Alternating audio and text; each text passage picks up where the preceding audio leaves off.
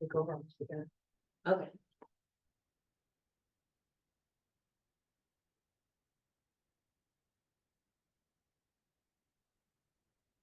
I just wanted to know, I didn't really have a chance to read what we had earlier, but I read through it. So that is gonna go beyond 7 days, just so you know, because of the emails, a lot of everything, because I gotta go through IT. I understand. But I didn't want to.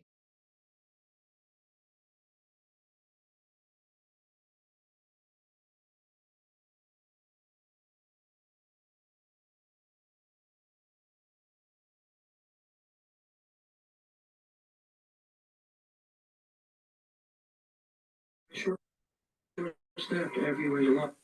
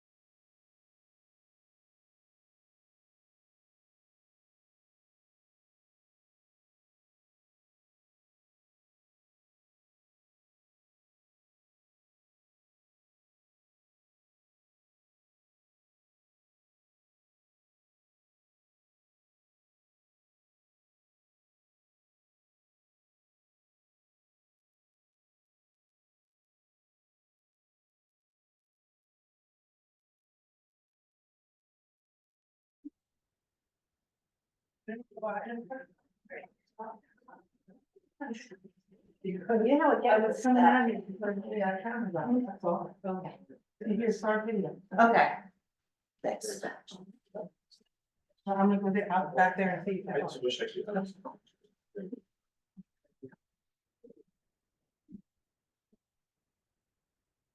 People that.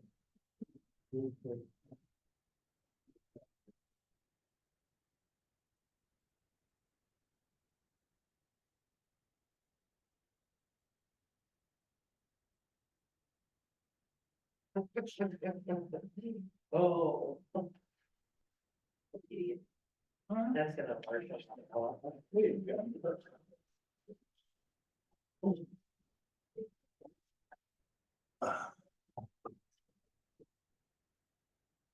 that's what. You guys will take it. Yeah.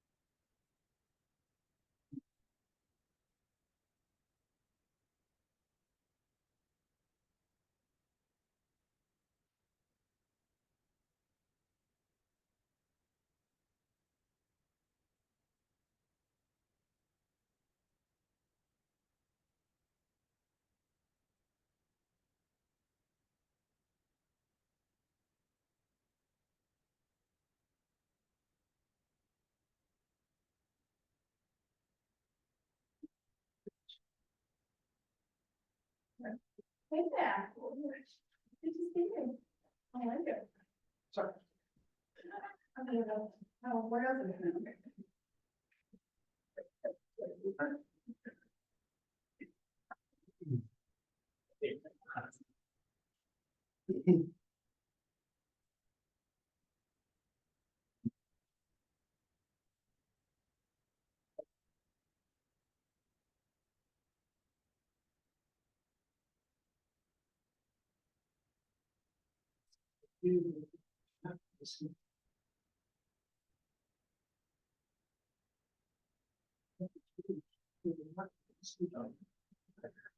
How are you? Same old.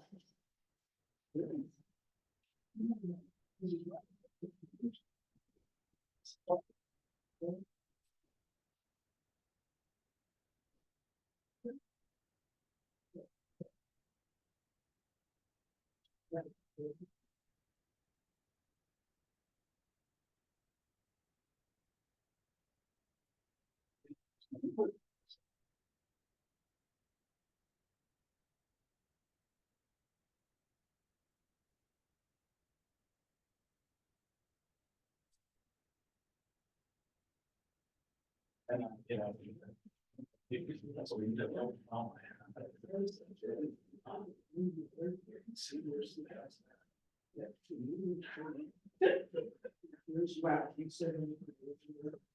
I'm gonna leave that. All right.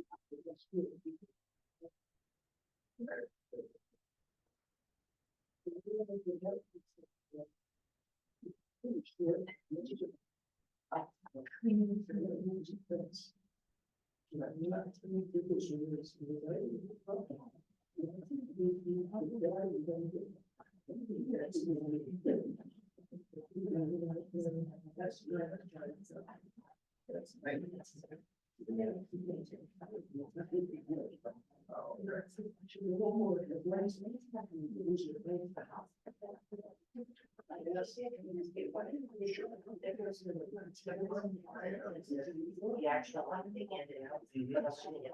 On the site. 2024.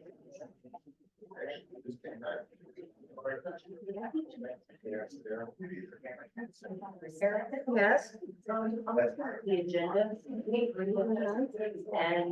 And I'm looking at Bradley, and resolution 2024-91 is not on the actual agenda. Does that mean that that's scratched or? Page 3, there should be a page 3 on your paper.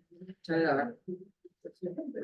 Oh, it's at the, all right, I was already talking about public comments, so. That's gonna happen after the public comment? That's gonna happen after the executive session. Oh, that's part of the meeting. All right. Okay, thanks. I will find Sean. That's fine. It's gradually. I thought about it. It's so long. I have a different perspective. It's been 5 years. Not a person. The worst kind of experience that I'm getting.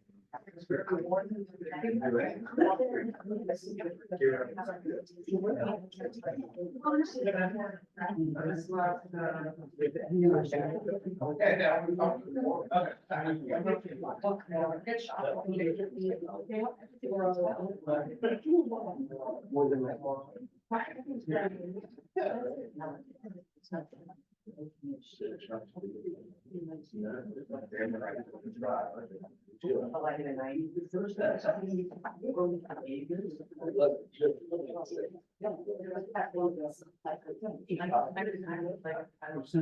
did too.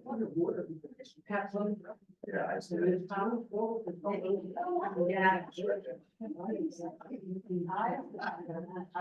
Well, it was more like. Well, me, I was.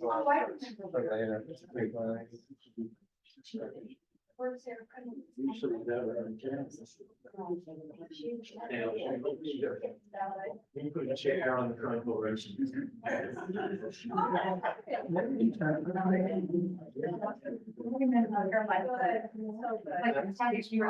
Sat down and traffic went over your head. Yes. Oh.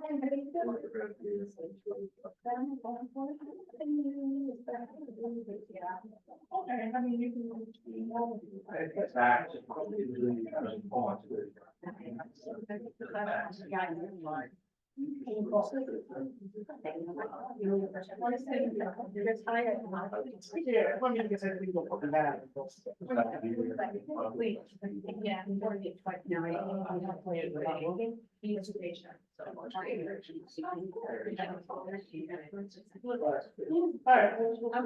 I mean, he might be a job, he wouldn't think about. Like, it's like, I'm sure. You know, it's not, it's my first date.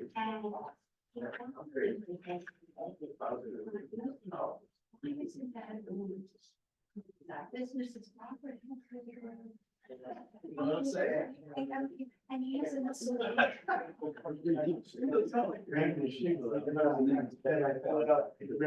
And there's other things like that. And then you have. I don't understand. There's. Beautiful.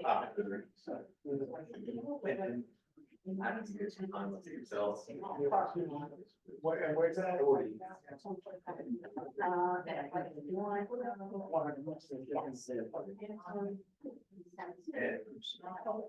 I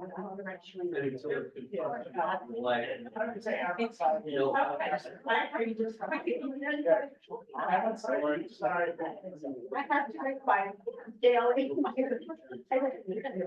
He was on the list for a long time. He showed it. Oh, that's that. Thank you so much. Okay.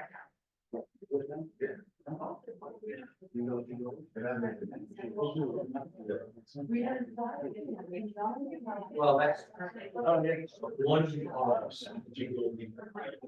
PCO Energy and Jet.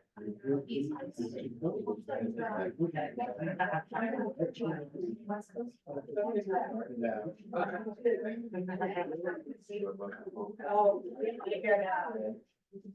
and you ready?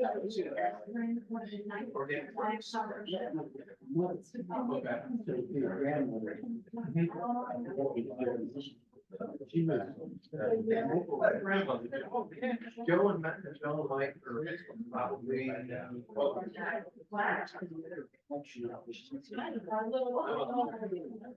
A little loop.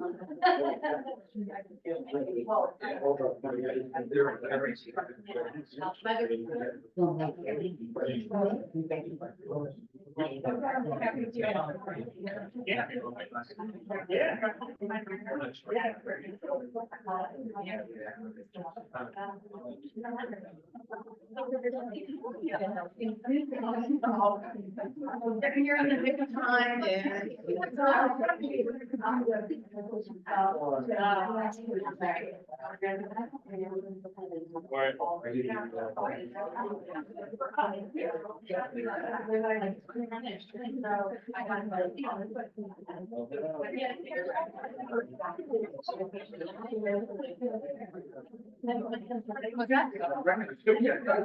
Recognize one.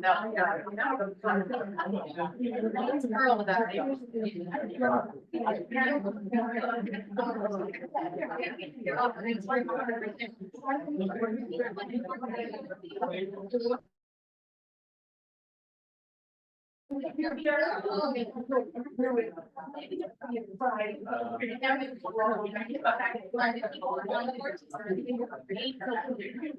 And then I came back.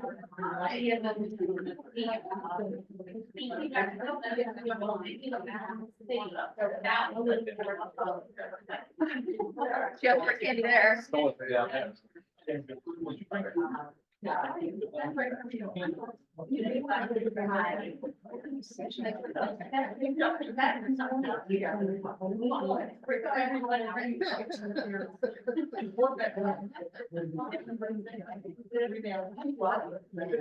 Where am I sitting?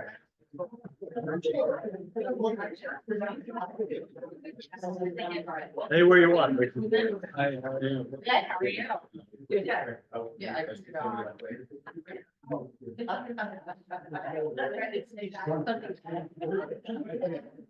Barrett, you don't have that scheduled for Ben, because the grant. Never mind, never mind. It's not good. You're so lucky.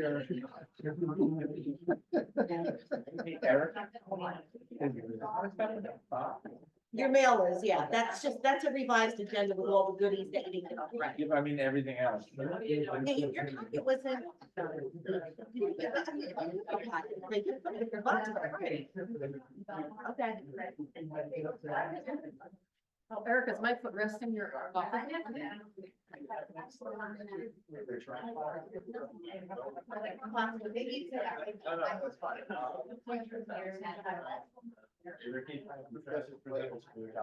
No, nice to meet you.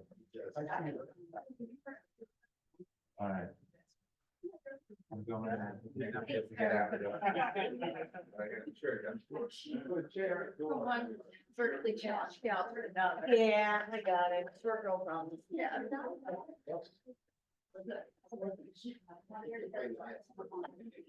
Yeah.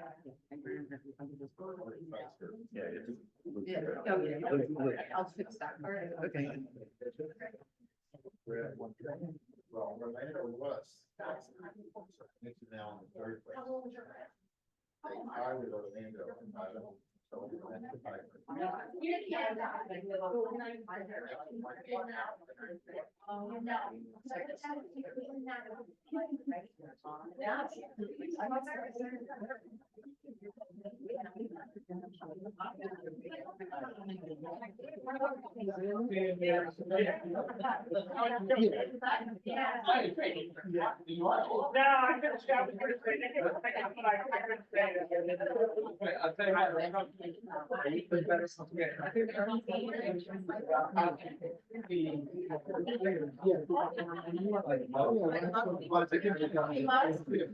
Oh, no, I had to go get something. Just on my knee. 'cause I wanna get some- Yeah. Right. Yes, right. I'll go and have the workshop then, throw something, right? After this. I don't know. John, did you find it? Yeah, they're there. I usually don't. Okay. Okay, no, I know. That's what I I'm like, wanted to I'm make like sure. with you, with your box. No, I know, but I usually don't have to get it. Usually they're, right? Like, I didn't see it earlier, that's why it's not in front of your face. this goes on. Okay.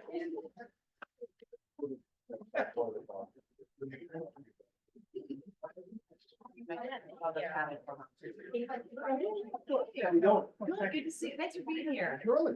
Okay, start. Allegiance. Pledge allegiance to the flag of the United States of America and to the republic for which it stands, one nation, under God, indivisible, with liberty and justice for all. I wish to announce that the 48-hour notice as required under the Open Public Meetings Act was emailed to the Asbury Park Press, the Coast Star, and the New Coaster on December the 7th of 2023. That a copy has been placed on the bulletin board in the borough office and that a copy has been filed with the municipal clerk. As a courtesy to the public, this meeting may be attended via Zoom. If for any reason the Zoom portion of this meeting fails or is disconnected, the in-person meeting will continue and action can and will be taken, providing there is an in-person quorum. Ms. DeNoble? Here. Mr. Gubatose? Here. Ms. Mahoney? Here. Mr. Weber? Here. Mayor Fox? Here. Okay. Sorry. Welcome everybody to our seventh meeting of the year. I will continue to emphasize that we will have disagreements, but our voices should be constructive. We want a brighter Bradley Beach, and we'd ask everybody to join in that journey, ask everybody to gauge their tone going forward. We are all neighbors. A pretty loaded budget, or not budget, pretty loaded agenda tonight. I think a pretty good budget, but a pretty loaded agenda. We're going to start with a budget workshop. The 2024 discussion will be an overview of the 2024 budget.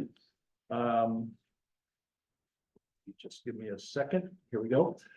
So we started this budgeting process last fall with departmental reviews. We also put a focus on austerity and cost reduction at the end of the budget cycle in 2023, and we've had some success with that. I provided the council a budget message, something that we hadn't done in prior years, but it's an important improvement over prior years. It provides some insight and actions on some key components of the budgeting process, and it covers about 20 topics like revenues, health insurance, general liability, workers' comp, insurance costs, police topics, debt service, cost reduction opportunities, allocation methodologies, and talks about our two utilities. I'm going to start with just two very quick slides. And then I'm going to turn it over and I want to introduce Mr. Ricky Gartz, who is our CFO as of January 1st of this year. Ricky, you want to raise your hand so people can see the back of your head there? I'd also like to thank the team that focused on this over the last, particularly the last 2 months. Department heads, acting BA DeMarco, former interim BA Fahrenbach, myself to an extent, and of course, Mr. Gartz. So with that, Michelle, could you put, thank you. Okay, make it big. If you could. For Erica, make it big. You guys can't see the angle, it's only 2 slides. Okay. Not sure you can see it. Start. This is a pretty, I'm really just kind of setting up Mr. Gartz here a little bit. I don't mean in a bad way, I mean in a good way. So this top line says Bradley Beach 2024 budget. So our taxes are our total tax levy, when you add up everything, school, library, county, municipal levy, this year we're pegging at about $20 million. It's up from 19,788 last year. So you can see the history of our levy from 2019 to 2024. The net value of the borough is also very an interesting journey. In 2019, we had about $1.3 billion value of assets in the borough, homes and businesses in the borough. That number has grown to almost $2.3 billion. And that's the kind of the numerator and denominator that develops your tax rate. I didn't put a tax rate in there. You can see the behavior of the tax rate over the last 4 or 5 years has been downward. I'm not a big fan of tax rate. I like to look at it as an indicator. The real indicator is your spend. So our absolute tax increase, and now I'm just going to, this again is real for 21, 22, 23, 24. We still, and it's not easy to see this, but all the county numbers here, and school numbers are estimates. They're pretty close. They're not going to change a lot, we don't believe. But what we're going to spend our time on tonight is really the local municipal levy. That number is about 8,361, and it's up 3.74%. If the numbers come in like we hope they do for the county, school, et cetera, our total will be about 3.2% increase. But again, we're not there yet. We're focusing on this yellow line. One number, though, that's not gonna change is the library number, and you can see that's the biggest increase of all. The library allocation, or the library cost is based on appreciated value of assets. So we don't have control of that number, and so it's basically, that's a dictated number, and you can see the growth of that number from 2019. It's almost doubled in that 4 or 5 years, and it's all based on appreciation, so not a lot we can do about that. Next slide, Michelle, and then I'll turn it over to Ricky. So I mentioned a few minutes the budget message. It's about a 9-page document. I said that has about 20 topics in it. I just wanted to highlight 4 right now, 5, I'm sorry. And the budget, the message there is not only a quantitative message, it's a qualitative message. So the first point here is a qualitative point, which is we needed to build better organizational capability in finance. I believe we do have probably the most competent CFO that we've had in my tenure, in Mr. Gartz. He's got extensive experience. He was in the auditing business prior to being a CFO. He's currently CFO in our town, in Ocean Township, and in Plainfield. And he's done an exceptional job. Along with Allison Gavin, who's currently our full-time person, we are adding part-time clerical ed, and we're actually just shifting one of our front desk people half-time to the back. So that it frees up Allison, so she can do more account analysis with Mr. Gartz. So that's the first thing that I think it's been a strong focus. Very top line, and again, Mr. Gartz is going to get into this. Our revenue profile, it's decreased by about $134,000, and that's basically 3 components. We didn't take as much surplus and utilize as much surplus. Our tax increase is $301,000 if nothing changes. And we had about a $35,000 reduction between state aid grants and delinquent taxes. It's not a lot between the three numbers. Appropriations, we were able to reduce by about 61,000, 62,000. And that's basically what we're operating with, our salary and wages and our other expenses. So pretty significant reduction on the salary wage side, and then other expenses are up about 125. Cost savings. We haven't talked about cost savings in a formal way, and we are doing it this year. We were able to identify about $183,000 of cost reductions that we've made. Beyond the austerity that we've tried to put in place, really trying to watch our nickels and dimes, we have taken some reductions on the staff side and on the other side. So we're happy about that, and we're going to keep focused on that. And I know Meredith's the austerity program doesn't end with the adoption of this budget. We want to keep it in place because one thing it has generated for us is pretty good reserves going into next year. And then the last thing is an opportunity cost. They actually calculated what the opportunity cost is on 319 Lorraine with the interest, property tax, et cetera. That's an opportunity for us of about $150,000. So this is just a very high level, the kinds of things we're trying to focus on.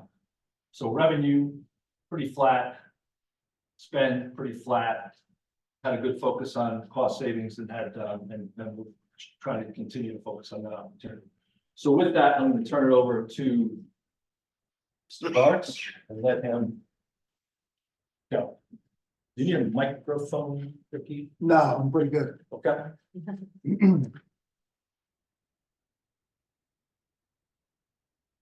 Michelle?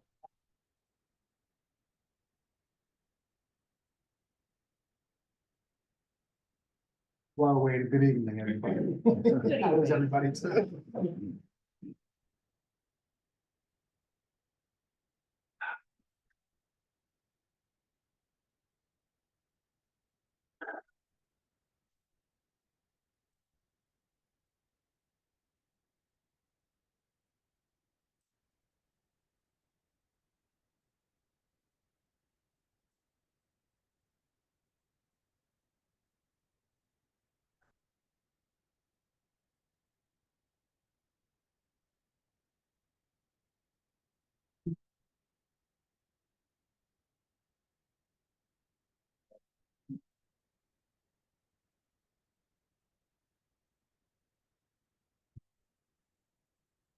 I'll begin. You've all been presented this document that we have in front of us, which is the summary budget. This is a form that I've used in the municipalities I've represented as opposed to the big book to make it a little easier to follow. I hope that helped everybody in that process. Here it is now. So you have in front of you, as the mayor referenced, the overall budget at this point is flat compared to 2023. The 23 budget anticipated $1,100,000 to balance your budget.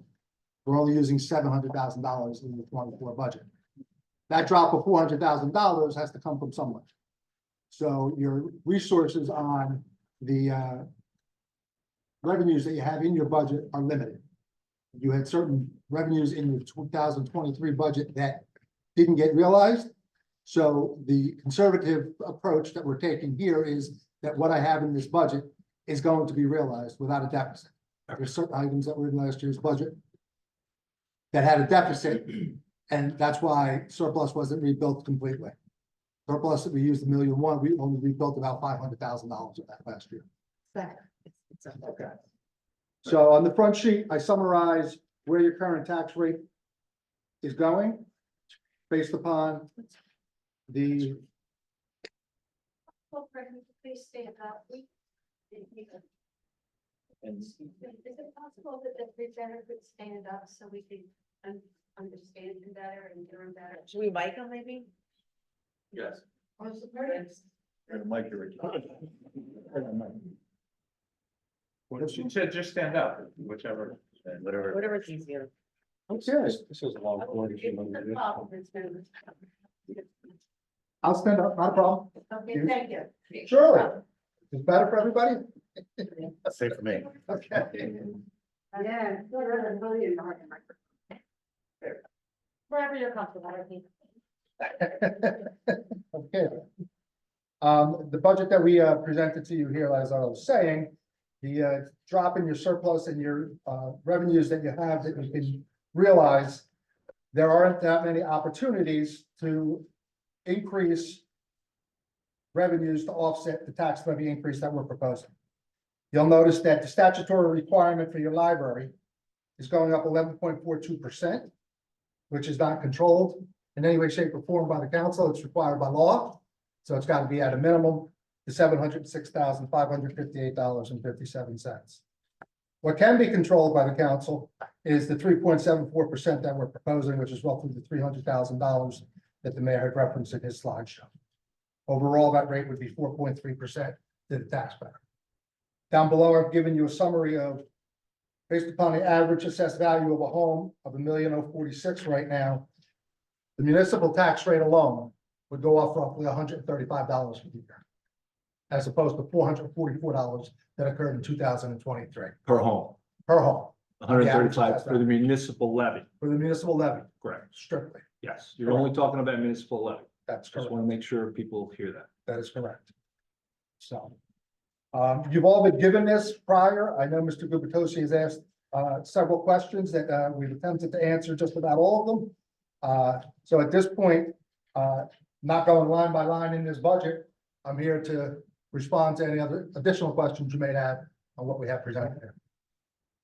One thing I'd like you to put up, Ricky, is the surplus replenishment. Okay. Michelle has that. Yes, Michelle, can you put up the surplus replenishment, please?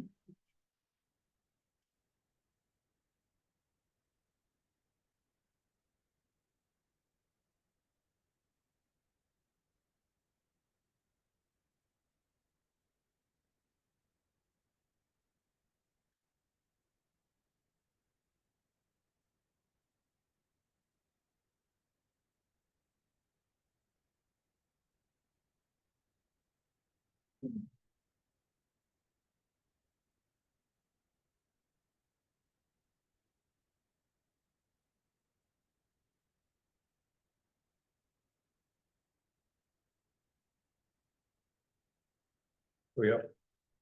Okay. This was a late email to the council, where I've analyzed your 22, 23, and 24 fund balances for the current fund, the sewer operating and the beach operating utilities. You'll see in 2022, your surplus at the end of the year was $1,895,000. At the end of 23, it's $1,310,000. My estimate for 2024 would bring up the $1,310,000 to $1,465,000. The appropriations that we have on here for my estimate lapsing of $600,000 should be easily attained. And as I pointed out prior, because of the conservative approach that we've taken on all the miscellaneous revenues, they will be realized, where you'll see in 2023 had a deficit of $81,000. So there's a $100,000 swing there from 23 to 24. The sewer utility at the end of 22 had $1,910,000. You pretty much rebuilt all of that in 23, where you're at $1,825,000. In 24, we're using a little bit more in surplus to balance the budget. So I'm estimating that you're going to be down about $200,000 to $1,650,000 on your sewer. And on the beach utility, you ended 22 with $919,000. You ended 23 with $752,000, and I'm estimating that you'll have $662,000 at the end of 24, based upon what I know and what we can realize. Yes, Mr. Gupta. So Ricky, number one, thank you for getting this to us. As you mentioned, it was just an hour or two ago. But so many questions. I don't want to bog our audience down with a lot of details, but at a very high level, we came close. We basically didn't replenish 970,000 in 2022, whatever the exact number was. It's almost $1 million. In 23, this is the first the council's getting a chance to see 2023 data. I mean, you did provide us with, or you or a member of the mayor's team provide us with a Excel spreadsheet that had 1,000 rows of miscellaneous information. But as best I could tell, the total of that spreadsheet was $308,000 more than the appropriations that you provided to us in a summary. I asked why the totals didn't agree. I never did get that answer. So I haven't really been able to utilize that detail, the 1,000 row spreadsheet, but because I just want to understand why the totals don't sync up. But I'm seeing now in 2023, as you just mentioned to the audience, you expect that we will have lost, or maybe it's already official, we have not replenished $600,000 more of surplus. So, as much for clarity as anything else, for the folks joining us by Zoom and for this audience, our surplus in 2 years has come down from almost 2.9 million to 1.3 million. So we're down almost, I don't know, roughly 1.5, a little over 1.5 million, I think, heading into 2024. Which by my standards alone is a really bad situation. I know that it happens. I know we had a very disturbing audit report for 2022. But I guess I'm curious if you could just spend a couple minutes explaining how you're beginning to see some optimism in 2024. For example, the lapsed reserve, 600,000. It seems like an extremely large amount. What can you share with us? What's happening there? Based upon the information I was provided for the 12/31/23 year end. Oh. So this is a council workshop, so he is here to present to the council. I just want to be clear. Thank you for your comment and your opinion. Thank you. I'm sorry. Can you hear me now? Yeah, that's good. Can you hear me now? We can hear you now. Thank you, Ricky. Yeah, that's great. Thank you, Lauren. So help me out with the question again. I apologize. So I'm looking at contributor, I really appreciate that you, at least this very preliminary projection, has us stopping the bleeding a little bit and adding a little bit to surplus. Looks like 40,000 or so. But I was wondering why, like what makes you optimistic, given that we only replenished 500,000. We replenished 500, we lost 600. We replenished 500,000 for 2023. but we're anticipating that we can borrow 700,000, so. And you think we can beat that, if I'm reading this We didn't correctly? replenish 500,000 in 2023. We lost 500,000 in 2023 from beginning to end. Okay, because the surplus came down 570,000 or something, 500. Right, we didn't replenish it, we lost it. We lost 600,000. Yes. Right. I So want we to make sure we're on the replenished same 500. page. I think we're not on the same page. I think we replenished 500, we lost 600. Is that correct? Well, in my terms, replenish means you put back in. Yeah.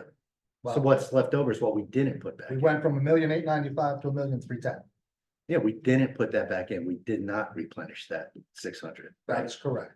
Okay. We're on the same page there. Okay, good.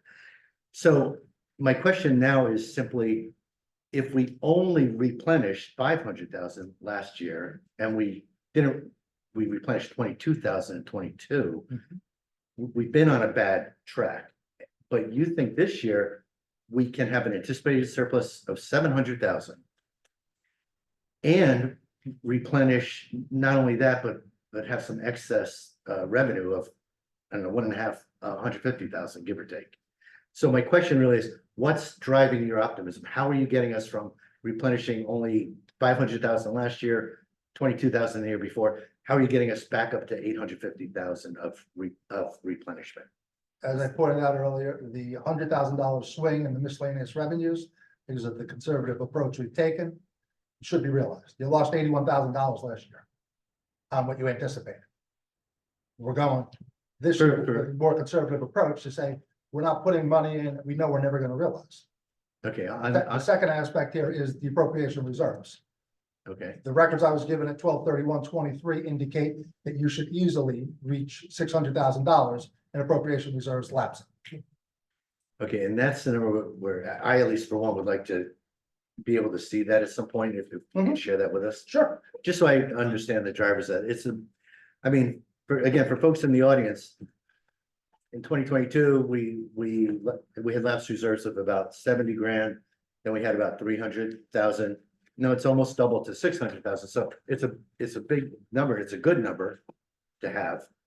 But again, it jumps out at you like, okay, what happened somewhat uniquely in your eyes in 2024?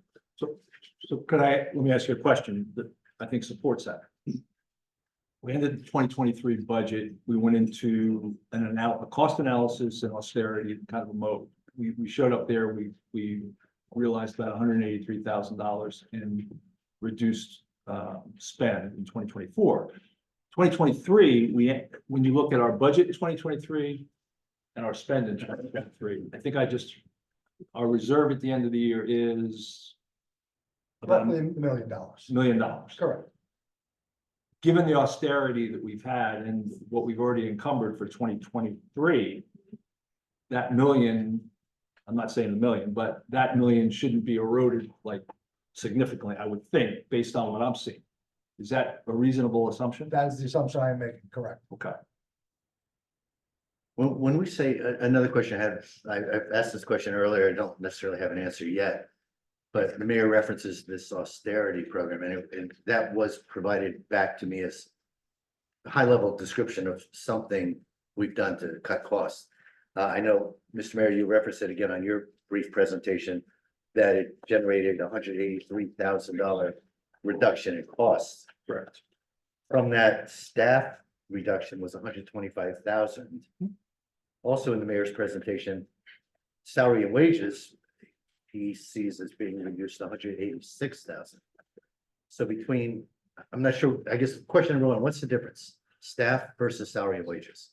Because they're two separate numbers. One was a reclass. We reclassed one of our code people to we reclassed him out because he's no longer in that. And I'm going to fracture this a little bit. The 125 is real reductions in either attrition. It's primarily attrition, the 125. Realizable attrition that we've taken. Okay, the 125, so that's staff attrition. The 187,000 of salary and wage, what's that exactly? 125 of that's attrition, and then the balance, I think, is some reclasses. Is that? From part-time, from employees who were full-time, who have gone down to part-time. Right. I'm sorry, so it's this Mayor just said 125 of that is attrition. Are we saying? What I say, counting the number twice? no. When I'm saying attrition, I mean people that are no longer here or we've saved money on those, they're not here and They we're left. right. So we're taking productivity gains, we're doing things differently. There is a portion that have gone full-time to part-time. I'm not including that in the attrition number. Okay, so the 186 number, I'm looking at the mayor's presentation. Ricky, I presume you might have helped them get some of the numbers pulled together. If not, if you don't know where these numbers have come from, then I'll let you off the hook, but I'm just curious. Because in general, my broader questions that the audience should know, I've been asking off and on for the last 2 weeks. A lot of my questions are focused on how do we get to the new salary and wage numbers for DPW for the police. And I'm not saying that our budget numbers are incorrect. They may well be correct. But I don't understand them. And I just would like to have some of your time to talk me through so I get a better understanding of them.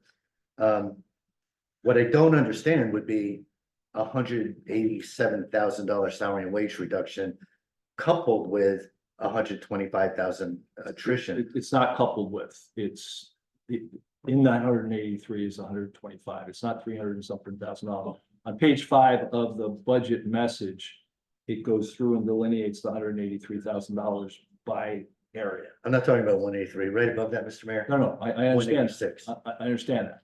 But within that is that 125 that we've attrited out 2 full-time employees and they've not been replaced.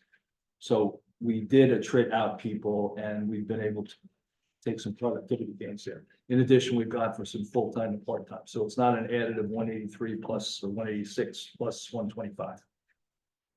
It's not. Okay, just Mayor, this is your number, right? 186 and 125, right? These are separate buckets. Oh, they're not. That is within that.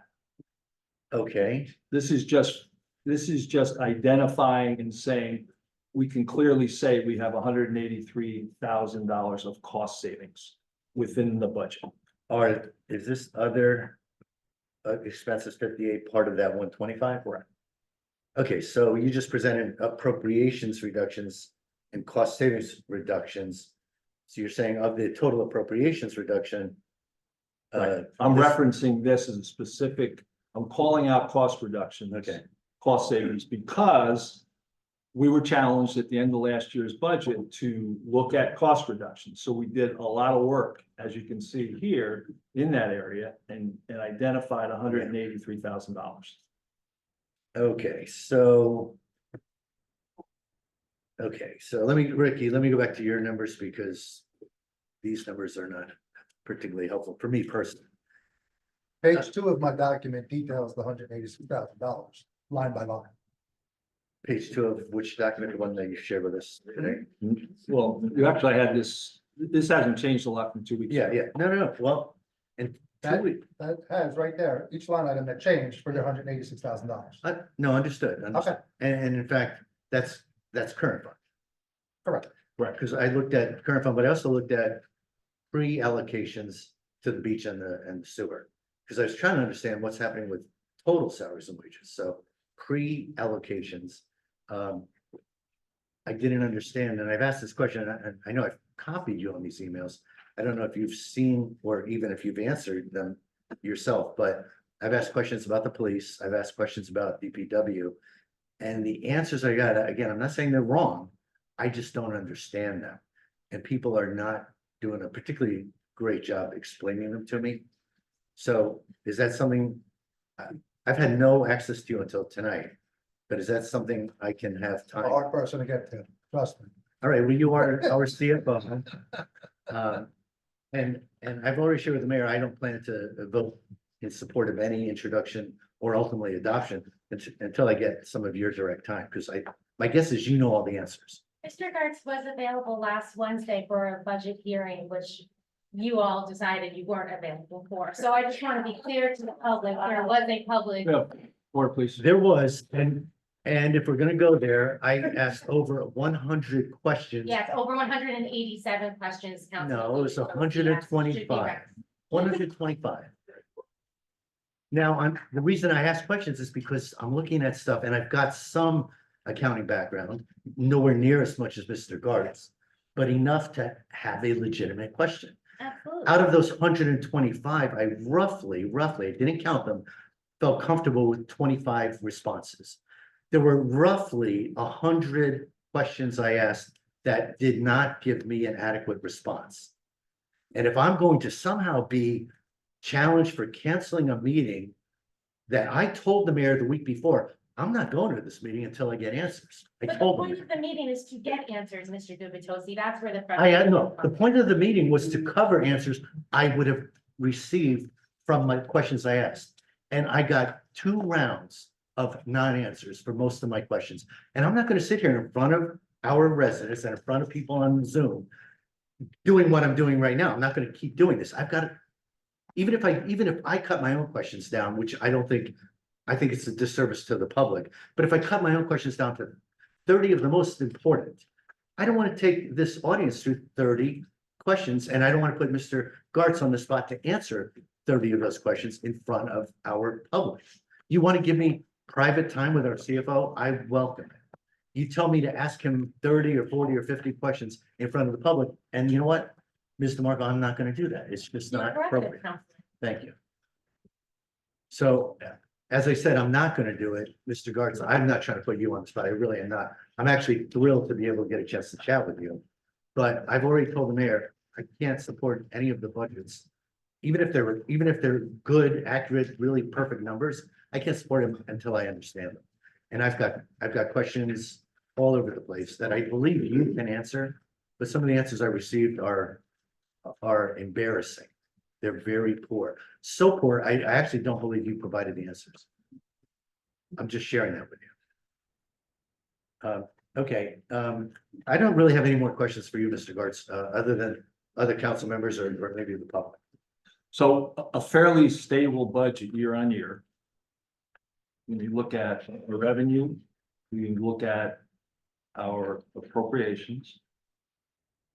A reasonable rebuild of surplus. And if you look at our surplus, one point I'd like to make on that is our current fund in 2022 was about a 26% surplus.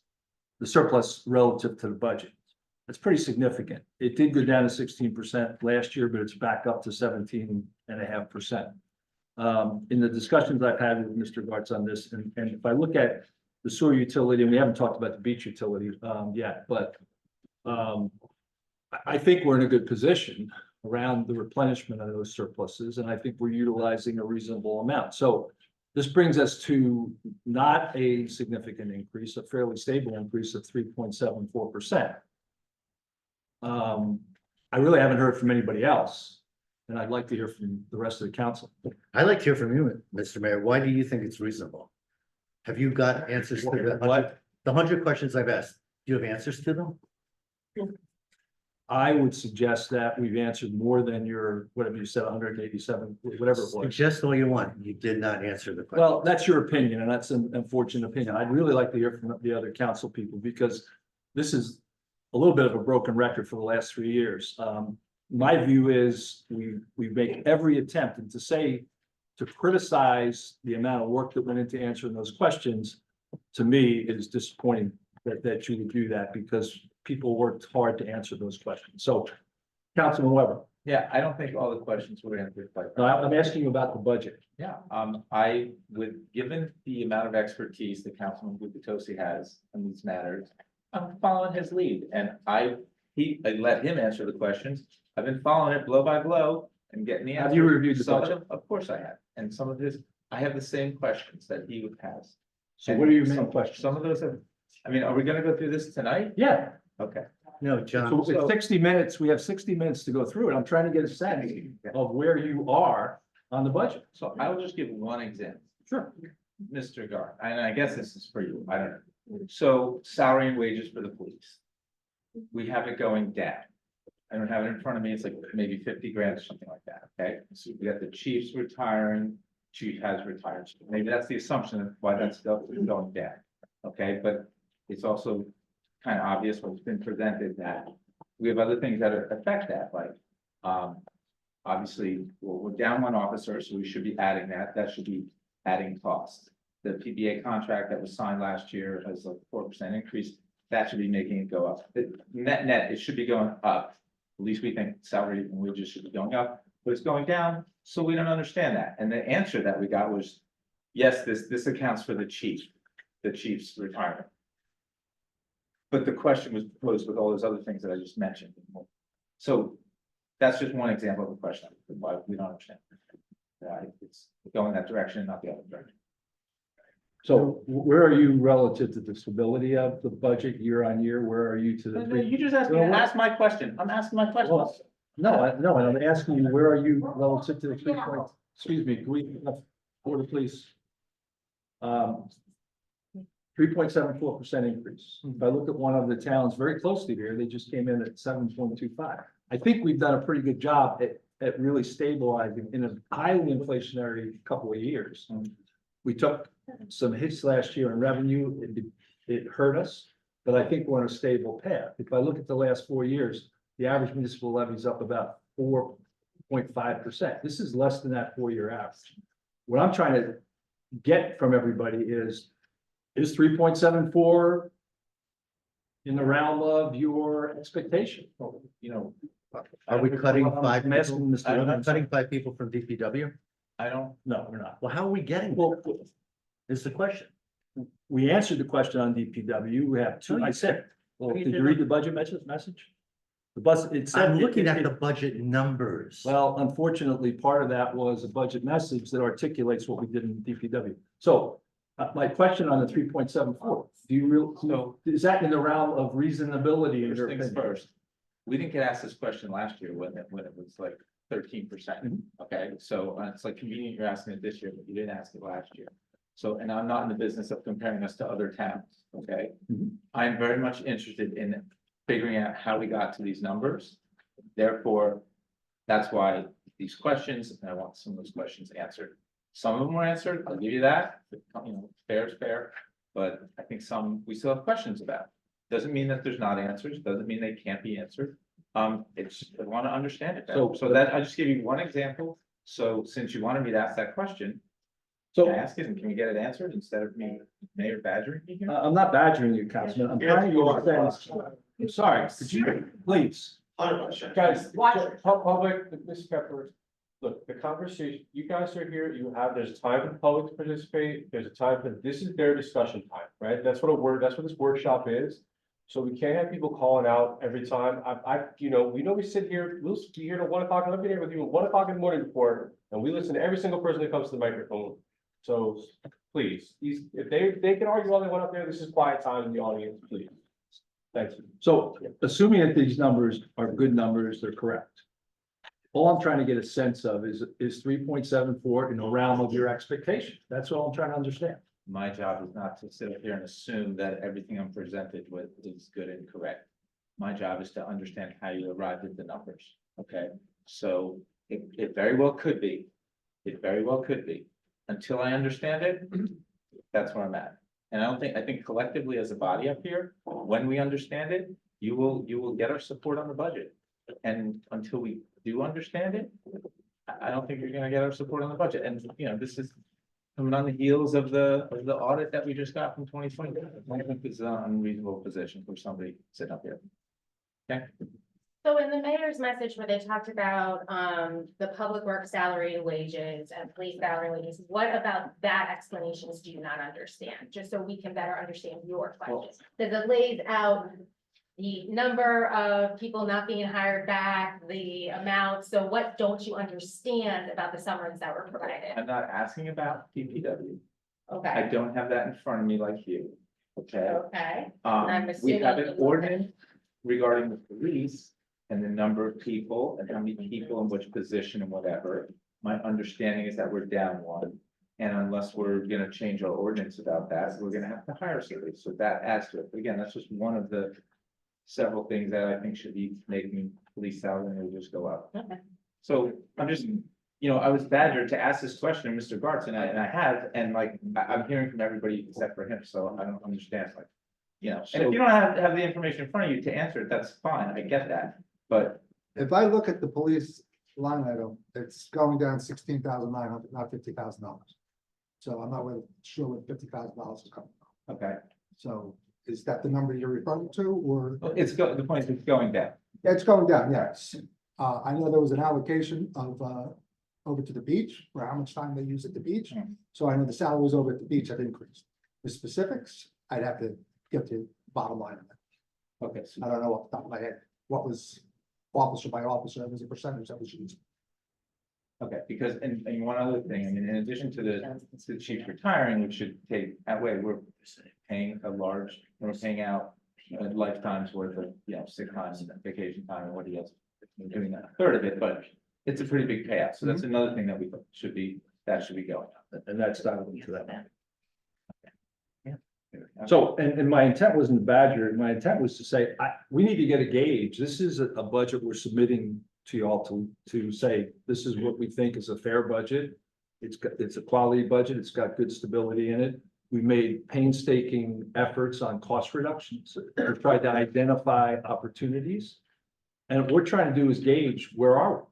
That's what we're trying to do. So, and my expectation would be that you could give us what sense of that is. So I'll stop and ask Councilwoman Mahoney where she's at. Well, I submitted questions. Some of the questions I'm not happy with the answers.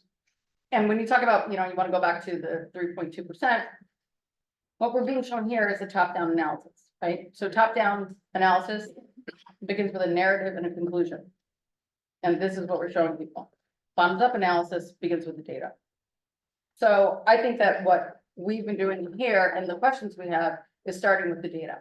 So I can say to you, yes, from what you've shown me, your narrative, your conclusion looks good. But I can say from the questions that I have, the data doesn't jive with the top-down analysis. So, for instance, DPW, yes, and I read the mayor's message. Okay, I read it. All right, so DPW, I think it's only like a 3.2% increase. And then, and salaries and wages.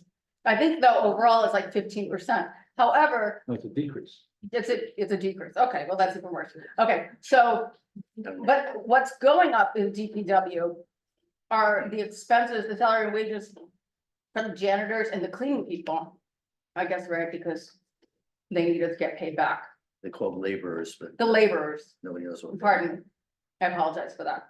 For the laborers, so if we take out that amount of money that we're paying them, the amount of money that actually is going to DPW to the people, if we take out the laborers and that number is actually a lot less. So, you know, when you extract that number, it's a whole different ball of wax.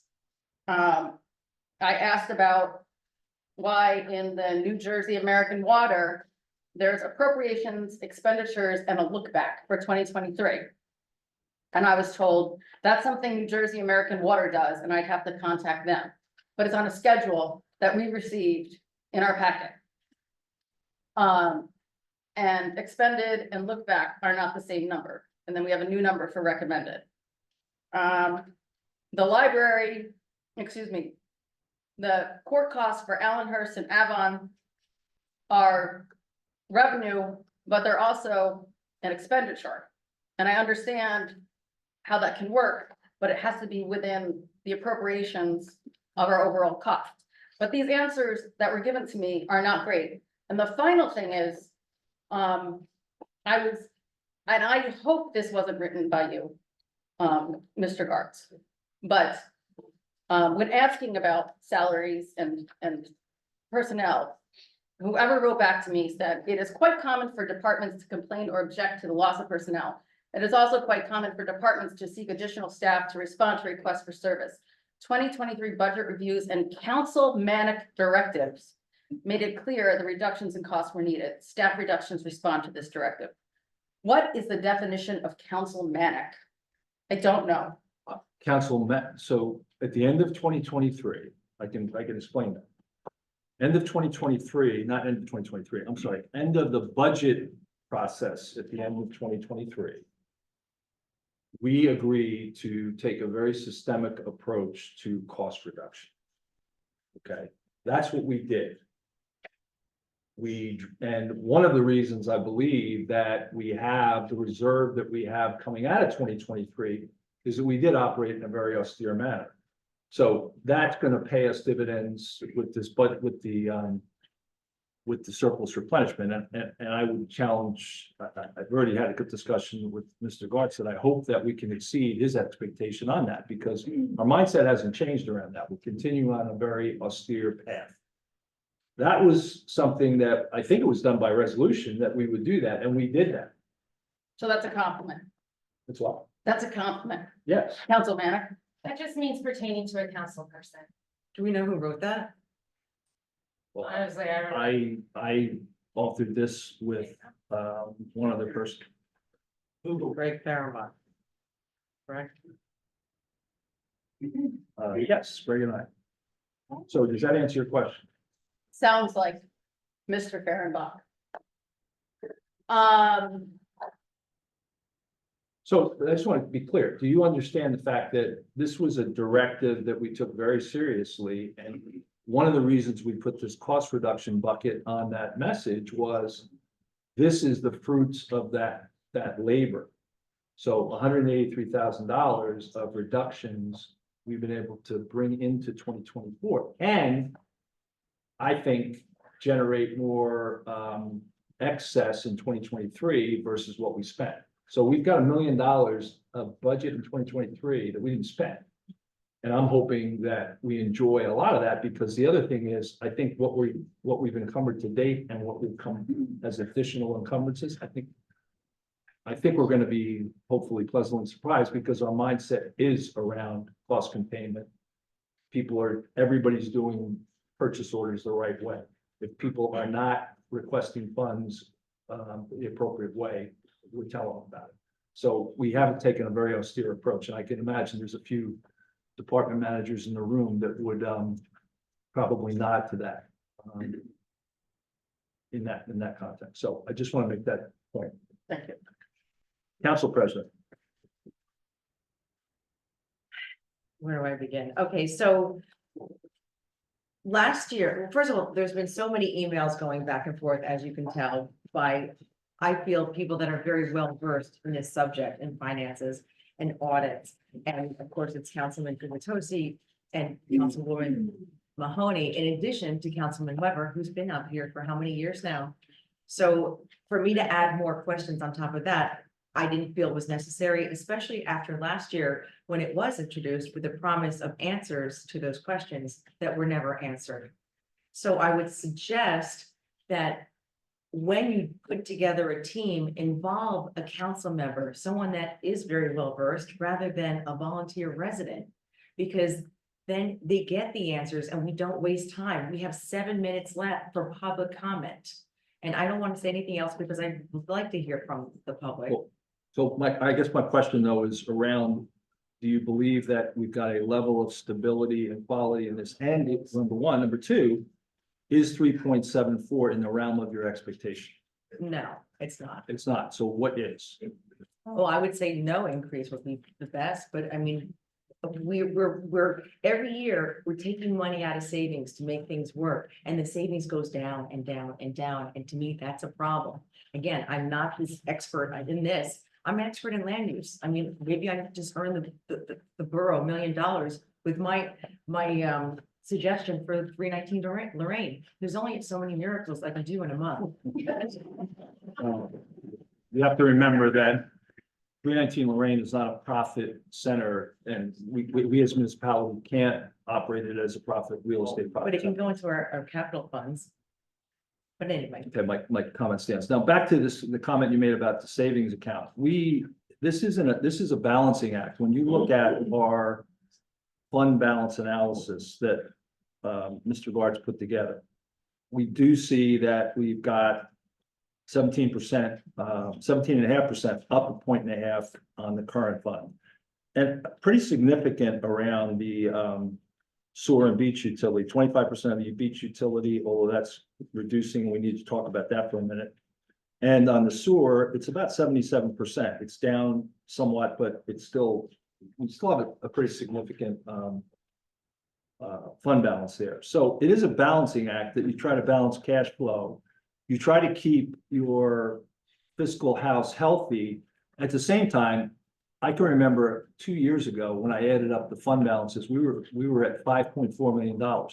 That's $5.4 million of the people in this room's money that have been taxed and are sitting in balances. I'm not saying that we shouldn't have balances. The question becomes, are we in a reasonably fiscal good state? I think we are, and I'll ask Mr. Gartstadt, given the fund balance analysis, because I know that Councilman Gubatosi's big question was on the fund balance analysis, and I think Mr. Gartz tried to really take a serious look at it and make sure we felt good about it. So I don't know if you want to comment on your confidence on the overall fund balance analysis, or you do Plainfield, you do Ocean, you're the CFO of those two towns, maybe on a relative basis. I mean, and I'm putting you on the spot here a little bit. I'm sorry. That's all right.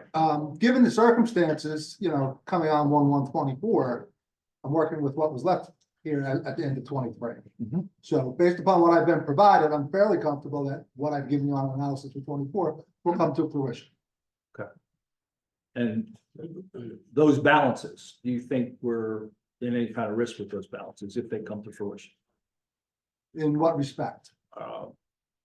The amount that, No, I don't. yeah, okay. So Councilman Gubatosi, I guess question for you is if all this plays out at 3.74, is that a reasonable municipal levy? Okay. The absurdity of that question that you continue to ask, It's not an absurd question, and I take exception. I was to going to the comment. explain why it's absurd. Can I continue? Yeah, you can, but I'd ask you to gauge your comments a little bit, please. Thank you. You've made that statement 10 times since I've been sitting here, and it's very frustrating. It's frustrating that we're misleading the public about what we are debating tonight. 3.7, it's better than 13.2, yes. As Mr. Noble said, 0 or negative 3.72 would make me feel even better. But it's kind of an inane question because we don't understand what's driving the 3.72. And no one, to my knowledge, has given me answers that make me feel comfortable. And I know Councilman Weber, you said this earlier. No one's given us answers that make us feel comfortable that this is a good number. So when you keep saying, do you think it's a good number? How do we know? We don't understand the underlying drivers of that number. When you say drivers, talk to me about drivers. Appropriations and revenue. Okay. So in reviewing the appropriations and revenue, well, I'm not, what I'm trying to just get a sense of from everybody is this level of municipal levy increase? My view of it is it's reasonable. I don't agree that 0 is a reasonable number. And this is another time I'm gonna put you on the spot, Mr. Debs. My first 2 years here, we came in at a negative 0.6% and a 1.5%. We had some changes last year that bit us in the ankle, and it was 13%. If you take this 3.74 and those other 3 years, it's averaging about 4.6%. I don't think you ever want to be at 0. I don't think you ever want to be at 10. I think you want to be at absorbing inflation or trying to offset inflation where you can. So what I'm trying to convey or get a sense of is if there's recommendations on additional areas, I want to hear them. Because I haven't heard that from anybody yet, and that's what I'd like to hear. Now, Mr. Gartz, relative to increases, I'm just trying to get a sense in general terms. What's any view of that, any opinion of that? On the 3.74%, I think all circumstances considered, it's fairly reasonable with the way costs have increased and what you've done to balance this budget on the cuts that you've made, on what you've mentioned on salaries. Nobody's ever happy with an increase. I'm fully aware of that. I've been doing this 35 years. I've never seen anybody say they're happy with an increase, okay? I get that. But at some point, what would you like to do here? I mean, I'm open to suggestions if you, on whatever you want to go further, if your 3.74 isn't suitable. But that's where we're at. I'd like to know, do the department heads know about the cuts that you're all referencing? Because I mean, are we, again, Councilman Weber asked this question, are we planning to not replace a police officer? Because if that's the case, we have to change our ordinance. Is that part of our attrition plan, Mr. Mayor? So we've had departmental reviews with all the department heads. When we finalize, we haven't changed a lot from those departmental reviews. But have they agreed to cuts of, how many people? 3? You're giving us a number of 187,000. It's by department. So by department, How many people? it's Public Works, it's 2. I don't have the schedule in front of me. We can get that number. Okay, it's gotta be one really highly paid person or 2, 90,000. I don't want to give you a number that gets then quoted but I can get you that number. Okay. But this is part of the austerity plan, which was, we sit back and we wait for people to quit and then we don't rehire. In some cases, yes, and in some cases, no. Depends on, we assess the position and say, I think we can get by without this, let's figure out how to resort this. Are we building in, and don't, please, if we are doing this, don't provide a number, but I'm curious because I can't see it. Are we building in anticipated increases of any kind of offer? Yeah. Local 152? Yes, we are. And we would, whatever that increase is, it would be included 2023 and 2024 That's correct. in 2024? That's correct. Then I really need to talk to Mr. Gartz about, Well, the 2023 would be part of what we encumber and would the salary schedule change if we did a retro on the salary schedule after the contract? Will those numbers change? Yes. Are those numbers included in other parts of the budget? So not to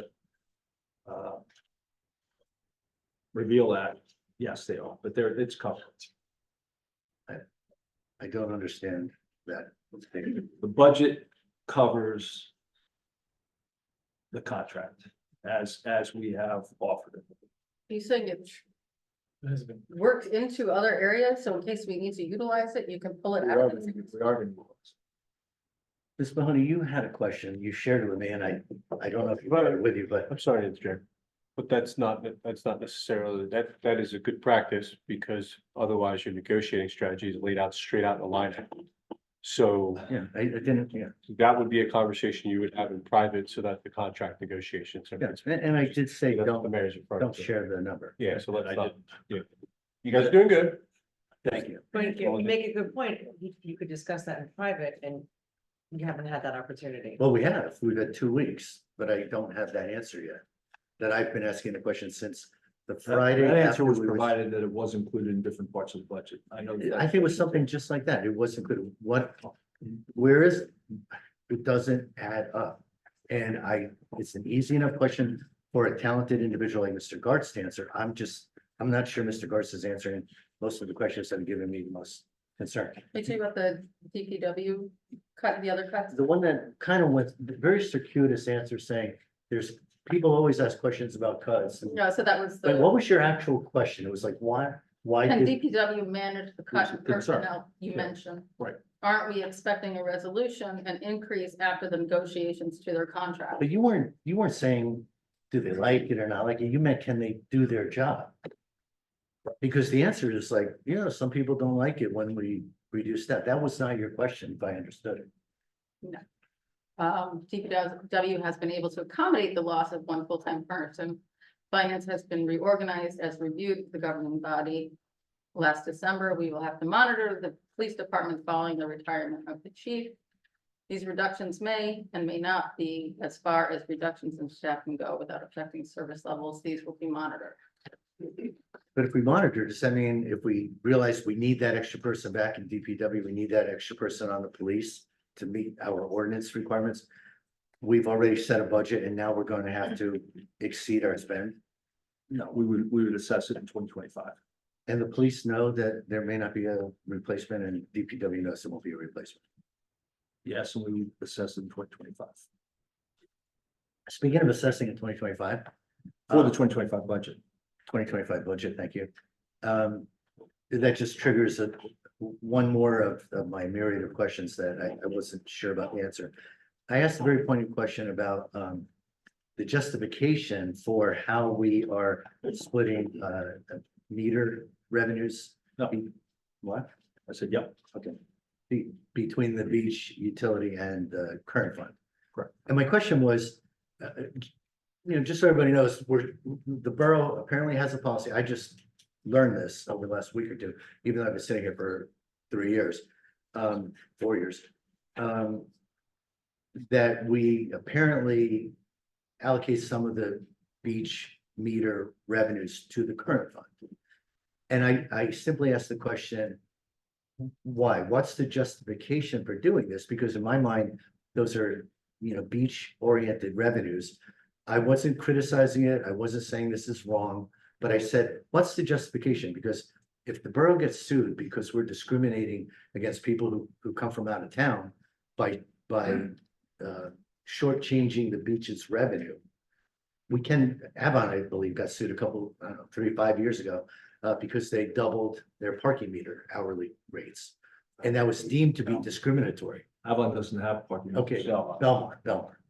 It was deemed to be and you're missing the point if you're really worried about the town, Mr. Mayor. well, no, I'm just trying to understand your question. I'm sorry. I'm. The point being, there was a discrimination suit won because they were discriminating against people from out of town who would have to drive in to use those meters. Because we don't own the beaches. We manage the beaches. We maintain them. We get to recover any revenue, any expenses we need from that utility, but we don't get to make a profit. We don't get to shovel extra dollars in there or take extra revenue out to help us get to a 3.7% tax increase. So I simply asked the question, what's the justification for this? And again, I don't know, Mr. Gartz, if it was you or someone else, but the answer was, we can review this when we're developing the 2025 budget. Right. I'm like, well, we're developing the 2024 budget right now. Why can't we answer that question right now? Well, so I think that the answer, what we budgeted on the beach is $100,000. I don't know what year it was. It was 6, 7, 8 years ago. We started putting parking meters on Bradley Boulevard. The assumption we're using is that originally that was put in place to do some repairs in Sylvan Lake, and it hasn't happened. Sylvan Lake's in the current fund.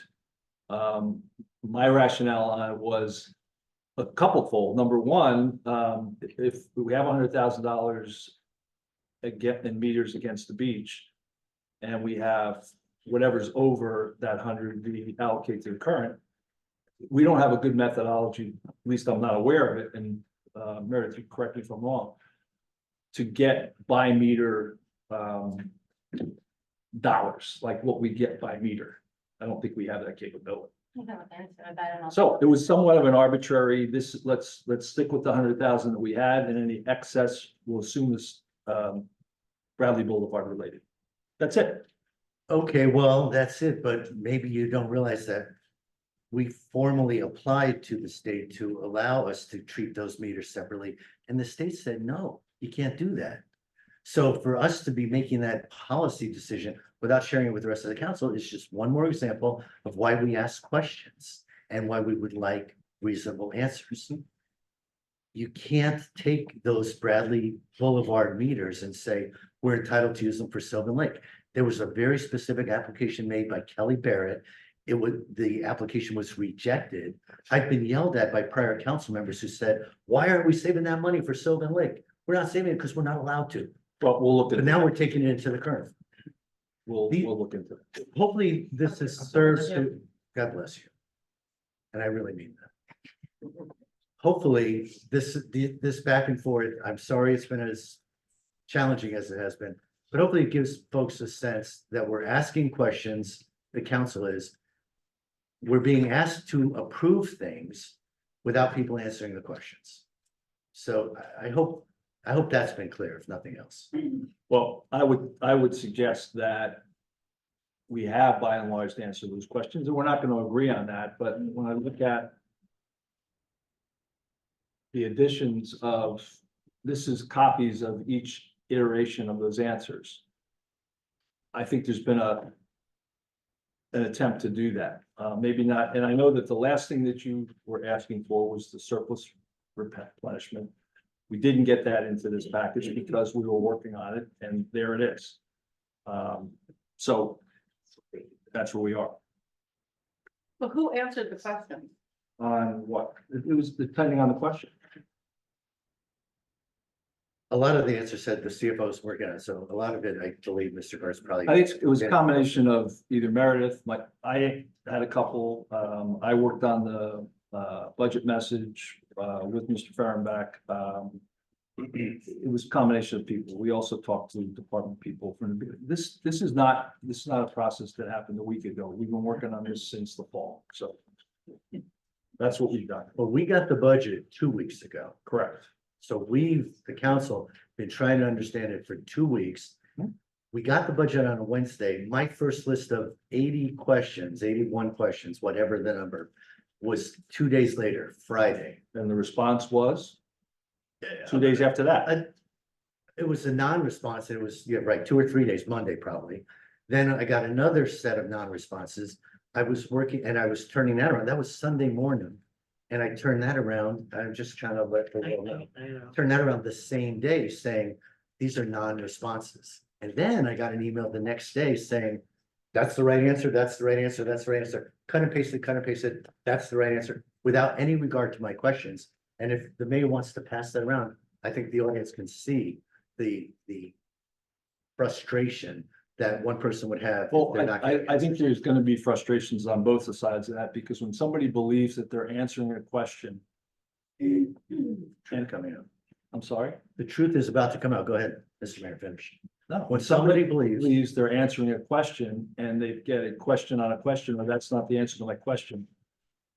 And it's not clarified, well, why isn't this an answer to the question? That is frustrating. Frustration is a function of expectation. Our expectation was to provide those in a timely manner. We attempted to do that. The expectation should be, let me help this council person or that council person understand so they can vote for this.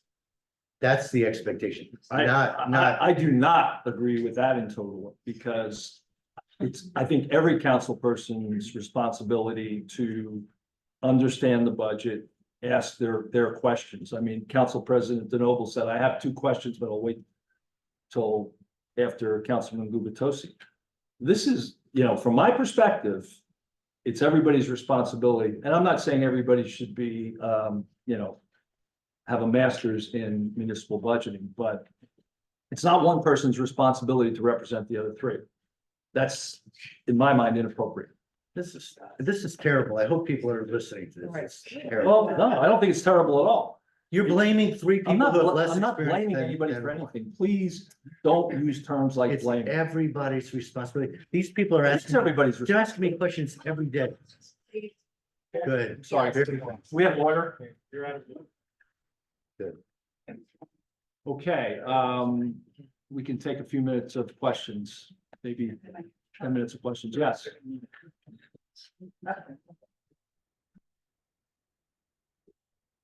Dave Bell, 506 Third Avenue.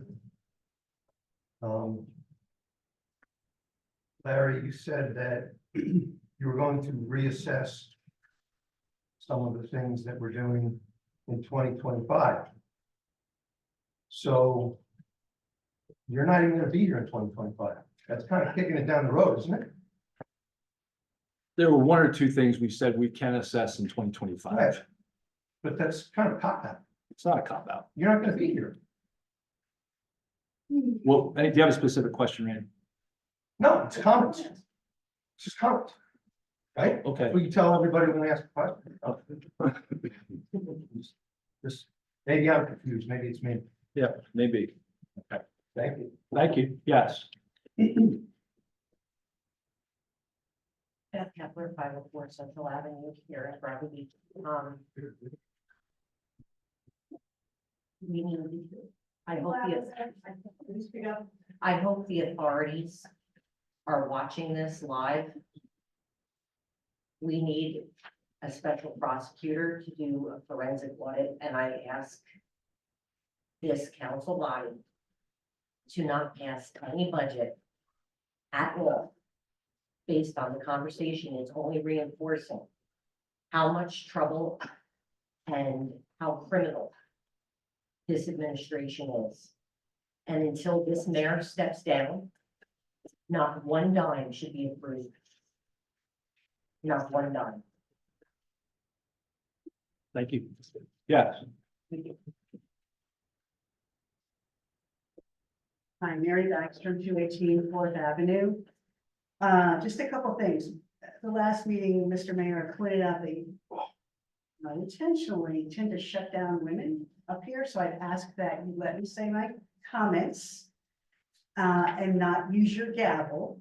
If I'm doing something that inappropriate, we have one of our Brother Beach finest right here. He can handcuff me, okay?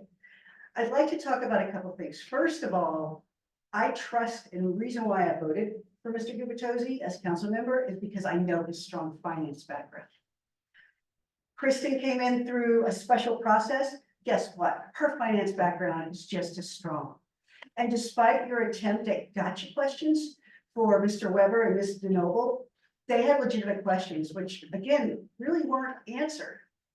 Mr. Ricky, I could not get your last name. I apologize. So Ricky CFO. Gartz. Gartz. Gartz, thank you. From a process opportunity, I would say for you or anyone else presenting, I don't care if it's to the council, you could simply step behind Erica and talk, and both the people in the audience here, as well as the council, would see what you have to say rather than what we had, which was your back to us. Ms. DeMarco, a couple of things. That's a process opportunity, by the way, Mr. Glaze. Here's another process opportunity. I would ask you to avoid patronizing the people that come out to these meetings, which is what you did tonight. We pay their salary, that's fine, but we're residents and we have a voice here too. I don't care if they're presenting to the council, it's very simple, professional, just stand over there. It's very easy. Secondly, I think the optics are bad when you get up and you get back and give up and then you're on your phone. That's just me. You can take it or leave it. Third, Mr. Mayor, you talked about working with Greg Fahrenbach, who, Ms. DeMarco, you said it several meetings back that he was a volunteer. He was volunteering. So yes or no? Is he simply volunteering and receiving no compensation? Correct. Really? And secondly, why do we need Mr. Fahrenbach as you're the VA? That's a question I would have. We're in budget season. And like last year, I can tell already, this is going to go on and on and on. I come from a professional background. I've managed budgets from 500,000 to 44 million. The questions that are being asked actually are very straightforward questions.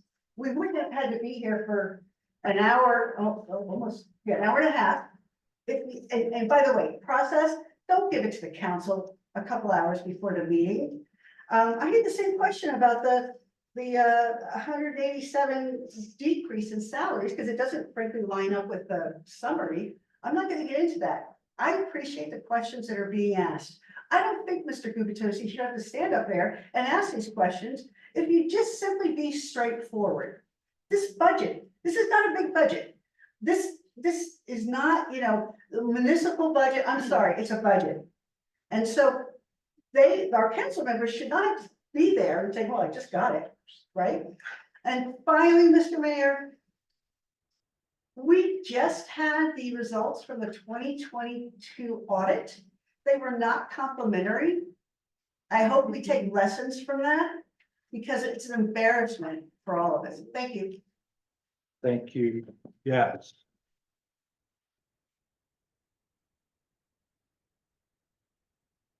Brigitte McGuire, 610 Brinley Ave. it seems like it's unclear that the council doesn't know who messages are coming from.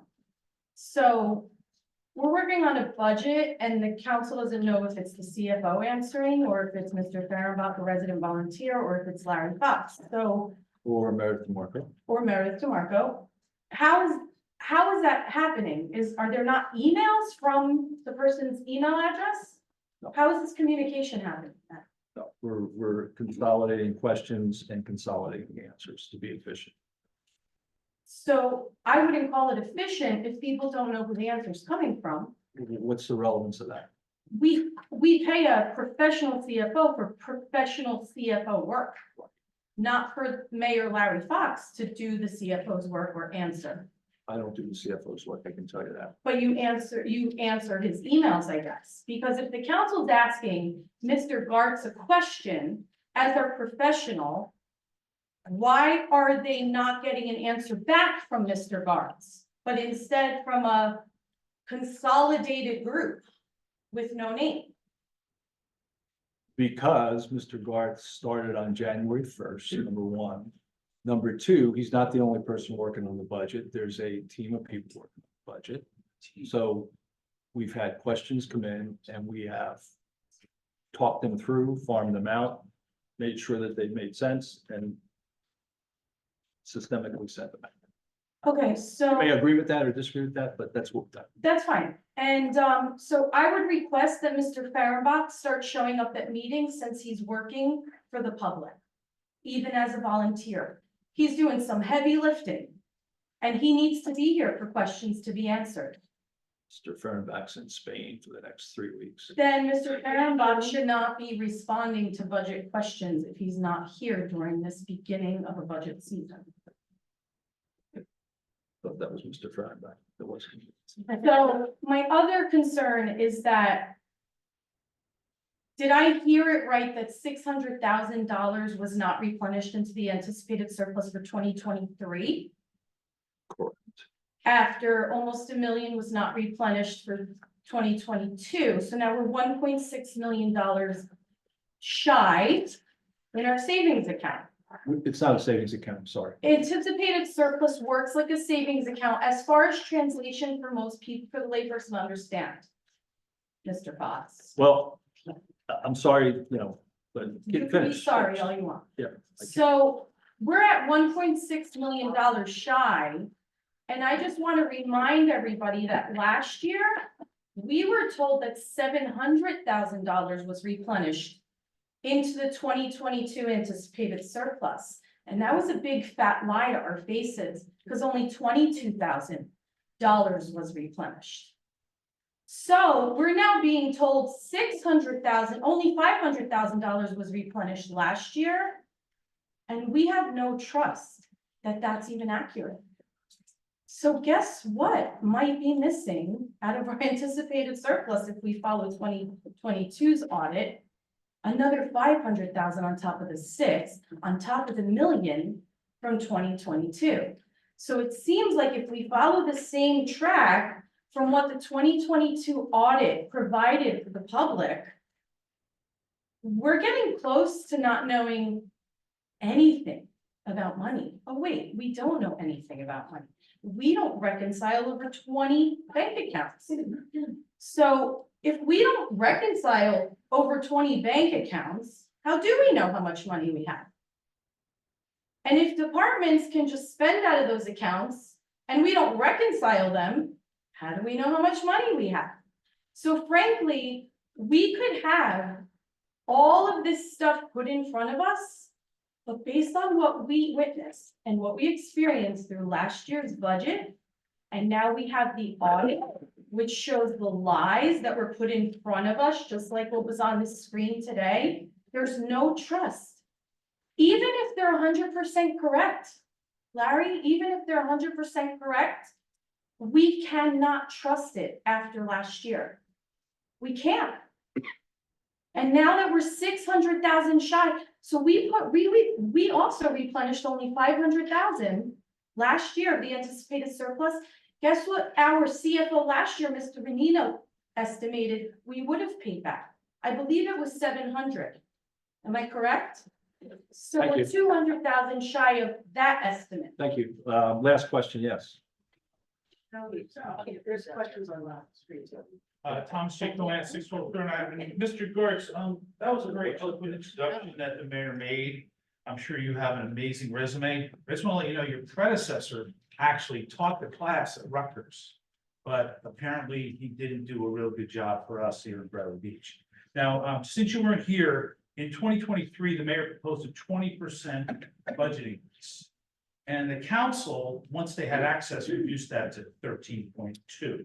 Now, my question for you is, if we use 600,000 in unrealized surplus in that budget, what was the true percentage that our taxes went up in 2023? Roughly 21. So we were lied to, we were told that it was, he said 20, it got down to 13, but he spent 20 anyway. Well, when the mayor first said 20, it was closer to 30 because it was a much larger anticipated surplus that we would not recover. But you're right on the mark. The 13.2% intended us to recover our surplus. And now that Mr. Garza shared that we didn't recover 600,000, effectively between surplus and taxes, we spent 21%. So the true the cost tax of the effect. taxpayers in 2023 was 21%. Of Except of the they prior were year's, told it was 13. of the prior year's taxes, yes. Okay, great. So now there's this shopping going on about 3.7. Well, is it really 3.7? Let me ask you this, Mr. Kurtz, how much of the surplus are you going to use this year in this budget for 2020? There's $700,000. So you're using 700. Now, my calculation says that right now we have about $1.2 million and change in that account. Would that be accurate? Only 3. Close. Okay, great. So now if we don't put the money back this time, we're gonna be under $1 million. I mean, this is getting very scary to me. We're 2.8 3 years ago. And this is just a disingenuous process.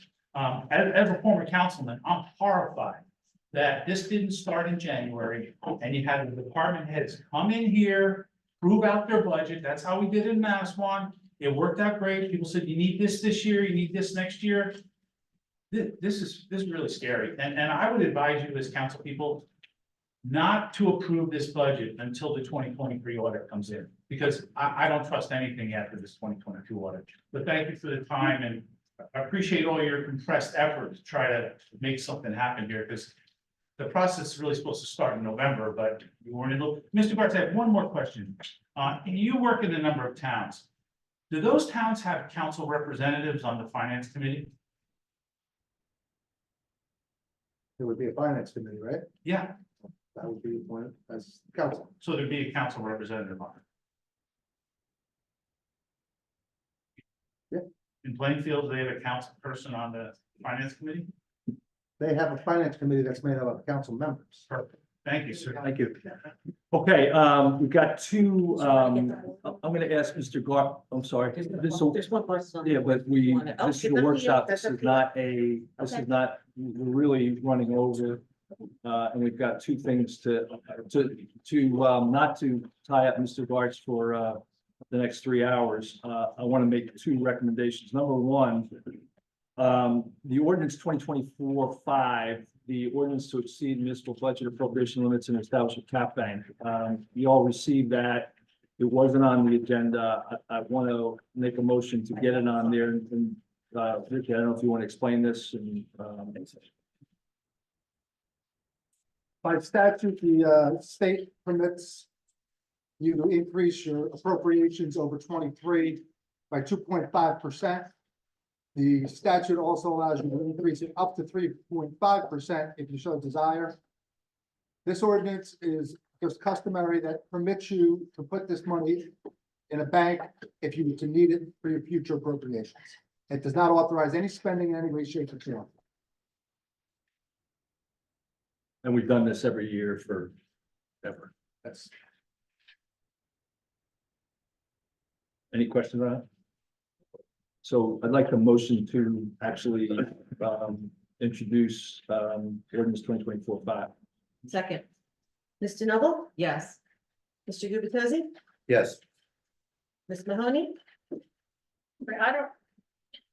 I'm sorry, I was still looking at this because I didn't get a chance to even read it. I think we sent it out, but I'm not- we sent. When did you send it out? I just gave it to you now. I just got it. I just got it yesterday. No, we use. I thought we sent it out. Emailed it. Did I do, okay, if I did, I good. Okay, Okay. it was emailed out today. Too many emails. Sorry. That's all good. Really? Yeah, I think it came out today. Did it come out? Yeah, it had to come out today. Okay. Okay. So, sorry, Mr. Gartz. It's okay. See if there are questions. Could you explain this to me again? And let. Mr. Cofoni, is it really hot in here or is it just all the? Yeah. Woo! I can't take this sweater off. Okay. All right, thank you. Got a new job. Okay. That's right, thank you. That opens the door. Oh, open that door. Okay, sorry. Okay, All right, so. What are we doing? by statute, Yeah, the law permits you to increase your appropriations by 2.5%. okay. You also can increase it another 1%, which is what this is doing, Mhm. up to 3.5, which is the cap by state law.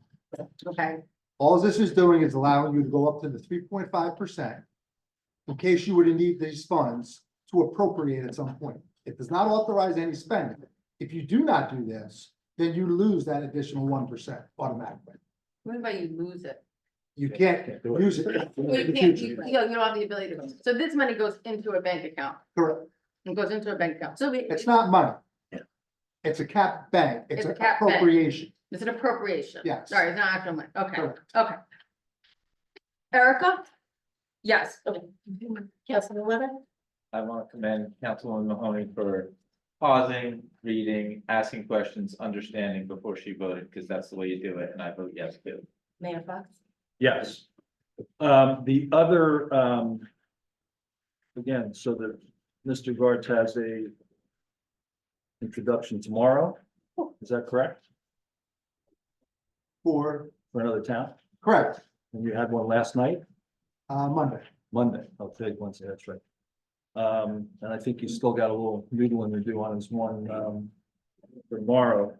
I wanted to make a motion to move up 2024-86 introduction of 2024 budget to by read only. Make a motion to move that up. Second, Mr. Noble? No. Well, I'm just saying to move it up. In the meeting. Oh, okay. I'm So let me sorry, I get out of it. misunderstood. Okay, yes, that's fine. Mr. Gubatose? yes, Ms. Mahoney? yes, Mr. Weber? Yes. Mayor Fox? Yes. Okay, with that, I'll make a motion to introduce by read only, by title only, 2024-86. Before I do that, Ricky, can you just kind of frame a yes and no on this? So Today, So it's a first, statutory just- requirement. can I make a first, just a Yeah. point before? So the intent was to introduce and take the next 28 days to move towards any questions relative to move us to adoption. So that was our intent. So with that, I'll shut up and let you talk. Go ahead. Well, the proposed budget as given is offered tonight for introduction. To be in compliance with the statute that requires you to introduce by no later than the first meeting after March 29th. As promulgated by the Division of Local Government Services, and this would be your next scheduled meeting. So it was presented to be introduced. So there's a lot of introducing going on around town, right? Correct. Yes. I think a week ago, only about a third of the towns in Monmouth County had introduced, but I think that number is going to climb dramatically this week. So I just wanted to let kind of everybody know from Mr. Gartz's perspective. So I'll make a motion to approve 2024-86 introduction, 2024 to be read by title only. second. In order to vote. Mr. Noble? Like I said before, we introduced it last year and a lot of questions weren't answered. And I feel like there's still a lot of questions. I'd love for Mr. Gantz and Mr. Councilman Gubatose to get together and discuss this further.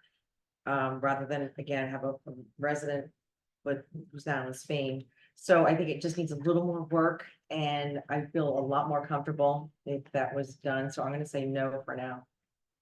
Mr. Gubatose? As I've been sharing with Mayor, I have no intention of voting yes for any budget introduction and or adoption until I understand the answers to my questions. So I vote no.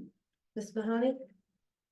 I'm gonna vote no, and, I learned something interesting, and Councilman Gubatose can correct me. Once you introduce it, there's only certain levels of which you can change the budget. Yeah, well, you would, if you change by more than a percent, then you'd have to reintroduce. Yeah, Right. 1, 5, 10. I think, is it, I'm not, is it exactly one? I can't remember. 1% total, 5%, 10%. Yeah, line item. Yeah, so that it seems, pretty restrictive, and I don't think we're necessarily there yet to do that. Because of the questions, so, Just to be clear, yes, you can amend the budget after introduction to any level you so desire. It's a matter of having a second public hearing when those percentages come into play. Correct. That's unequivocally, you can amend that budget to any level you want to after introduction. Just so we're clear there. okay, I gave, that wasn't, I didn't give you the right answer, I'm sorry, because I think your question was that answer, I think. okay, I have reservations because of how the budget went last year. I think there were some constraints on that. But still based on the questions that I don't believe, the answers to my questions, which I don't believe are coming from Mr. Gartz, I am going to vote no. Mr. Weber? No, and I hope we can get the questions answered and I hope that adds some urgency to it all. Mayor Fox? I'm gonna vote yes. I think we've had 2 weeks of Q&A. The net change in the budget in that whole Q&A, I think has been $11,000. That's correct. I think the tests we've tried to put against the budget are reasonable. I think that our spend level in 2023 and our austerity has given us a reserve that will put us in good stead in 2024. I think introducing this budget and continuing on a path of asking questions and getting answers. I would have said, if you want to vote no at adoption, but I think we've got a good product. I think it's a reasonable budget. A lot of people have worked very hard on it. Maybe a few people don't think that way, but that's the case.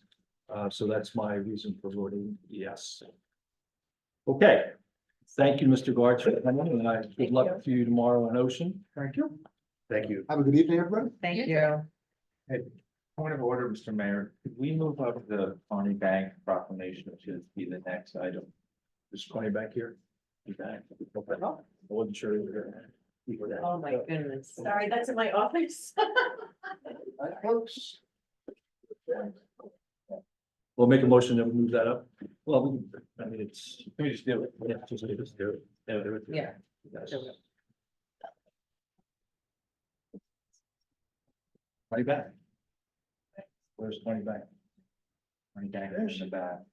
There she Oh, is. here she is. I don't know what. Come on up. Going into that. You're required to answer 5 budget questions. Nope. That's why I sat in the back. Okay, good. Okay, I will read this proclamation. Do you read it? I want to make sure she, no. Nope. I don't, it's this font's okay. None. Second. It's yours. Yeah. Should move to. Okay. It's fine, okay. So this is a proclamation by the Borough of Bradley Beach recognizing the 140th anniversary of Carney Bank.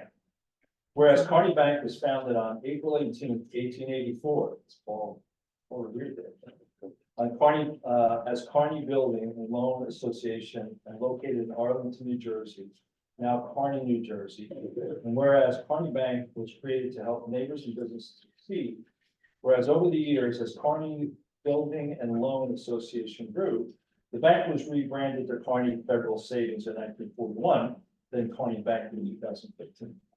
Whereas today, Carney Bank has over $8 billion in assets and a presence in 43 thriving communities.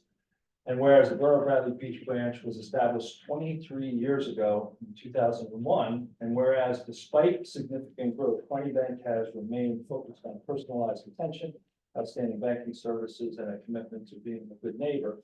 And whereas Carney Bank will continue to provide quality customer service, strive to empower prosperity, connect the community, and deliver trust for generations to come.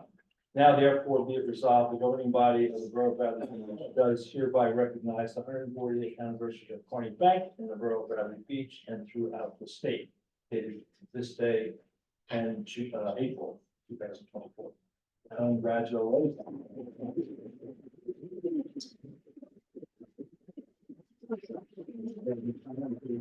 Thank you very much, and thank you. So, no, thank you very much, everybody. We'll see you. Yes. Actually, this top one's gonna be for Carney Bank, Okay, even though my face is probably purple, can you send that picture? Yes, I'll bring the picture and like everybody. Yeah. Thank you so much, thank you, all right. actually, that was, Yeah, all right. Okay, thank you. I slurred my words there. Wasn't right. Okay, back to the agenda.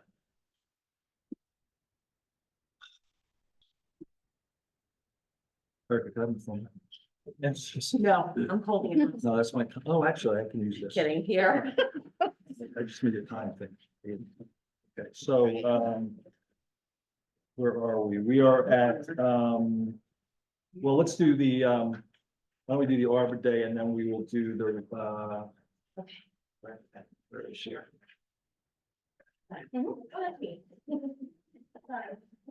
There she is. Get ready, Courtney. Okay, I'll just read this from here. Larry here? He's not here.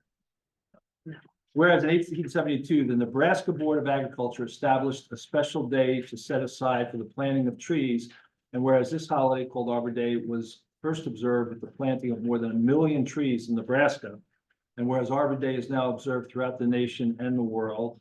And whereas trees can be a solution to combating climate change by reducing the erosion of our precious topsoil by wind and water, cutting heating and cooling costs, moderating the temperature, cleaning the air, producing life-giving oxygen, and providing a habitat for wildlife. And whereas trees are a renewable resource, giving us paper, wood for our homes, fuel for our fires, and countless other wood products.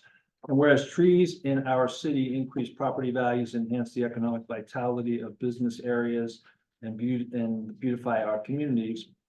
Now, therefore, be it resolved, the mayor of the Borough of Bradley Beach does hereby proclaim April 26th, 2024 as Arbor Day in the Borough of Bradley Beach, and urge all citizens to celebrate Arbor Day and to support efforts to protect our trees and woodlands. Be it further resolved, the mayor urges all citizens to plant trees to gladden the heart and promote well-being of the future generations. So that is our Arbor Day presentation or Arbor Day proclamation. And we do have an Arbor Day. Are you all going to cover that? You're going to cover that? Yeah, we'll get to that. All right, thank you. Comments. Thank We'll Cover you. that now. Okay, recreation. I want to just introduce Courtney Pappas. She's our Director of Recreation. She's got a number of bits of information that she's going to share with us. And take it away, Courtney, Michelle.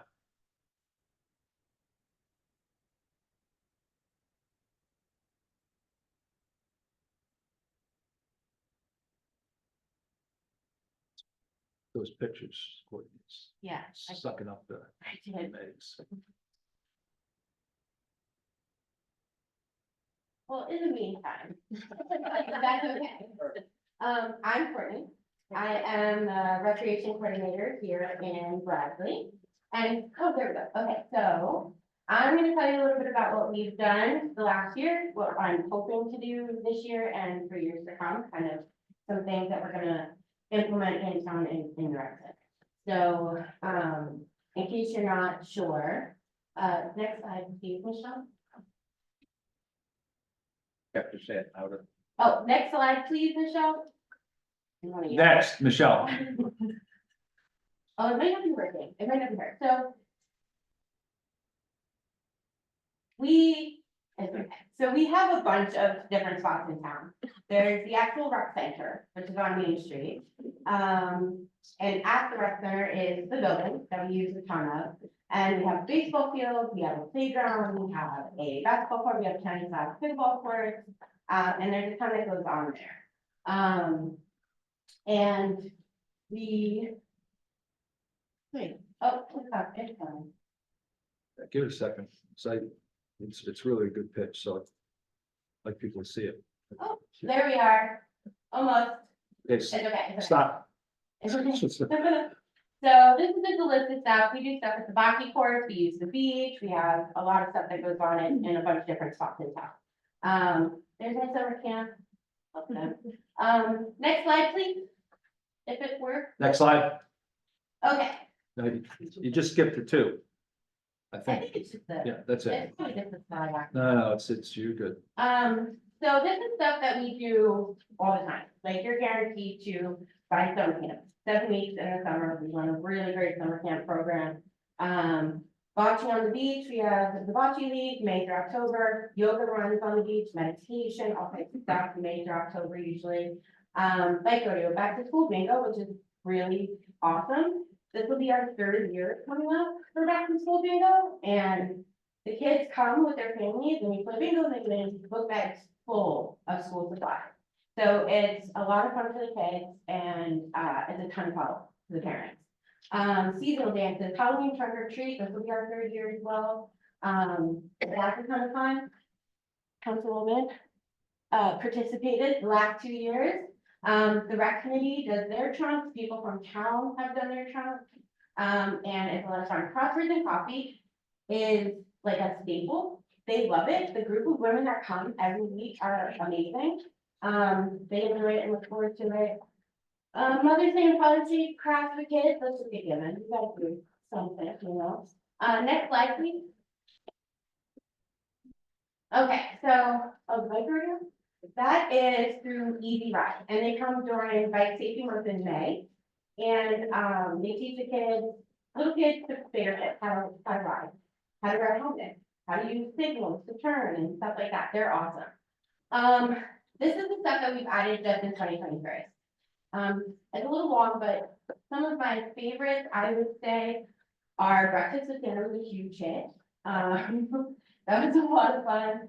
Pickleball lessons actually just started yesterday morning, perfect night for pickleball lessons. We did it last year too, but this year it took off. So, the bocce week has done amazing. So when I first started, it was 1 day a week for 1 8-week season.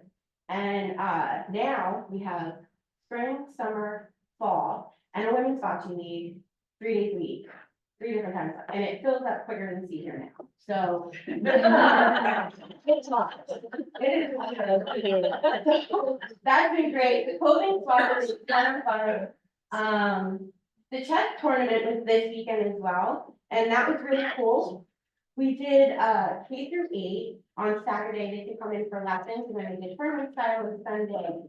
And through that, I actually found out that in 1929, Bradley Beach hosted a international chess tournament here at Hotel Lorraine, and that was really cool. So, next slide.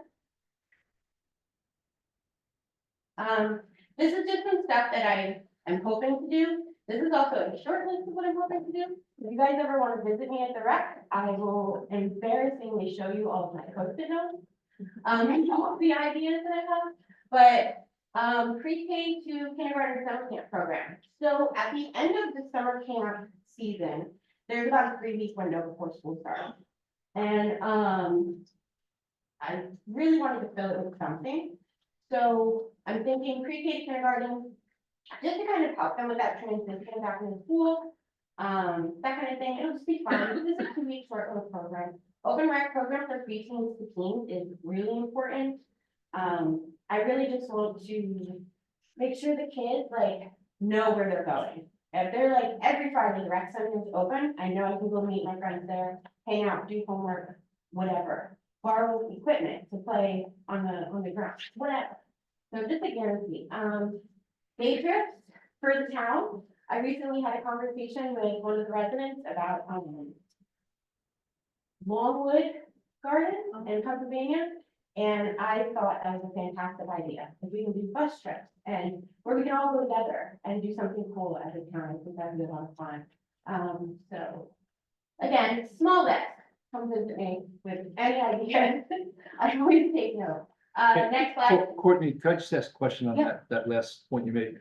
So y'all, at the senior meeting 3-4 months ago, somebody came in and talked about bus trips.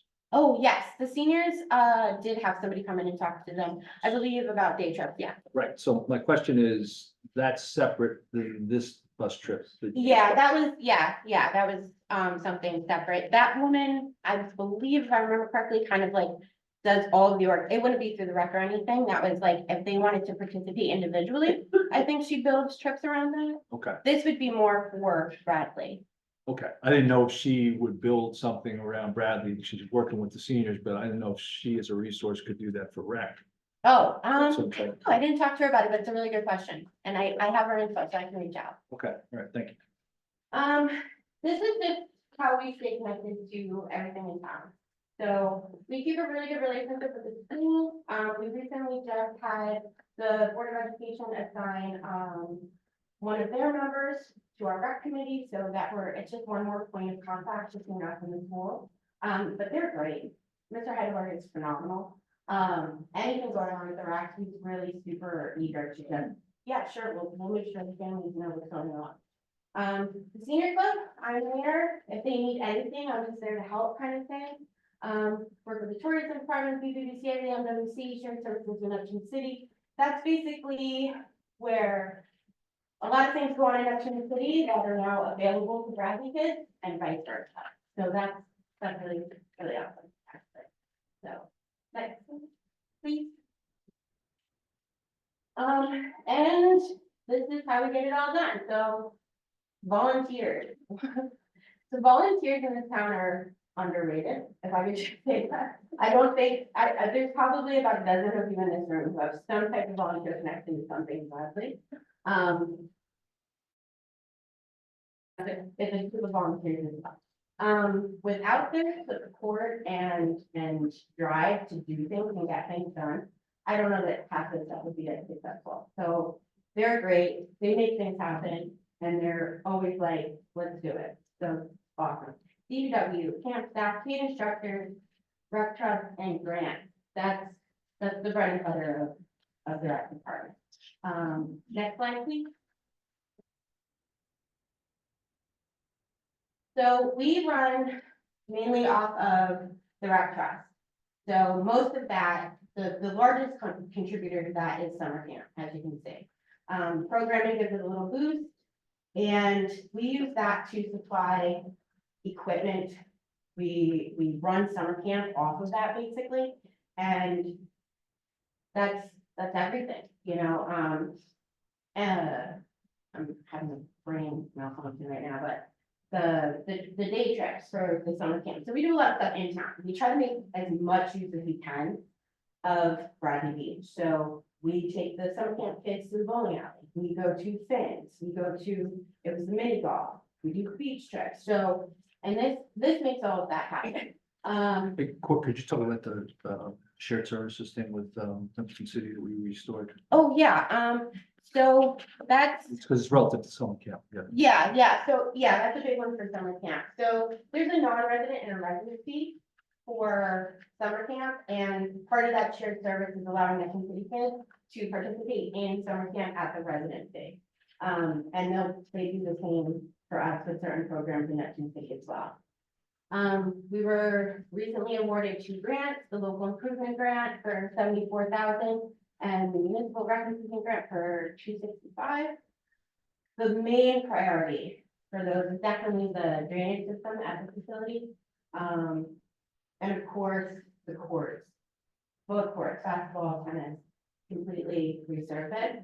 I'm particularly excited about the playground equipment. But yeah, so Need some work. yeah, I'm excited about the playground. Next slide, please. That's it. That's it. That's it. That's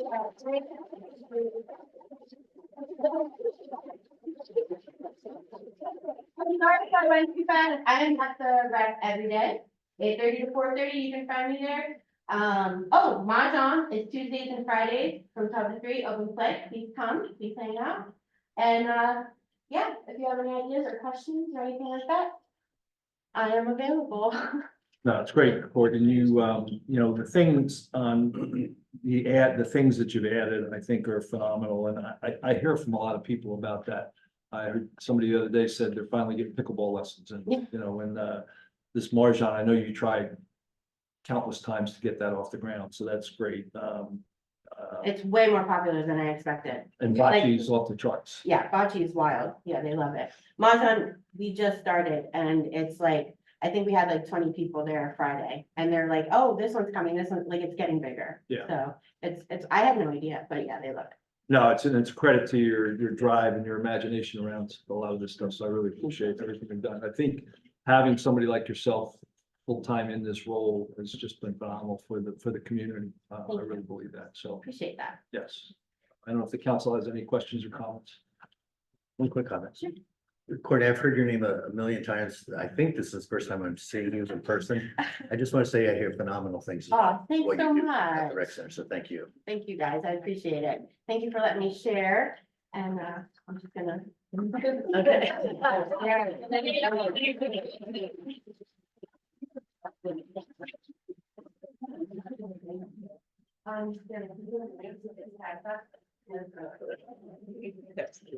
She lead it. Where is she? Oh, there she is. She were out of here. Lessons are great. I went during the evening, so I didn't tell my boss, I gotta go to pickleball. I didn't see. Same thing. Okay, I was trying to wait for Courtney to go, but I will, we'll go to the next, okay, we're ready to go to the next agenda item, which is public, oh, I'm sorry, it's approval of minutes. So, move to approve the minutes of March 27th, council business. Second. Mrs. Noble? Yes. Mr. Gubatose? Yes. Ms. Mahoney? Yes. Mr. Weber? Yes. Mayor Fox? Yes. Motion to approve the executive session minutes of March 27th, 2024. Second. Mr. Noble? Yes. Mr. Gubatose? Yes. Ms. Mahoney? Yes. Mr. Weber? Yeah. Mayor Fox? Yes. Okay, Mayor, yes. may we make a motion to withdraw? Stand by, second. 2024-89, 319 Lorraine Avenue bid package. Because we have to update the appraisal and. You can, when you get to the resolution. Right, but I just want to say it now because I don't want people to make comments and, you know, it's getting. All right. Oh, so your point is. Yeah, table okay. now. Yeah, so we are still awaiting some answers on a question that came up, so I'll make a motion to table. Oh, unless, I'm sorry, you're going to make a motion to table. I'd like to make a motion to table. Second? Actually withdraw because I believe that Yeah, we have so- to rewrite the bid package as well. Yeah. Okay. Okay. Do I have a second? Second.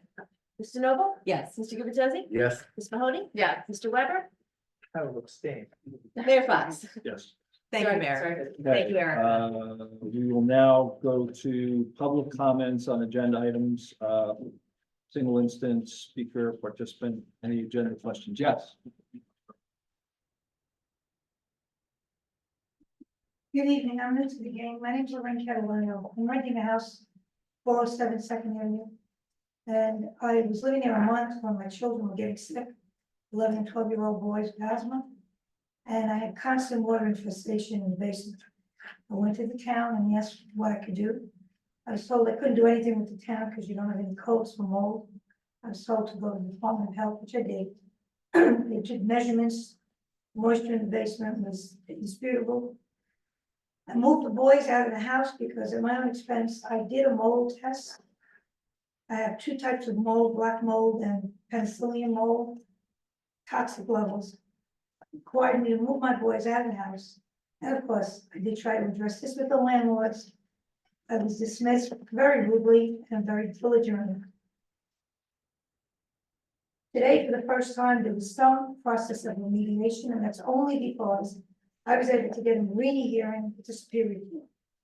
Superior Court told me they had no authority over the town. And the reason that topic came up is because when I went to Bradley Beach, they asked what I could do. Basically, I was told nothing. 2 days later, well, that same day, Steve Lusacco called me and told me that there was no C of O on the house. So obviously, I was concerned that I had a lease, but I wasn't supposed to be in the house because there's no certificate of occupancy. 2 days later, a violation was posted on the door saying that there should be no occupancy in the house. Again, I raised the issue with the landlord. I was told to mind my business, and I was told that they were taking care of it with the town. Well, I'm sorry, the last thing you said was about the landlord. I just didn't- They told me to mind my business. They were taking care of it with the town. Okay. Now, I first came to the town with this concern December 16th. The violation was posted December 18th. And it took up until the end of January to get the testing done, to verify, yes, it was more. And it's taken until yesterday, today for the first time, remediation was done. In the interim, I did have a Marini hearing. The landlord was told by a court order that they had to remediate and come back and prove that the remediation was done or would be done. In the meantime, I'm living there paying rent. My children are not living with me because they can't be in the house. I have written letters. I have written letters to you. We have spoken. I have not had any response from Steve Lusacco, but on February 6th, I did call him and he said, oh, by the way, there is a certificate of occupancy. Somewhere between the violation being posted on December 20th and February 6th, the process of certificate of occupancy occurred without any inspection, without anyone coming to the house and looking at the extensive water damage in the basement. That continues right now. Every time it's rained, I'm sorry, could you give those 2 dates one more time? I came to the town December 16th, spoke with Pam, and on December 18th, the violation was posted. I meant the CO that you heard from Steve Lusacco. He told me that one was issued on February 6th. Now, as recently as yesterday, I thought that I was starting to see some light at the end of this very difficult, painful tunnel. Because I filed a complaint against the landlord, because on the occasions when they come to the house, on the court order, they've been very belligerent. They've been, the last occasion I was threatened. I reported that to the police. Sergeant Solora was very helpful.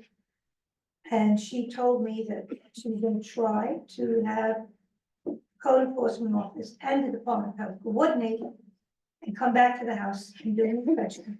Because there's a hole in the ceiling in the dining room from water that was coming in. Most of the water presence, which still exists, is in the basement.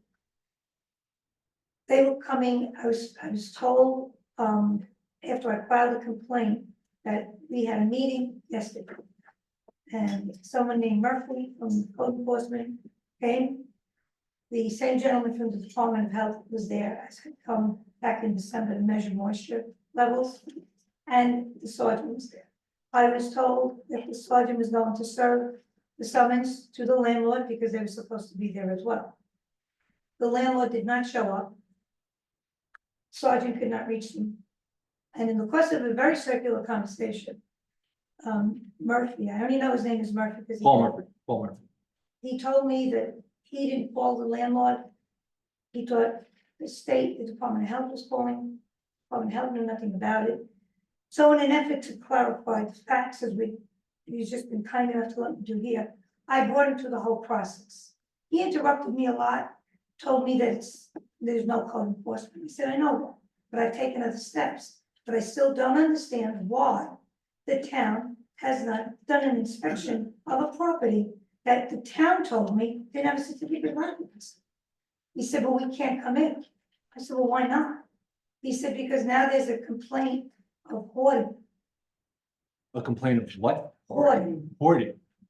So yesterday, again, although the town was present, Department of Health was present, and the same police sergeant who addressed the issue with me when I filed a complaint, they couldn't come in because there was a complaint about hoarding. Obviously, I didn't make that complaint. Of course, I can't know for sure, but I'd have to assume it was the landlord. But I just find it very interesting that that came out of nowhere. The water is still in the basement. I mean, the presence of the water is still in the basement. And the only thing they did up until today, when the remediation process started, was they put in a new door. And a week later, the water was coming in under the door anyway. And when I say coming in, pouring down the steps, remaining in puddles, that's why there's mold. So I'm trying to make a good life for my children. We lived in Neptune up until now. And my experience has been very regrettable, very unfortunate, and I should not be in a position where I continue paying rent. And I have to have my children living elsewhere. And I have to date, not had one person from the town come in the house and look at the damages from the water that's causing the problem. I have copies of the letters I've written, I have the emails that I've sent, I have the photographs that I sent. And I don't know if I can show them to you again today or leave them with you. I'd be glad to. But I think that the quality of life that everyone here is trying to discuss or guarantee, I can't say that I've experienced any. Yeah, I was gonna say, could you grab the pictures? Yeah. And, pardon me, ma'am, I didn't catch your last name, so. Lorraine Catalano. Catalano. You're already in court with the landlord? The landlord, in January, I held the rent, For what? put in escrow. They filed a complaint with Superior Court for that, which fortunately, because I didn't have the So money, you're paying the rent at escrow? I was paying the rent in escrow. Right. And the good thing about that hearing was that it allowed me to say to the judge, the reason the money is there, but I didn't give it to them in January is because it became a marina here. Yeah, and so the court completed that? The court ordered the landlord to do remediation, come back to court, prove that it's been done, and have more testing done. As of today, the landlord said, we don't have to go back to court, that's not what we have to do, and you didn't pay the rent. So, that's what I'm doing. So just- I mean, that's the crux of your dispute is obviously with the landlord. We'll certainly take The the crux picture. of my dispute is that I'm paying rent to live in a home, and I can't be with my children, because I'm living in an uninhabitable home. Do you have an attorney for this? No, I don't, I can't afford it. Okay, well, legal services, could Legal also. services did not help me, went through all of this with them, guided me, which was helpful.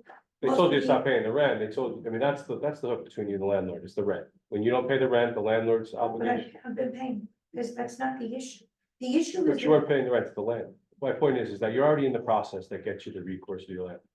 If you give us these I'm in pictures, the process of getting the recourse of. so the transaction is between you and the land. The contract, your lease is between you and land. Yeah, but. Right. Yes, Yes. also, I was given a lease by two different brokers that were paid commissions. And I nobody checked to see if there was a certificate. I understand, but you're here at the borough. And so we have involvement in this in terms of inspecting properties. We have code enforcement. Well, you give the pictures to the administrator will bring the code enforcement department. The borough can, supports tenants in ensuring that the housing that's in the town is up to standards. In terms of whether you owe the rent, there wasn't here. That's not an issue. That's it. It seems like you're already in court there. You already did a Rooney hearing. The hearing determined that they have their rent, but they have to remediate the problem because I had two reports. They paid for one, I paid for the other, and I paid for an expert to translate. Because most reports are not, most people understand it, and the judge admitted the evidence as evidence, not hearsay. And there are toxic levels in the home where I'm still living. My voice is like this partially because It of, sounds like you were entitled to money back, I want to make a home for my children. but the judge ordered money back to you, right? No, he did not. So they have to remediate, Have to- and then he's gonna decide. Okay, I understand. According to them, no. So They make a here's, statement today, they don't even have to go. to here's how court. the borough can help. Okay. You give the pictures to the administrator.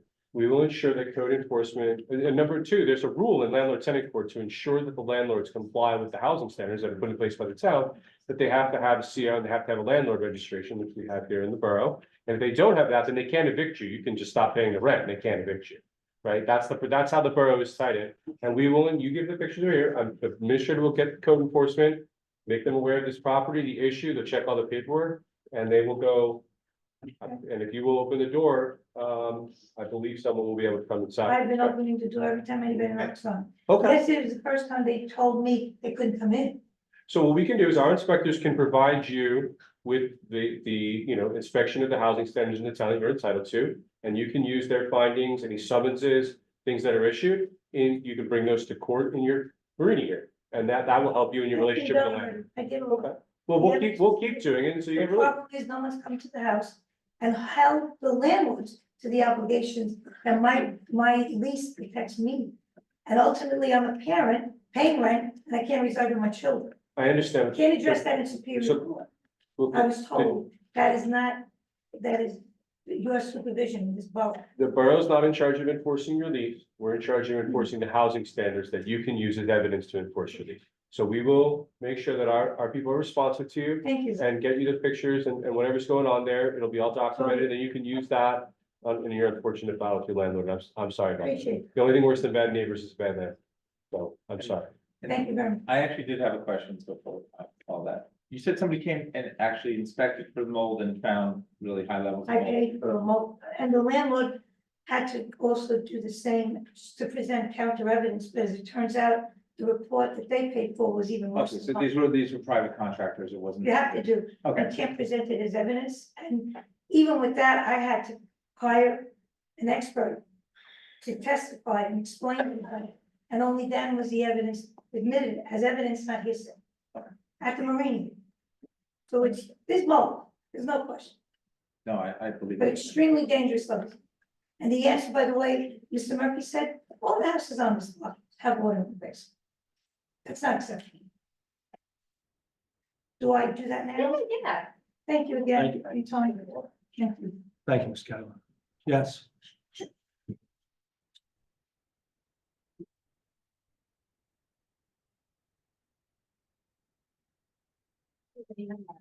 Nancy Meadow, Ocean Park condominiums. Like the lady before me, I've been waiting since December 15th with the code department. Because I've got an illegal rental. According to the administrator over there, which I got an answer about in December, and then I re-inquired in March. So there's obviously huge failings with the code department. But getting to the consent agenda, so I don't know how that all tied in. I don't want to lecture on the nonprofits that pass through here with their fundraisers. However, I understand the pass-throughs, we don't charge them. I think it is in the best interest of Bradley Beach, a municipality, to take a deposit and then refund it. Things happen, things that we cannot even begin to anticipate happen. And again, I think it would be a prudent measure. And, I guess that's up to you to change things. Same way it's kind of up to you with the budget to change the ordinance of how the beach utility income is allocated. I find it hard to believe that our acting VA spends 25% of her time on the beach utility. I would also like to say that when we lose employees, there are things like lights that can't be replaced because we're shorthanded. I'm delighted that you didn't go forward with anything with this budget.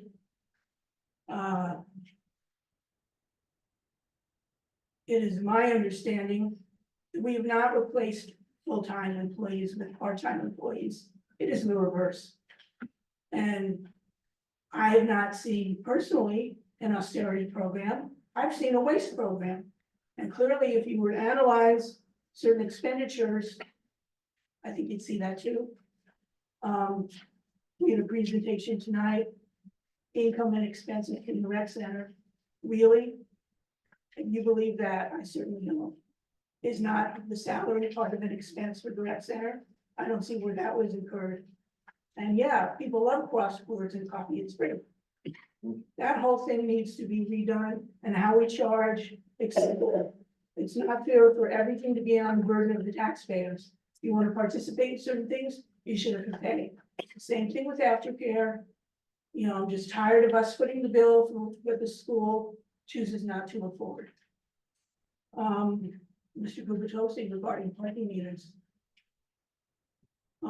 Our previous CFO in his first presentation, I asked numerous times about parking meters because he kept putting them into the current fund. And I didn't know much about the Sylvan Lake issue with that, but I certainly knew that they were on Ocean Avenue and part of the beach. I kept asking, I never got answers. So that's another little issue or big issue, because again, to me, those parking meters are beach utility. That's where the funding should go, because while we're all trying to balance the budget for the borough, you can't leave the beach utility under surplus. We know we've had issues with all of that before as well. Interesting to me that you gave a proclamation to Carney Bank.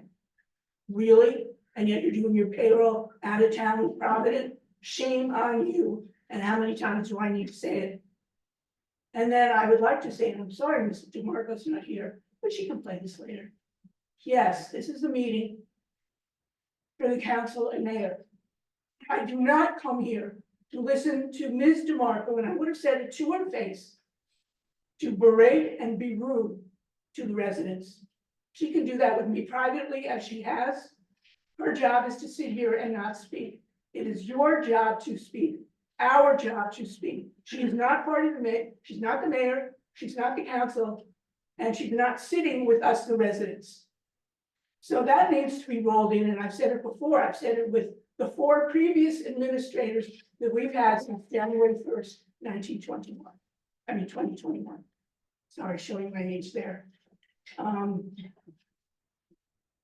guess I'll save the rest in our next little conversation. So thank you. Thank you for your opinions. They're not opinions, they're facts. Thank you for your opinions. Anybody else? Yes. Jim Sushier, one call with that. I'd like to speak in support of resolution 2024-88. This resolution is consistent with the recommendations of the student that we had at the last council meeting during the workshop. Scott came from Dakotas, which had a lot of experience with municipalities and issues related to sewer infrastructure, particularly where municipalities are considering the sale. What he said, and would be consistent with this resolution, is in order to proceed to the next step, issuing an RFP for a financial assessment of our sewer infrastructure will then result in recommendations or an analysis that, for the benefit of the governing body, would give you a pretty good estimate of what the value of the system is if it were to be sold. Having that information up front then would enable you to decide if it seems like it's a reasonable price based on however you value it. Then you can take it to the next step. If, however, the result of that is that the valuation is not likely to result in a sale price that you think is reasonable, then you can just continue, or we can just continue as a borough to operate like we are. But having that information up front, I thought was a very good way of expediting the whole process without going through a lot of additional studies and never getting an endpoint. What he recommended really makes sense, and I congratulate you for having this on the agenda as a resolution. And with respect to that, the other thing he said is, with respect to the RFP and the financial consultant, it should be very clear in the RFP that it should be an independent evaluation from a financial firm that's had experience with exactly this kind of analysis. In other words, an analysis to determine the price and have had the experience of doing this. So when they do come up with an assessment, it's pretty close to what would actually happen in terms of the sale. And I've been pleased to work with the borough as a volunteer with respect to helping shape the RFP. So it is written in a way that produces the information that you need in order to get the kind of evaluation. Remembering that the last time we went through this process of RFPs, we ended up with apples and oranges from the various companies that submitted. Because we want to avoid that. There's no reason to go through that process. And I can say, in reflection, after looking at the RFP, the way it was written, I'm not surprised at that. So, again, as a volunteer, all over my with respect to the RFP, when we get to that point. Thank you. Thank you. Yes. I'm Steve Foley on 612 Avenue. I'm trying to understand something.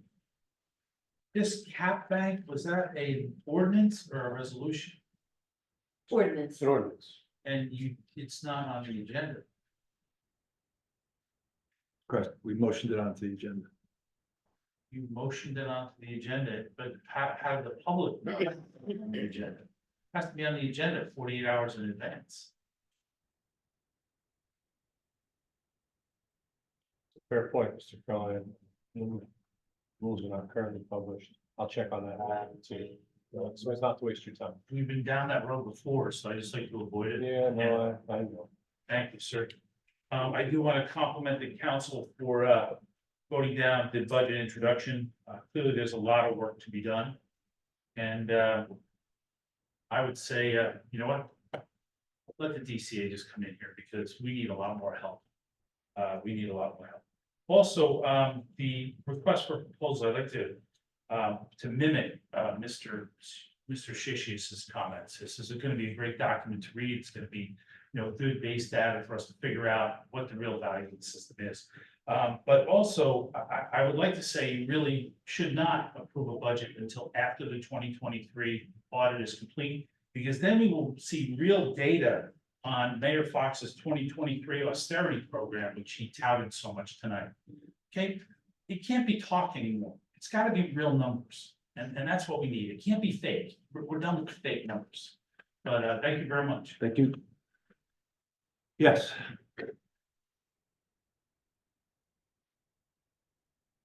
I'm in Greenblatt Janoff, 414 Monmouth Avenue. Mike, I have a few questions, and that's with regard to the 2024 budget discussion, an opportunity to ask. Why do we have two BAs? Are we the only municipality in the state of New Jersey that's operating with two BAs?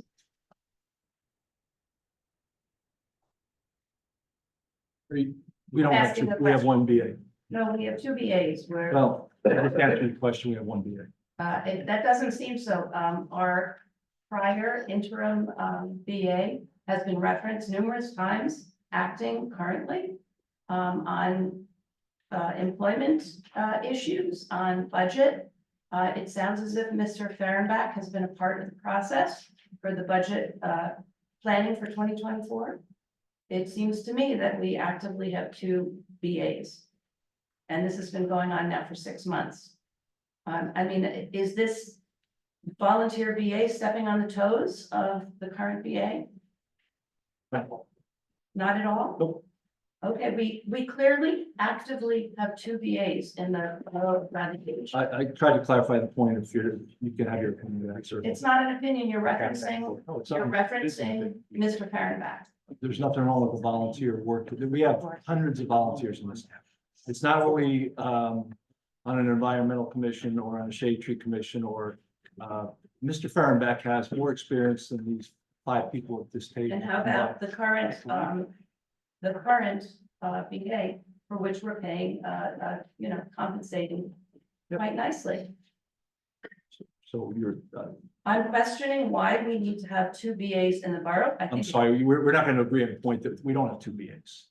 we have a volunteer who comes in and helps with different things when we ask him to, And being put in a position of negotiating contracts? providing input. Okay, so then I definitely would chime in and suggest that this BA also give some volunteer time to borough and council meetings. So we can hear from yet a volunteer who's participating in the process of negotiating business for the borough. Okay, thank you. Okay, so that's one thing. The other question is, we've been through this before with the budget process. Have we learned, nothing but to start to include council, and particularly council who may have an understanding of financial matters in the budget process? It sounds as if, according to, our new CFO, that there are other communities, other municipalities who actually do have participation from the council, and perhaps we can avoid some of this confusion and some of these delays in putting this budget forward. Has there been consideration to include council who are voting members of the budget in the process, and perhaps eliminate some of the questions that seem to circulate and not get answered? Take that under advisement. Thank you. Okay, and then I guess the other question that I have is, did you receive the information that I sent from the last council meeting regarding the Lorraine Church property? Yes, and we're still working through resolution of that. Okay, because I haven't had an acknowledgement of receipt. It's acknowledged. I acknowledge it. I got it. Okay, well, you're acknowledging it now because I'm publicly asking you, but I have not gotten any acknowledgement of receipt. The only person that acknowledged it was Erica. So you did get acknowledgement. No, I got an acknowledgement from Erica Okay. because I believe it's my understanding, she specifically asked me for this information for the minutes. I'm talking about actually getting answers to the questions that I asked. Okay. That's the meaningful Which I part said of is what in I was process. asking. So will I get answers from the mayor As- on this? Potentially not from me, but from somebody else. What does that mean from, you mean from? That means I'm not in the- charge of every elemental question that comes up. There's people in the administration that would do that. These were all questions that were related to the Lorraine Church property. Mr. Fern. So perhaps Mr. Fahrenbach can answer the questions. Perhaps, or perhaps Mr. Marco can. So we'll get this. Okay, but I would like to get some acknowledgement, and actually I sent an email to Ms. DeMarco. I had emailed the entire council, Erica and Ms. DeMarco. Ms. DeMarco's email bounced back because she uses a different email than the rest of the borough, with the initial of the first name and the last name. I think that's a dead email. It should be a dead email. So she's just going under BA. Yes, yes, yes. Okay, thank you. Yes.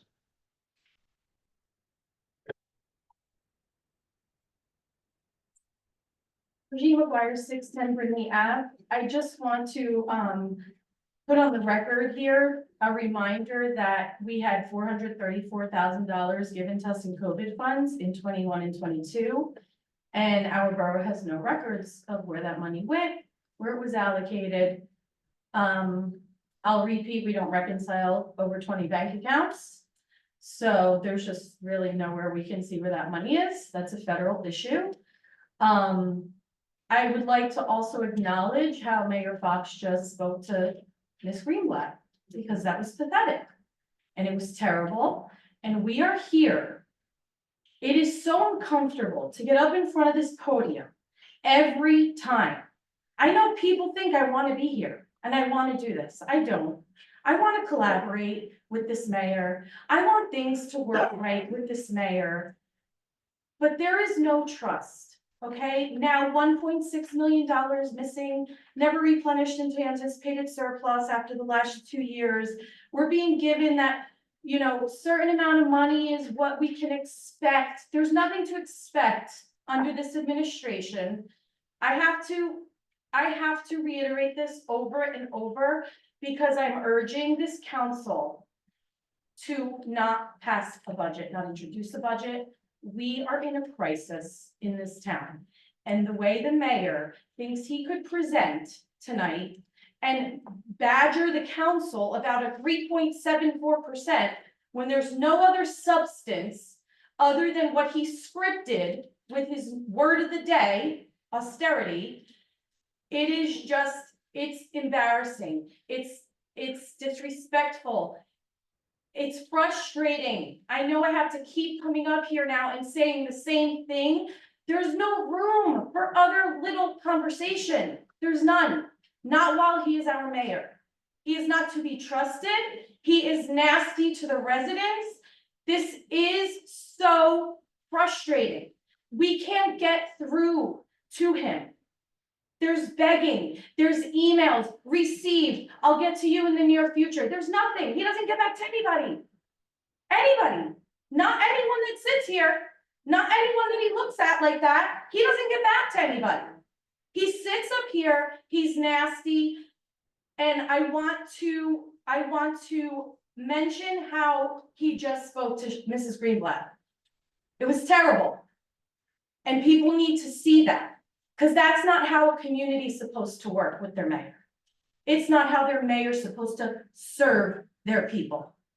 I also wanted to make a mention of the minutes that were approved. Was it reflected on last meeting that Meredith left the meeting in the middle of the Yes, it meeting? was. Okay, I just wanted to make sure. I'll post them after, like, today. Okay, thank you. Yes.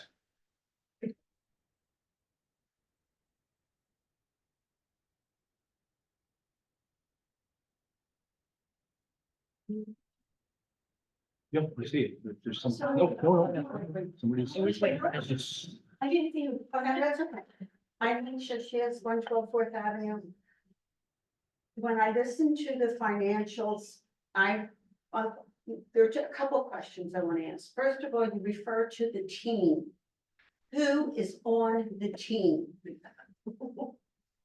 There's any number of people, there's department May I heads. please have them? I will get you a list. How's that? I would like to have them now. It's departmental heads, actually, this is comments, I've taken your comment. It's departmental heads and 4 or 5 other folks have been working on this. I'll get you the list. Also, I thought I heard that we finally have a person who knows how to do the RFPs. Did I hear that correctly during this discussion? And I think that came up. did I not hear that correctly? I think so. Pardon me? No. Oh, that I They didn't say heard that. the mayor say that we finally have somebody who knows how to write an RFP correctly. No, I think you have that confused with, we have somebody in finance who does like purchase orders and can assist the CFO. Okay, then I apologize for that. That's okay. But I would like to know who the team, Sure, the we'll get you team, the list. Thank and you. specific names. Thank you. Yes. Lauren Edward, 4.5 Brindley Avenue. I have to, first confess that I'm a little shook up after the tone of this meeting. So I might not be as coherent as I would like to be. I would first like to, congratulate our council on the fact that you respect each other's expertise and take full advantage of it. One of the things that was a little bit, hard to hear was to hear council members attacked for availing themselves of the expertise of other council members. That's why we have you.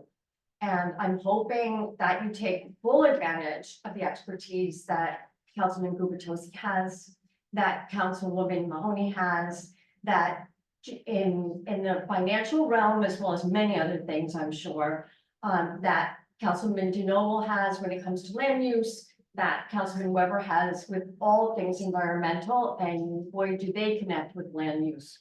So you've got a lot to consult with one another about. It is also my understanding that when you are together as a body, there's a law, is it the Open Public Records Act? That says that must be done in public. I have to believe that that means that the public has the right to hear what people say to you, as well as hearing what you have to say and what you ask. And we are enormously concerned right now about the financial condition of our town and how we're going to put safeguards and systems in place. I mentioned, and I had another member in the audience mention already expressed the fact that it was uncomfortable trying to listen with our CFO sitting here and facing you. I expressed that I couldn't hear. And I have my hearing aids in. I'm pretty top notch when I have them in. I'm sure there were other people that were having trouble hearing. And our VA said, thank you very much. He's here to speak to them. This is a workshop. I apologize Sit for that. down. That was awful.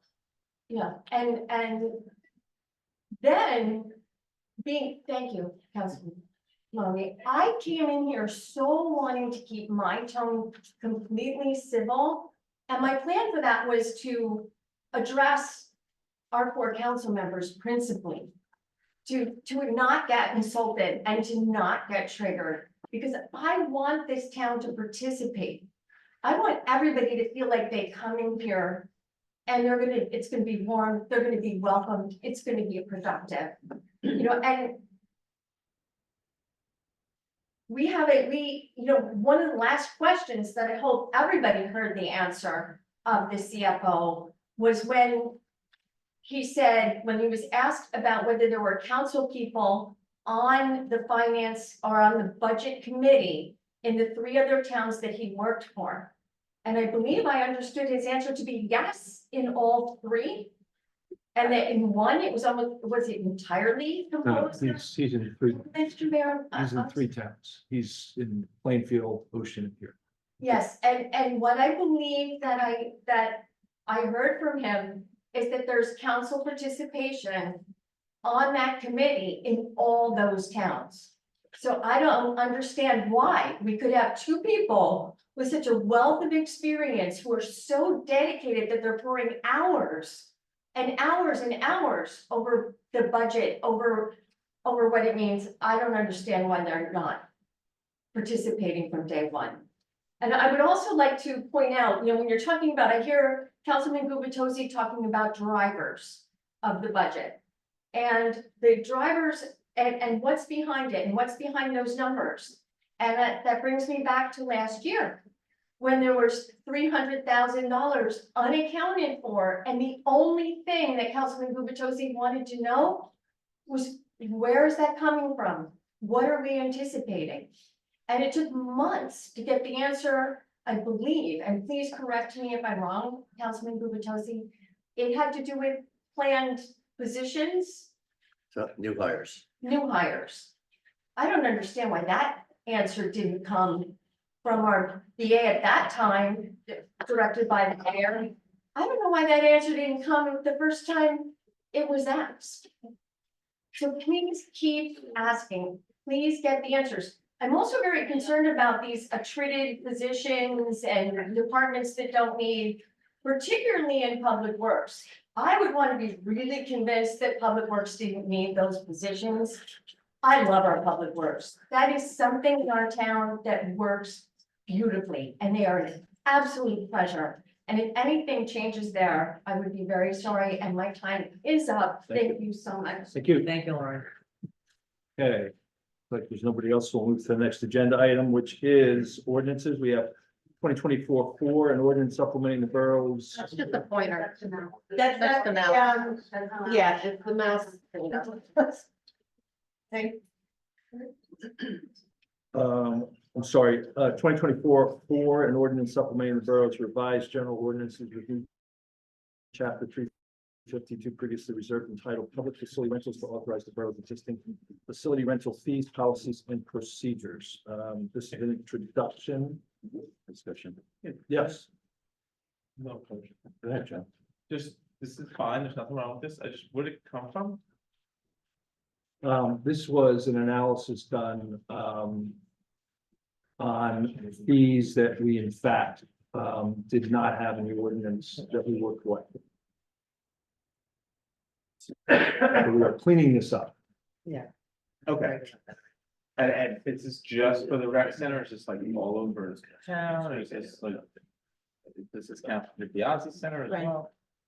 Lady from Ready to Fact, she had the answers to that question because she sent me an explanation on it today, but I didn't have a chance to look at it. It's for, I think so, I have to list it. Because you guys on too.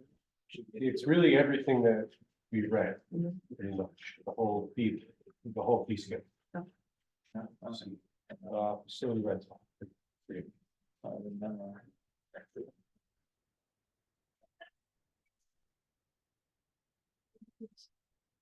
is it in, It's adult sports leagues. All our facilities. Gazebo. Here it is, rec center, Biazi Center. Basketball court, tennis court, baseball, soccer, pickleball at the community sports fields, beach facilities. There were misses, the water Parks. supplies were not included. Lake Terrace, Riley, Rec Center Park, Second and Third Avenue, Sylvan Lake Park, Fifth Avenue gazebo, the Fletcher Lake gazebo. This is essentially just, it codifies everything that we're currently doing. So the whole fee schedule that everyone uses all the time, that's what this codifies. So it's everything. okay, and then, so, sorry, but. I don't really know how to talk. In my packet, I'm looking at ordinance 2024-3, and it's talking about the, salt. Three is the one that we introduced last meeting, that's being adopted. Right, but it's at the same.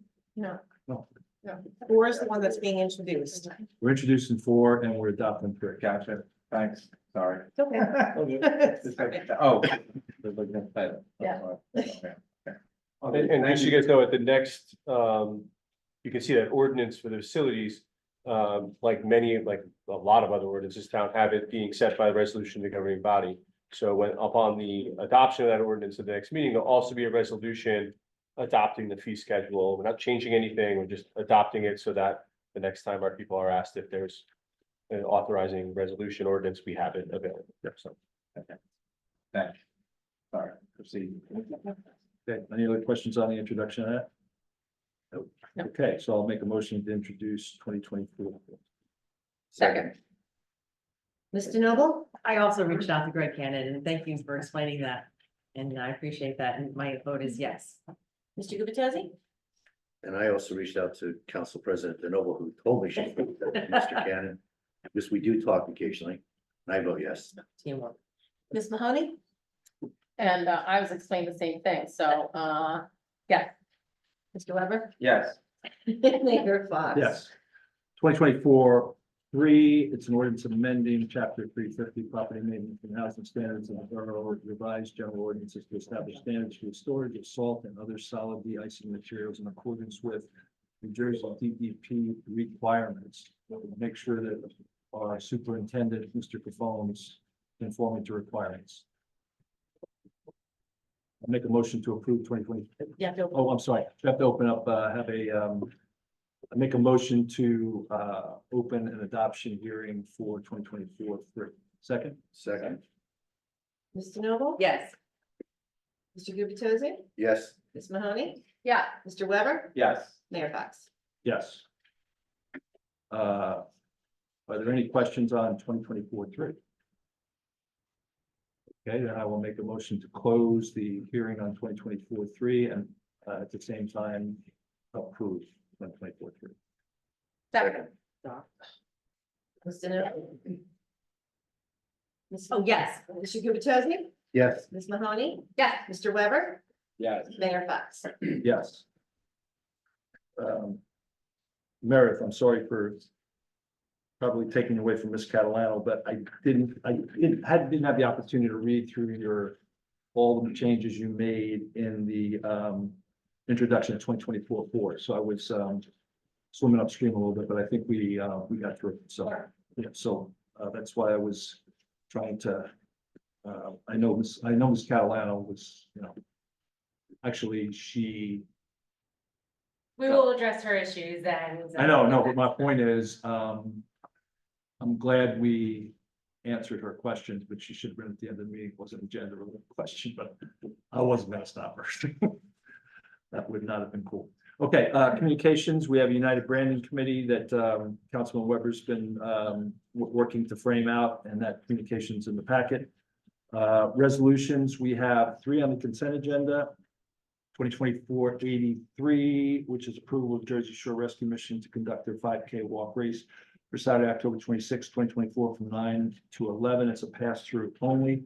2024-84, approval of Summertime Surf Camp to conduct their surf contest Saturday, June 22nd and Sunday, June 23rd. And 2024-83, approval of 50/50 cash license application for a paddle for hunger, a vendor of BBCA spring market event in Riley Park on Saturday, May 11, 2024. Make a motion to approve the consent agenda. Second. Ms. DeNoble? Yes. Mr. Gubatose? Yes, Ms. Mahoney? Yes. Mr. Weber? Yes. Mayor Fox? Yes. Okay. Individual resolutions, we've already covered 2024-86. 2024-87 is the approval to apply for a grant. New Jersey Historical Trust for $138,100. Restore Valley Beach Free Public Libraries doors at the 4th Avenue entrance. I'm on the library board and I can comment on this. This door is quite a challenge. Actually, Mr. Gaffone could comment on this door too, I'm sure.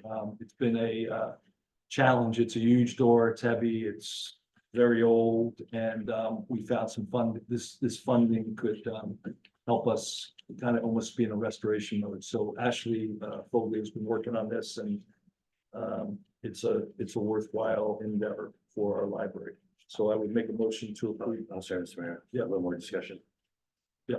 Yeah, my understanding, and I think it's in the resolution, I read this a couple of days ago, but we would apply for the funding, but I guess to the extent there are any related costs, those costs would be paid for by the library. That's correct. Okay, great. So I just want to make sure if anyone was confused why we're applying for a library. Oh, Friends of the Library is actually, I'm sorry to speak out, but I'm part of Friends of the Library, and if you read it, it's Friends of the Library that is good. We were asked to donate money towards that. So it's not the library that's doing it all. It's read it, it's Friends of the Library. Well, it's yeah, but We're I not think- part of the library. No, I understand, We're but the a nonprofit. correct, but the grant application that Ashley's putting together, I think she's the one who put it together, but it's an entire village. You're absolutely right. Yeah. but the grant, We're paying a lot of money. but to be clear, this is helpful, thank you. To be clear, if we receive this grant, if I think it's the library that receives the grant, not like Friends wouldn't have to pay for this, correct? No, you're right. We're paying, yeah, we've raised money, and it's like, we raised money for it. Right. Specifically for it, and we were told that part of that money that we raised, they want us to Correct. pay for that. So I don't know, the library gets a lot of money, I don't know why we're paying for it, but So the 138, Mr. Mayor, is that for the entire repair, or is it like the entire repair, it's 200,000 and Friends? No, it's not 200,000. I'd have to get the detail from Ashley. She worked up that detail, but any component that's not covered by Friends or this grant will be covered by the library. And as you all have seen, our library, it's over 100 years old. There is a lot of maintenance, and there's been a lot of maintenance work done, both externally and internally. I can tell you DPW spends a little bit of time over there. So they do have, though, given this budget increase that they've had, some capital spend opportunities. But if we can procure or secure this grant, I mean, we want to certainly do that. So that's really the rationale. So what I'm hearing, just maybe, Ms. Davidson, you could bring us back to the Friends and the library, but it's what the mayor is saying, I think either to the public or you made a comment to me quickly.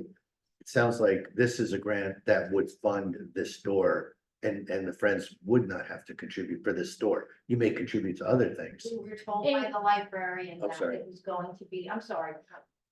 We were told by the librarian, it was at our meeting, that she wouldn't wipe us out, but it would be some type of share. They assess the cost, and because we don't know if we're gonna get. Yeah, absolutely, but we don't know if we're gonna get $138,000. We might get $50,000. And the numbers I've heard are this is one hell of a door. So It's a beautiful door, by the way. yeah, it is. If I can just ask a quick question. Just want to make sure I understand this right. So New Jersey has a historic trust that we can apply to. And we can apply to fix up old historic buildings. There are a lot of regulations about it, and most of them have to be, what's the correct terminology, Greg, for, deemed historic by the historical. That's the criteria. Yeah, the criteria, correct. Yeah, it's amazing. It is. Okay, do I have a second for 2024-87? Second, Mr. Noble? Yes. Mr. Gubatose? and I'm hoping we get all $138,100, yes. Ms. Mahoney? Yes. Mr. Weber? Yes. Mayor Fox? Yes. 2024-88, directing the development of a request for proposals for professional financial consulting services to conduct a financial assessment of the borough's sewer utility fund. Just a quick comment. Yep. Following up on what Mr. Shishius said earlier, is there a way to put in this wording or just communicate to whoever's developing the RFP? One that we should be asking for specifically what the different organizations' experiences. And two, is there an opportunity to actually involve Mr. Shishius as a resident volunteer? I don't see why not. We don't have to put it into the wording of the resolution. I just want to make sure for the record, we consider that. Yep. Thank you, Mr. Shishius, for raising that earlier. I'll second. Mr. Noble? Yes. Mr. Gubatose? Yes. Ms. Mahoney? Yes. Mr. Weber? Yes. Mayor Fox? I'm gonna vote no. My rationale for voting no is really around two things. Number one, my personal opinion of having gotten a couple of reports on this is that our current utility, and it's mostly staffed by Public Works, from a customer service standpoint, does a great job, number one.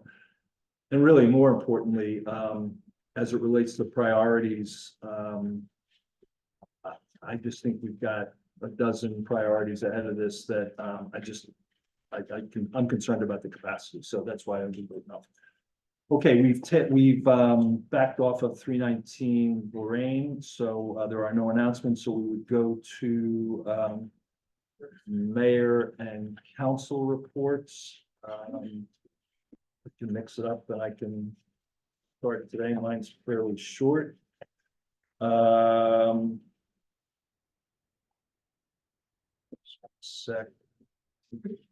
So I will start with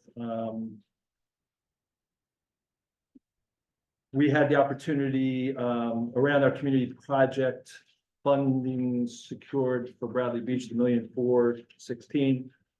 We were fortunate last week, I think it was last week, to have Congressman Pallone, who was in recess, stop by and talk about the process for funding. Gave us the opportunity to chat with him a little bit and maybe have the opportunity to look for more. And we made that clear to him that we'd really like to look for more as we go forward with this. We are very close to have formed a team to work with our engineering team and our public works team, and I should have that in the communication before the next meeting. And that would be kind of take the information we have, let's make sure we've got a good definition, a good design, and a good implementation plan. So that's in process, and we're very fortunate that we got that grant. Speaking of grants, Senator Gopal informed us today that there's good news and bad news around taxes. The bad news about the gasoline taxes, you pay more for gasoline. Good news is that fund that I think it started at a 22-cent increase a few years ago, did a whole lot of infrastructure work, and then it depleted the fund, and now we were adding, I cannot remember the final bill, but now it's refunded meaning it's got money. And in 2023, early in the year, we had applied for a local transportation projects fund into that fund.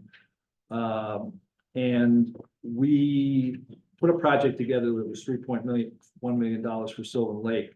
We asked for $2.4 million, and I've got the grant application here that CME worked with us on. We asked for the project is 3.1, and we asked for 2.4. And I'm happy to report that my understanding, and it's not official, we haven't received the word yet from the Department of Transportation, but we are going to get a $2.4 million grant for Sylvan Lake. Now, having said that, what we've got to sort through is we're also working on a REPI grant for the natural shoreline and there's some things that are going on there. There's some things that we could do here. So we got to sort this out. So Biagio, I didn't have time to talk to you about this, but we've got a couple of dollars to do some things at Sylvan Lake. So another thing for you to do in your spare time. So we're gonna get that cooking here pretty quick. So that was really great news. And if anybody who's keeping tabs, we're broaching $9 million in grants. This grant, the Main Street grant of $1.4 million, the boardwalk of $1.43 million. And then we have 8 miscellaneous grants that add up to about $1.2 million. And I'm hoping by the next meeting, we have another surprise grant that I'm being told we might be in contention for, but I want to hold that in abeyance in case it doesn't happen. Speaking of Sylvan Lake, the flume. I don't know, Biagio, did they finish it today or is it tomorrow? They finished. They finished, okay. So the temporary fix that hopefully will last more than a short period of time, hopefully it's a couple year fix, is in place. Vulcan worked it and we're happy that only took 2 days. So it was I think about 2 days. We did have a small, some people call it a pothole, some people call it a sinkhole. I'm not sure what it was on Fifth Avenue, but it's been repaired. It happened on the 100 block of Fifth Avenue over the weekend. It's been resolved. We were fortunate to have Fernandez, who's been working on the Park Place sewer and is one of our really good construction groups. They were able to zip in and help us resolve the issue. So that issue was resolved pretty quick. Fourth thing, I'm sorry, is we did on last Saturday have the rain date for the Easter egg hunt. It was a big success. The sun was out versus the prior week. Fire and EMS did a great job. Another successful event at that Newark Avenue beach area. Walter, Wilson. thank you, Paul. Kind of spearheads that and does a great job. Please check the website for library and recreation upcoming events, and that is my report. Councilman Weber. Thanks, Mr. Mayor. I'll start with the first aid and the fire reports. First aid for the operational period ending April 10th. Today, squad responded to 5 day calls and 4 night calls for a total of 9 calls. It's nice they do the math for you, and I really love that. 6 were for medical, 3 were for fire. The squad conducted 1 drill for the safety and education of the membership. They participated in the annual fire and first aid Easter egg hunt. There were no out of town mutual aid requests. The squad responded to 1 mutual aid request for that operational period. And they fulfilled 99% of their assignments for this period. I don't know how they come to 99, but okay. That was first aid. So for fire, for the month ending, again, these are monthly reports for fire. So the month ending March 31st, fire department responded to 2 day calls, 6 night calls for a total of 8. 6 were for fire alarm activations. 1 was for odor of gas. 1 was carbon monoxide alarm activation. The department conducted 1 training. They had the Bishop's Ride fundraiser, of course, and the Easter egg hunt community event. There were no mutual aid requests for the fire department, and they fulfilled 100% of their assignments for this period. Both departments, of course, are still looking for volunteers. They offer free training. And if you wish to be a volunteer, you can inquire through the borough's website. I only have updates on shade tree. We have a planting on May 5th. If you are interested in being a volunteer, email me. We're probably going to plant 20, 25 trees like we normally do. One other thing Shade Tree is doing, as I've reported in the past, they're looking for trees that are older than Bradley Beach. They continue to do that. They're up to 22 trees that are older than Bradley Beach. That means they're older than 130 years old. At this point, we're not finding any, in streets or parks or whatever. They're going to be in somebody's backyard. So if somebody's got a really big tree in their backyard, or just contact me or somebody on the Shade Tree Commission. If the person allows us, we'll go out and measure the tree and figure out if it's older than the town. And if it is, they get a little plaque. And so keep your eye out for that. And that's the extent of my report. Thank you, Councilman. Councilwoman, Man, woman, I'll do whatever, boys. that's it. Everybody said man first, but that's all. Nice. All right, I don't have much. All right, the land use board is gonna meet on Thursday, April 18th. And Clean Ocean Action will be running a beach sweep at 80+ New Jersey locations this Saturday, April 13th. Bradley Beach's Environmental Commission will be assisting Bradley Beach's location at the gazebo on Ocean and Fifth. Please join us between 9 and 12:30 a.m. to pick up our beach. I guess I'm not doing anything on Friday night, so I can be there nice and early. Bring a bucket, some work gloves, and a refillable bottle. of Saturday. Saturday, yes, I mean, Friday night. Friday night I don't do anything, so I can be there early in the morning on Saturday. Got it. Yeah, I have Clear the to. calendar. No, don't be confused with my personal life and what I'd like you all to do. I'm just reminding myself to stay home on Friday. So I don't sleep in on Saturday. Okay, if you don't have gloves or a bucket, our fabulous DPW will supply extra buckets and our environmental commission will have some extra gloves. You have to bring your own water though. You can register online before at cleanoceanaction.org, or there will be registration forms available on Saturday. I hope to see you there. And I'm having a pre-beach sweep party at my house Friday night. You have plans, oh no. Oh, that's great. That's all. Okay, thank you, Councilwoman Tosi. So jump right.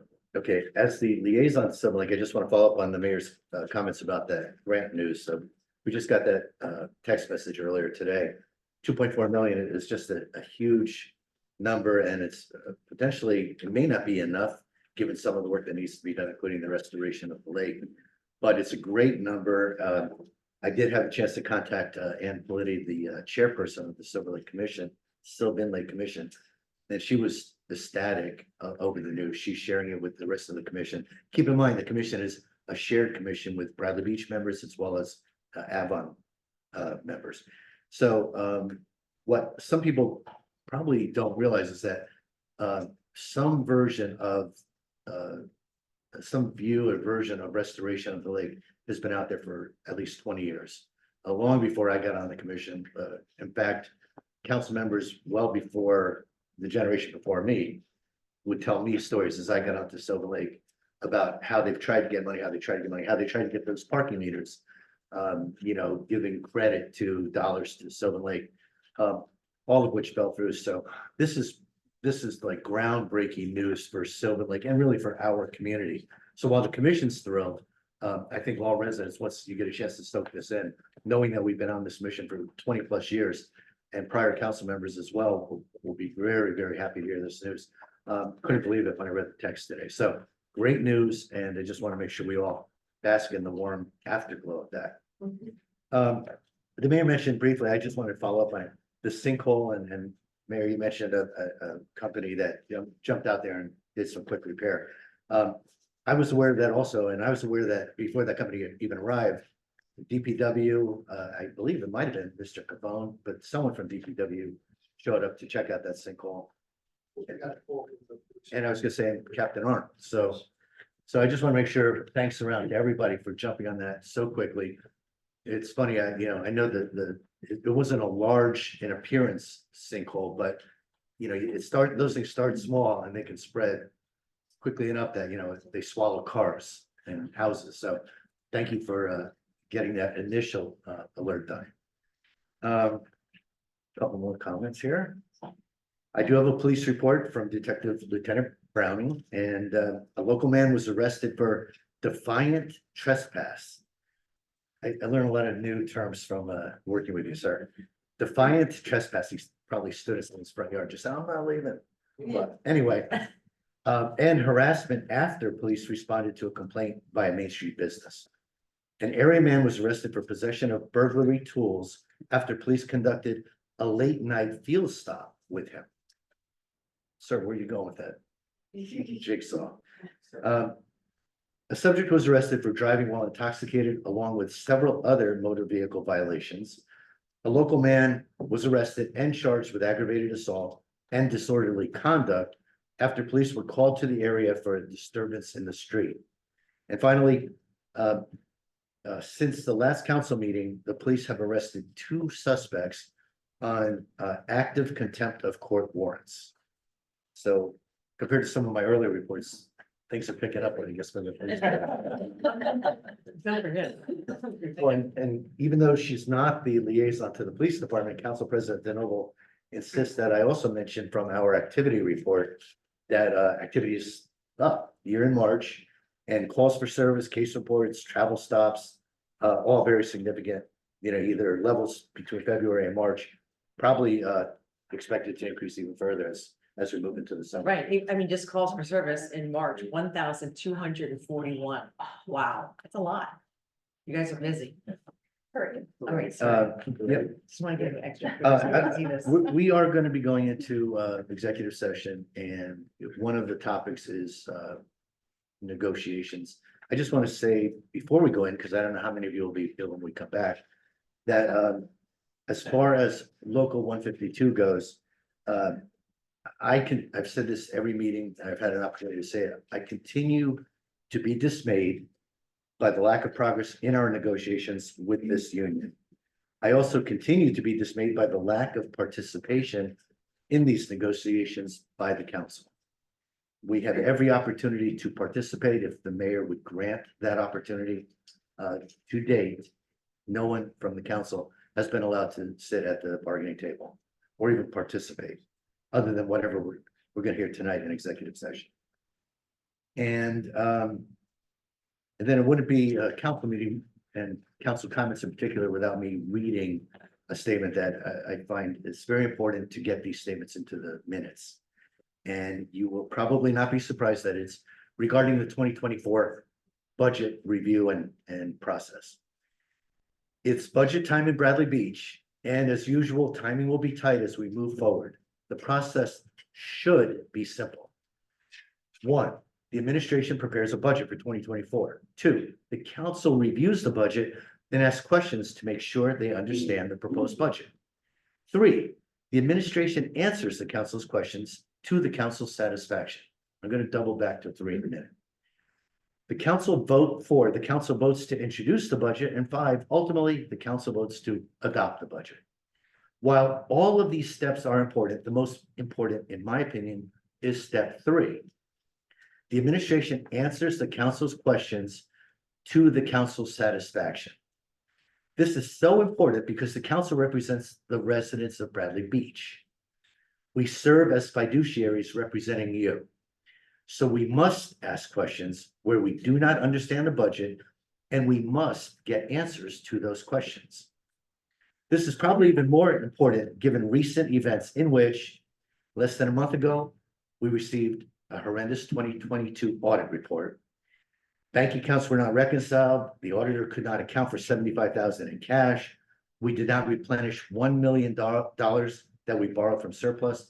And we were told that it was unlikely we would detect a material error in our financial reporting because controls were virtually non-existent.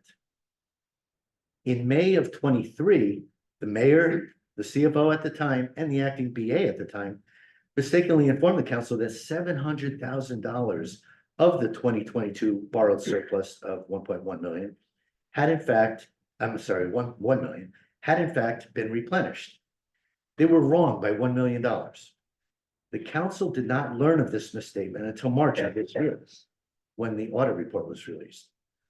Finding out almost a year later that the council was misled certainly raises warning flags and concerns over the accuracy of the budget development process. It places even greater importance on the council's ability to ask questions and receive answers. When the 2024 budget was first delivered to the council just 2 weeks ago, it was over a month late and it was incomplete.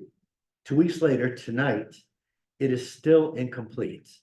There are still exhibits that have not been completed. Which exhibits? How about revenue, detailed revenue? Since, Sorry, we provided detailed revenue. yeah, well, look it up, Mr. Mayor. Oh, look it up. It's right there. You got like Okay, never mind. Since the 2024 draft budget was shared with us, the council has tried very hard to ask meaningful questions over the past 2 weeks. We still do not have meaningful answers to the vast majority of our questions. Ladies and gentlemen, as I stated in our council meeting of March 27th, I refuse to be rushed into granting approvals for the introduction and adoption of the 2024 budget. For 2 weeks, we have asked budget questions of Mayor Fox, only to have the mayor's team, in quotes, respond without providing meaningful answers to many of the questions. In the 2 weeks since this partial budget was released, the following are brief examples of the non-answer responses that the council has received from the mayor and his team.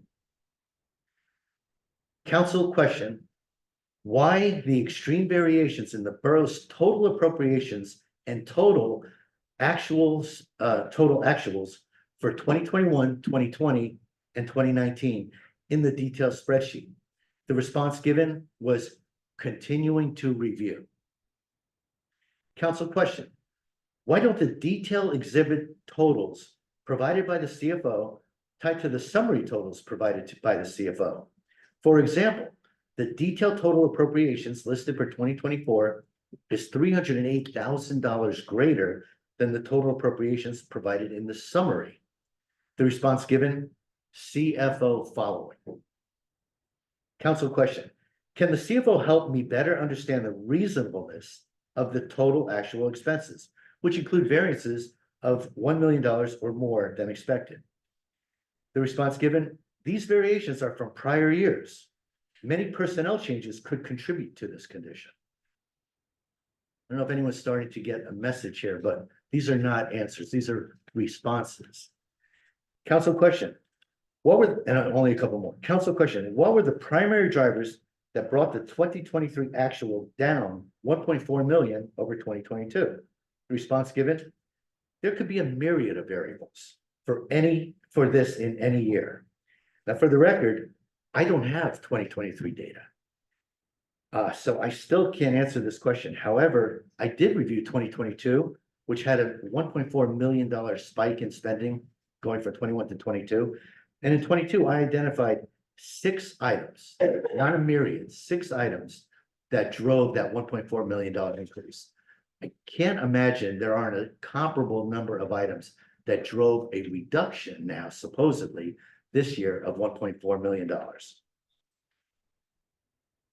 Council question: I've got 2 to go. 988,000 of borrowed surplus was not replenished in 2022. Can we estimate the amount of replenishment in 2023? The response: yes.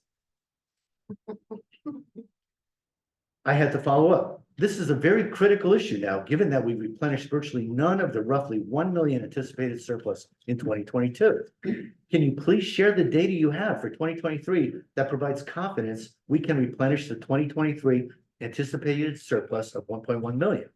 Equally importantly, I wrote, what are your assumptions for 2024 to provide assurance that we will be able to replenish the anticipated surplus in 2024 as well? The response: this will be presented in due course.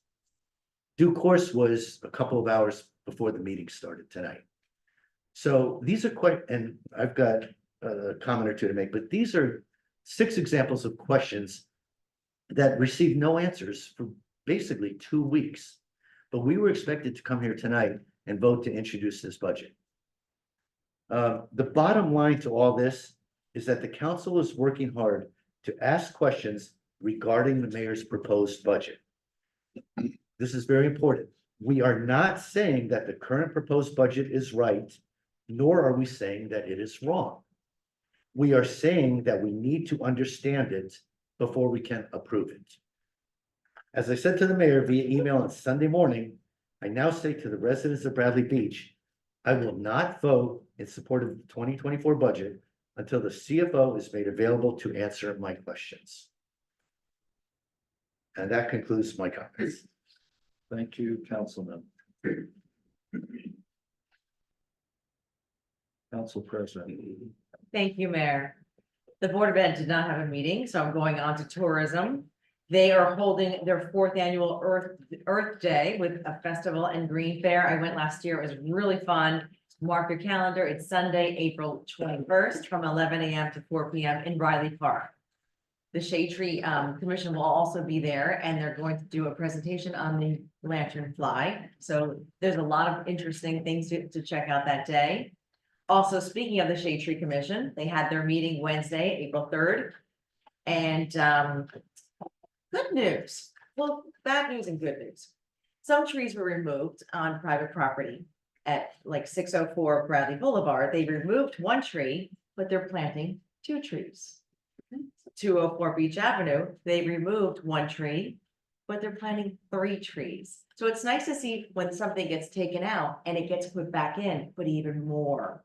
So that's very good news. Kudos to them for that. They're doing some ordinance modifications. Also, they will be at the Earth Day celebration.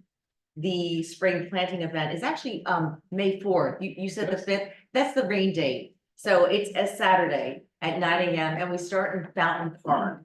Now, I didn't know it was called Fountain Park until I looked on like Waze, and it was, so Fountain Park is between 2nd and 3rd Avenue. It's a triangle park there in the 600 block. We meet at 9 o'clock. We demonstrate on how to plant a tree, and then we're gonna plant approximately 23 trees throughout the borough, including 10 on Main Street. And we do have 3 opportunities for people to sponsor an Honor Me tree. So if you'd like to do something special, or maybe someone that you love, or a new baby, or even someone that had passed, I've done that before, and it's a great thing. And addition to that, Arbor Day. Arbor Day is going to be celebrated at the same park, Fountain Park, at 4 p.m. April 26th. I believe it's a Friday. And what we do is we honor the graduating class of 2024 of Bradley Beach Elementary School. The younger grades are invited to display their artwork, and then we dedicate a tree. And every year we put one of those plaques, like the Honor Me plaques. And this year it's going to say, "Embrace with joy the changing seasons, for each yields its own abundance." It's nice. Yeah. And that completes my report. Thank you. Okay, thank you. Okay, next agenda item is public comments, 5-minute limit, single instance, any comments? Yes. Second Captain 409 Gridley. Mr. Marco, I had to wait for your return to tell you this directly. Your interaction with Ms. Egbert earlier was unprofessional, offensive, and just wrong. She and we had every right to hear the discussion. Properly qualified PA would probably know that. That's not what we have here. You at the very least owe her an apology, and you owe her one now. Thank you. Yes.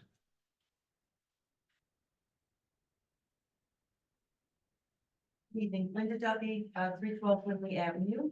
I would like to comment on the fact that other people have made the same remarks that I'm gonna make now about the budget. I would like to see a 2023 audit done now. I looked it up and it says it can be done after June. Because until they get a full understanding on where we went last year, I don't know how they can even think about where the money should go this year. And also I'd like to see, where did we save money? A few $1,000s here, a few $1,000s there, doesn't make much sense when we've overspent. So where were the over expenditures? Number one, we didn't overspend, and number two. We it's didn't not- it's replace, not- so we overspent. We have $1 million in 2023. We didn't replace the money we borrowed. In my book, that's overspending. We don't borrow money, we balance the reserve. All right, do you have, what's it called, and checking when you we have overdraft or account, is that We're what not you're saying? overdraft. Well, that's what you're saying, we No. spent the money, but we couldn't replace it. Because we didn't have the revenues coming in, so. The audit needs to be done so we can see where all the deficiencies were. I would And- suggest next week you can see, I think it's gonna be posted, the AFS, the annual financial statement for 2023. That'll probably give you all. I don't think it really will after reading the audit for 22. It was much more extensive. And also, the fact that people don't sign their responses is a problem. Because it shows no accountability when they're asking questions. So if President DeNoble asked the BA, can you please tell me blah, blah, blah, blah? And you answer, how do you know it's the question that you can answer? You need to know the source of the information. That's very important. Because then they can directly go back to them if they have more questions about that, instead of everybody going through it. And not, you don't know who you're talking to, basically. So that's my Thank you. comment. Yes. That we're 504 Central Avenue here in town. Definition of insanity is doing the same thing over and over again and expecting, the different people. We have exhausted every conventional possibility of correcting this situation. Multiple residents have come up here and have asked Larry Fox to resign. Clearly, he's not going to. At this point, I'm going to suggest an unconventional solution. I personally am going to start a community committee. And I'm going to, and I've already researched it, and I've spoken with someone behind the scenes in a legal capacity. And I need 25 to 50 or more if possible, which I'm sure there will be based on our current situation. And I have a viable solution.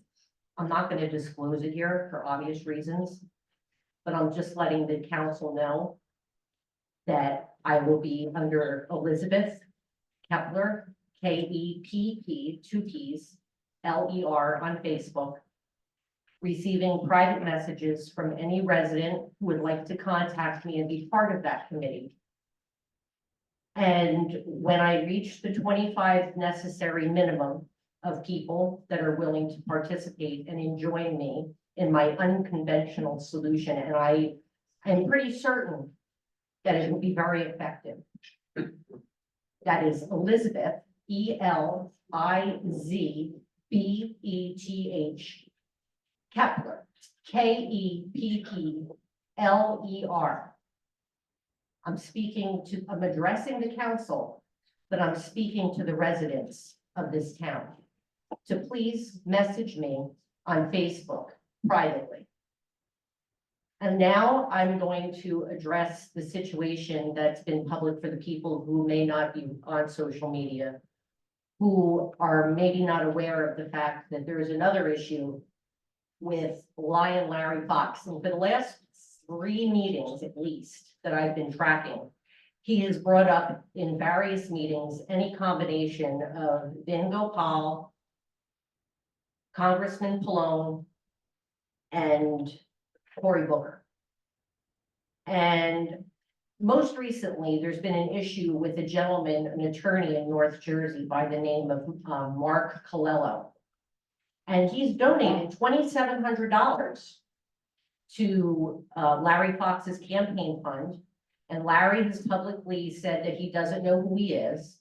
But we come to find out, not only does the chief know him, the ex-chief, but also the mayor's personal attorney and assemblywoman, another elected official, knows who he is.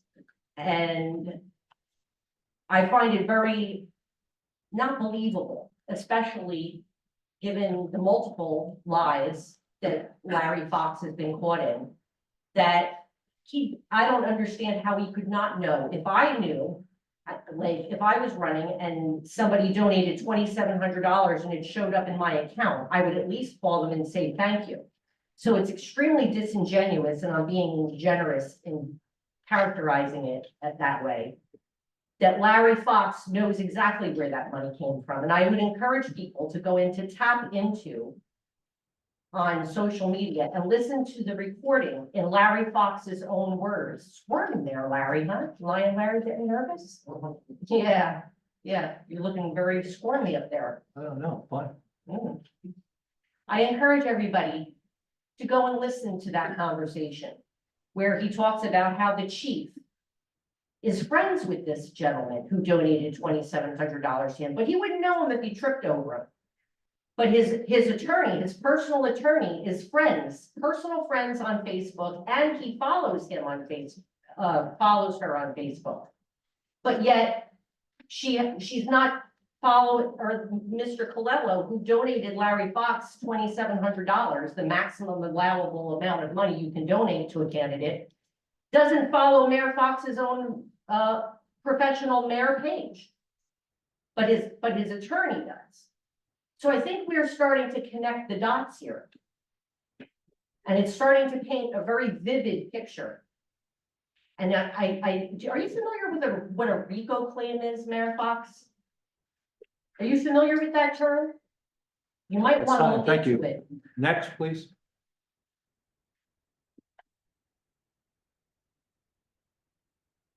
Shishis, 112 Fourth Avenue, when you said to me that you were going to give me the name of the members of the team. Will you also please include the volunteers of the team? Also, I'm just curious, does the council text during the meetings? I'm sorry, I didn't hear you. I couldn't hear you. I'm I sorry. noticed that members of the council and the governing body here are texting during meetings. Is that an appropriate thing to be doing during meetings? I was using my calculator on my phone. No, I understand that, but I noticed that Meredith and Larry, I thought Larry was texting during the meeting, and I'm just curious, is that appropriate during a council meeting?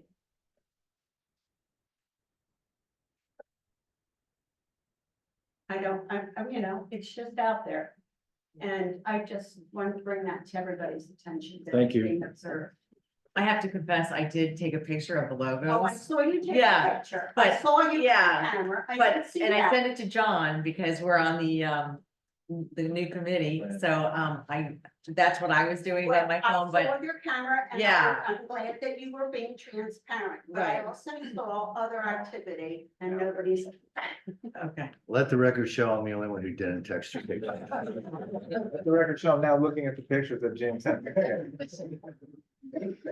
That's for our branding committee. Tracy Davidson, Field. I have like 3 questions. I'll just go through them real quick and then somebody's gonna answer. My first question is for the council. What is happening with the change of government? My second question is, well, there has certainly been a lot of discussion surrounding the former police chief's actions, and Mr. Mayor, your hiding of the prosecutor's report from the council and public.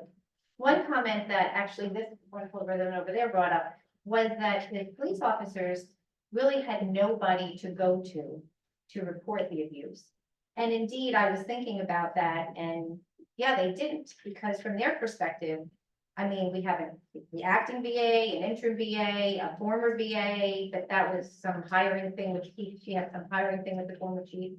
So I don't know if they're gonna go to her. I don't really know anything about David Brown, but the VA prior to that, Mayor Engelstad hired, and that was the police chief's girlfriend. So I don't think any of the police are gonna go to her. So I guess my question is, in light of all that we know now, including that the prosecutor's office stated that they stopped taking complaints because there were so many, and this likely went back years, what has been put in place so that any employee of the borough in any department can feel safe, and whom would it be that they would go to? And then my last question is, does the borough currently have a do not knock list? Some other communities have that. It's where a resident can sign up that they choose to have people not solicit at their doors. Usually there's also a protocol that requires anybody that wants to go door to door to get a permit from the town to do it. We pay a fee usually. We have an in some ordinance, cases- right. We have an ordinance that precludes that. Okay, well, I had somebody come to my door who said he was selling, I don't think we do. I think we do. a lot to say. According to your sergeant, she took me through it. Maybe we could talk offline whether we do or don't, but I'm pretty sure we do. So there is permits. Yeah, you can permit. Yeah, it's Solicitor, right, so yeah. Unless you're a politician. Your apologies earlier. Well, that's what I wanted to ask, is I actually don't, it's gonna be election season, and I don't want anybody coming to my house. You can't, Yeah, you can't, and not. I can't put a sign on my door and say, get the hell out of here, I don't wanna. oh, you can do that, Yeah. yeah. It does Why, not- why can't you do that? Can I explain, just because I used to work in an Okay, organization. wait, because this is what Let I'm her tired finish, let her about. finish. This is what I'm tired about, okay? I'm tired about people that come to my door, wasting my time with lies. And they're just demeaning themselves with their lies. People that live in Asbury Park, but for some reason are canvassing for people in Bradley Beach. I'm tired of people who talk about this town to me and how mean the people that sit in this room are. Yet they have no problem themselves doing group texts and saying terrible things about the women that are in this very room. Other women. That's misogyny at the highest. Or they hide behind their keyboards like keyboard warriors, or behind a Zoom screen, call out people, but then actually refuse to have a conversation with the actual people that they're calling out. Or, as they might be doing right now, posting on their social media pages cartoons of fat women that they do in real time when women are up here on their podiums, like juveniles. They delight in making fun of a woman's appearance. Perhaps someone should point those people in the direction of a mirror. But those posts are posted and liked and loved by people who wanted our votes at one time. People who supported you and still support you. Also, current borough employees. So they'll put on a hat and they'll march for women's rights. They'll march for Black Lives Matter. They'll throw banners up. But guess what they won't do? They're rendered mute when a Black man's constitutional rights were violated in this very town. Suddenly, they have no problem with it. So I don't want any of these people showing up on my doorstep to push a candidate.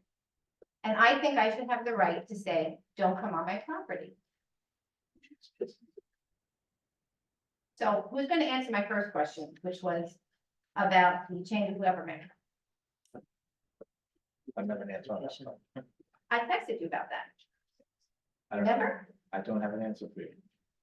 I have a little answer. Okay. Mr.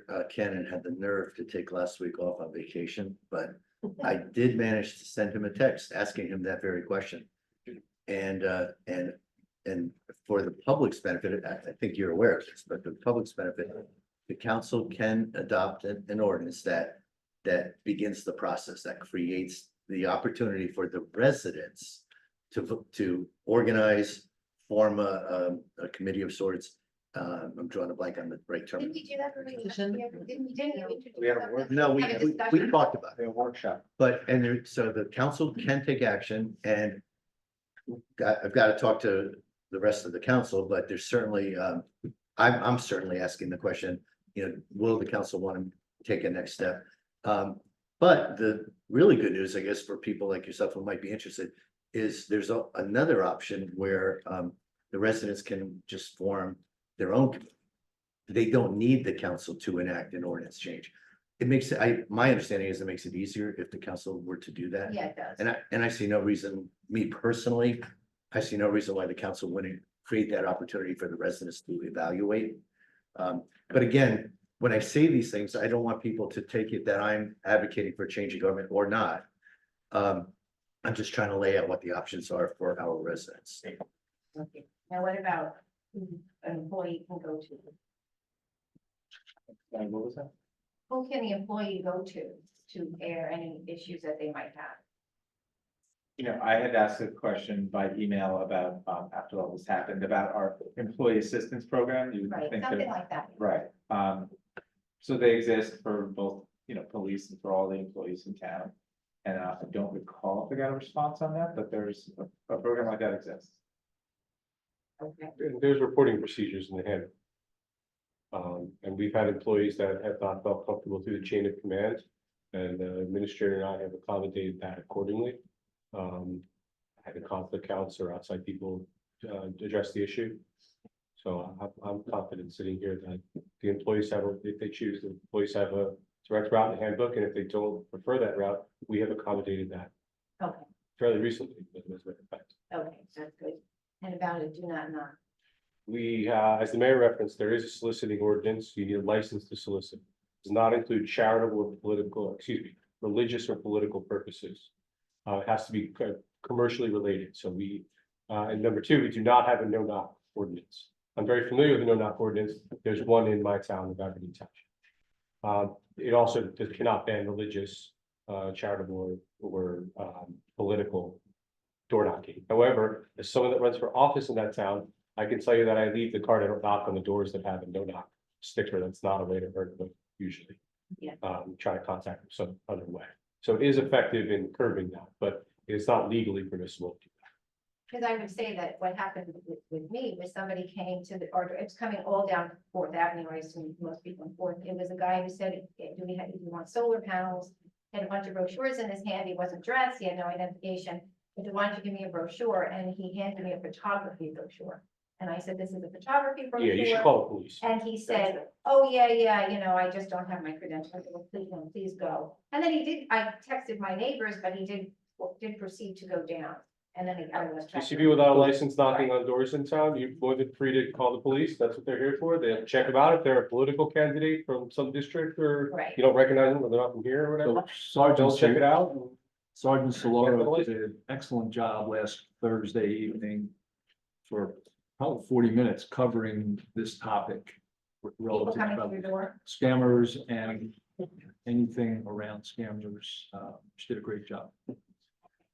Thank you very much. Yes.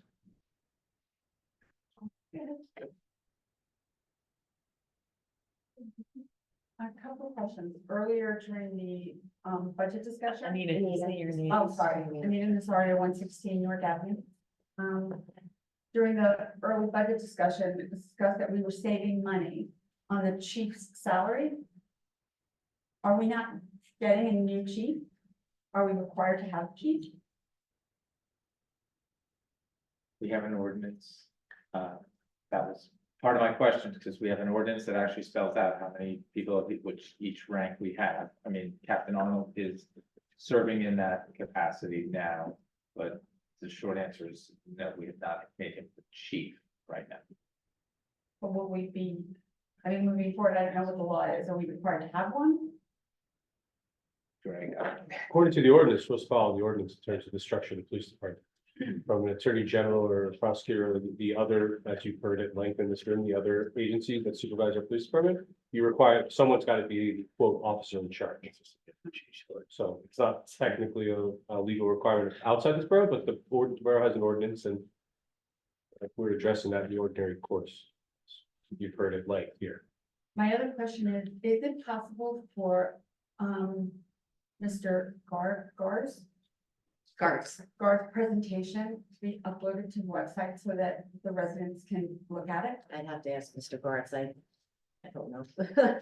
Had the introduction been adopted, or passed, you can. I know that for a fact. I don't know if it hasn't been, if you can. I need to ask that So we question. can look at the numbers and compare the numbers from year to year as residents. Can we do that? We should be able to do that. The statutes require the user-friendly budget. It's fine. Yeah, but it's not true. For I'm this sorry. year. Yeah. Oh, I follow you. Okay. I'm sorry.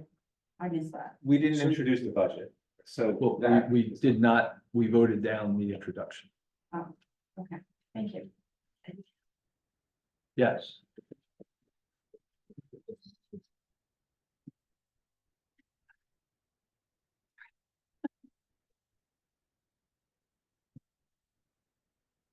Nancy Meadow, Ocean Park condominiums. So, regarding people coming to the door unannounced.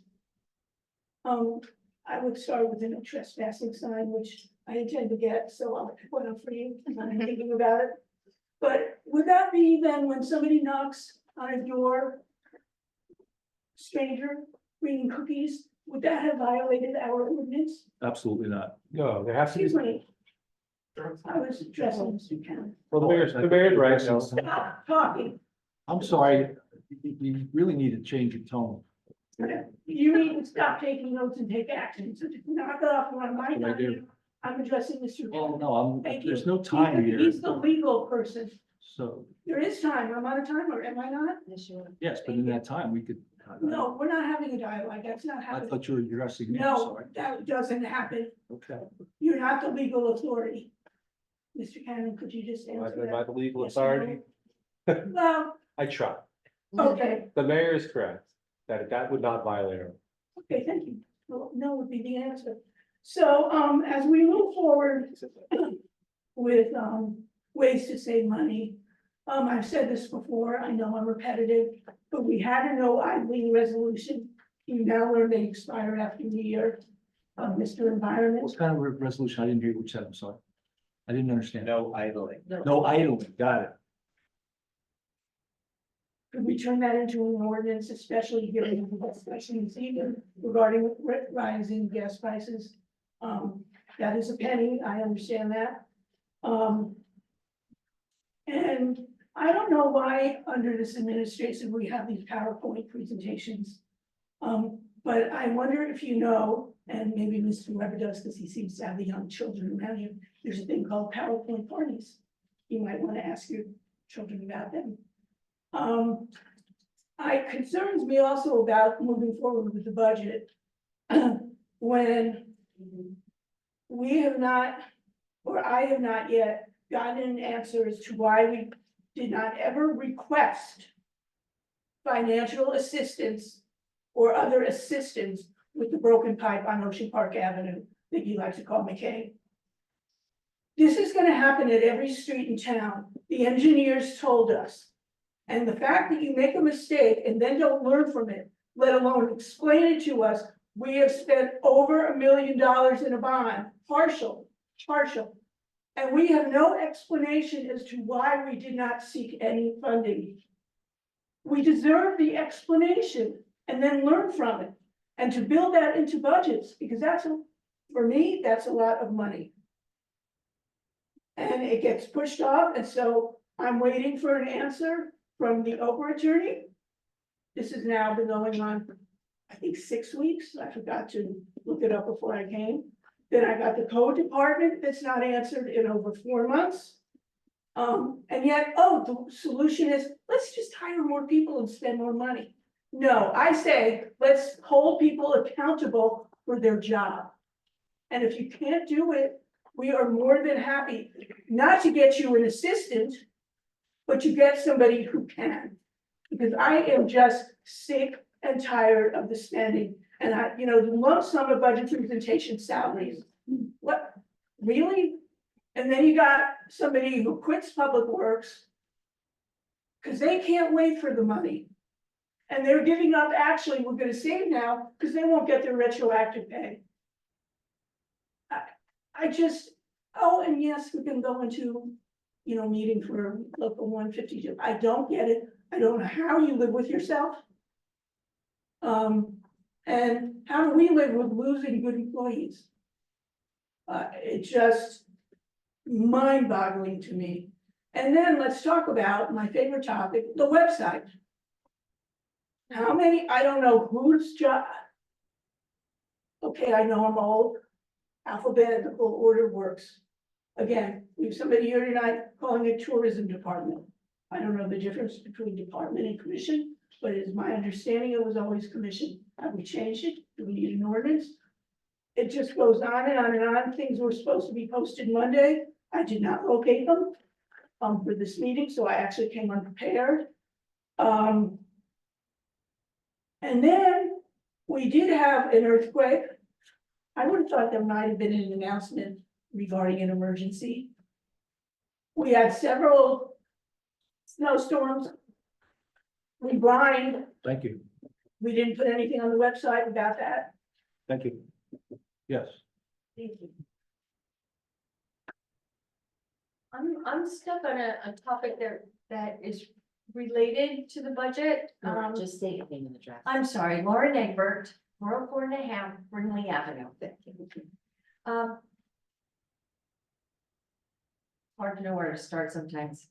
One of the things that I'm fixated on is from that audit. and the fact that we didn't have reconciliation and that there was a lack of controls.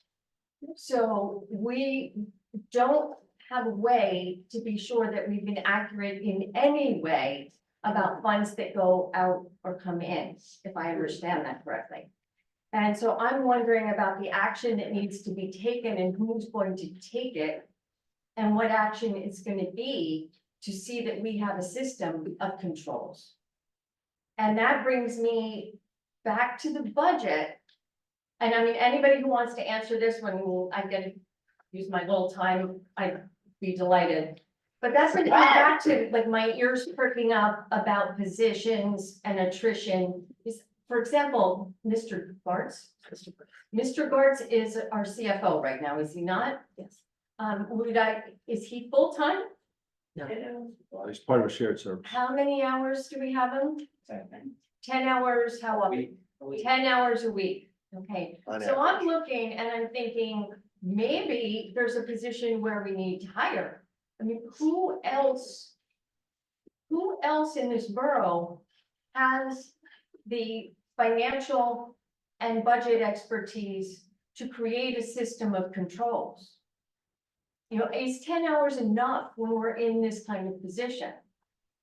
And I have to also ask myself, do any of the candidates for the permanent BA position have that kind of expertise? It seems like we really need it. Or have we built into the budget a full-time CFO? It is both required, and I would really like the entire council to consider those questions.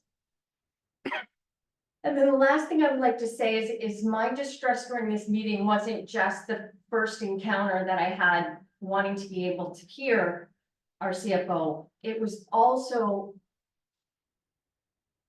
behavior that I have to admit that I was one of the persons who reacted in the crowd to the cutting people off. I saw my council members who I know are working really, really hard. And having them cut off, shut down, spoken to in a way that I perceive as disrespect. And we teach, I was an elementary school counselor for a time, and we teach them, the kids, don't be a bystander, be an upstander. You know, don't allow people to be mistreated in front of you. And it's been very, very unsettling to the point of, do I walk back into this room again? You know, and so I would, one very concrete behavior that I could ask to have stopped is the interrupting of council members and residents mid-sentence. And with that, thank you to everyone working hard in this room. And if you can consider the issue of controls being put in place and what personnel we need to be able to do that, I would appreciate it. Thank you. Yeah. Hi, Dr. Tom McGuire, 610 Rimley Avenue. Last time now she's here, I can ask the question about the class that we paid for the Rutgers class. Mr. Margaret, did you take that class? Was that you? You can submit an over request to the clerk for the correct documentation. Mr. Cox, do we know if Meredith took that class or not? It's not a big deal. I mean, we paid for it, so I'm just wondering. At the overend. That's what she asked you to do. Yeah. But you can't, I'm asking you, you can't answer that question? It's a simple question. If she took a class, you have people take classes all the time. I know you guys took some classes, went to and you talked about it. Like, it's not that big a deal. I would like to know that. Okay, whatever, you're not gonna answer it. The next one was about priorities. You made a statement about priorities and that you have a lot of things to prioritize. I think you're terrible at prioritizing. I think you've been atrocious at it, from the church to you're pandering to Yasha. So disgusting. How cutesy you are to him. Yeah, the cute look. You haven't given them a contract. Don't act nice to them. You don't like them. Because if you liked them and if you thought they were valuable, a valuable asset to this community, you would be sitting in on these negotiations, helping them move forward and not letting a volunteer do it. who you think is, who you told everyone had more experience, so his experience is very important to you. Because you said he has more experience than everyone, but you hired someone with no experience. You have no justification for that, so how can you say someone's important to everyone, more important than all of them? He has so much experience, but you hired someone with zero experience. You make no sense to us. And the priority of the church, again, and now we're saying that there's a bid thing, you have the table that. So your idea of telling us that you have priorities, you have no priorities. You're really, really bad, and I wish you would be better at prioritizing. The church could have been sold months ago. DPW could have had a contract, what are they, like over a year? Is it over a year, 15 months? They were 16, like everyone knows, they could have had that. The chief maybe would have been gone or fired. So your priorities are really misguided from term, and I will have to open it. You just can't say yes or no. It's really disgusting. So my over will become after this. Thank you. Thank you. Yes. Thomas J. Coleman, 612 Third Avenue. Mr. Kenna, will there be business done after the executive session? Yes, Okay, great. That's great Oh. to know. maybe. Oh, okay. Depends on, Possibly. I don't decide whether actions taken maybe, but But there is action scheduled to be intent. considered after executive. Okay, great. I'll get that out of the way. And Mayor, I'd like to volunteer for the Main Street Committee. I've been a Main Street property owner for over 27 years. And I believe I have some good input since it's design and function for Main Street. And I would also be happy to volunteer to be in the DPW negotiation team. I don't think that would be very difficult, but I would be happy to volunteer my service for that. But I like to have to make an announcement that I am now branded as a political boss wannabe. And I want to thank you for calling me that, Mayor, because it did make me go look at your elect.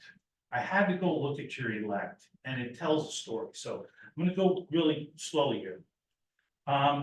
In your January 15, 2023 report, you made a donation on October 28th of 2022 in the amount of $2,000 to Friends of Brunel and Gavin. Okay, so then, in your report of July 19th, 2023, it's listed as being made in May. You received a donation in the amount of $3282.56 from the Friends of Brunel and Gavin. Okay, well, that's pretty interesting because that was about the time we were looking for the new business administrator in April, May, June of 2023. And then bingo, what happens is on October 11th of 2023, you then nominate Deborah Brunel for the vacant council seat. But I guess that's not politics. I'm the only one who plays politics, not you. Also, while reviewing the report on January 15th, 2023, where you took the $2,700 donation from Fix Asbury Park, you have to tell your treasurer, Susan F. Olson, that you're really supposed to include a contact. Carol Olson. Oh, it's Carol? Yeah. Oh, I'm sorry, I apologize, Carol F. Olson. And they really have to put a contact name and a contact number.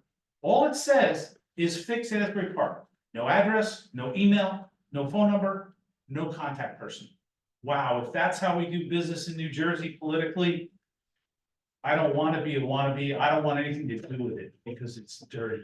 Thank you. Thank you. Somebody on the board. We have one, Don Greenberg. Don? Yep, can you hear me? Can you hear me? Can hear you. Okay, cool. Don Greenberg, 302 Park Place Ave. I had one question on 2024-87, the library grant. How come it says 138,100 in the title, yet in the first whereas it's 141,500?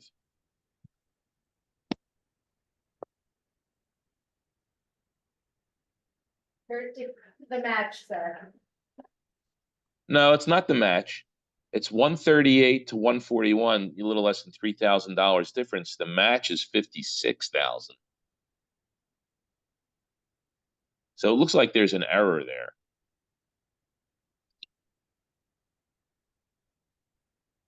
Yes, no, maybe? We'll look into Section 20. I'm sorry, I couldn't hear you. It might be the cost of making the application for the grant, but we we'll have to get back to you. Okay, got it. Okay. Thanks for that.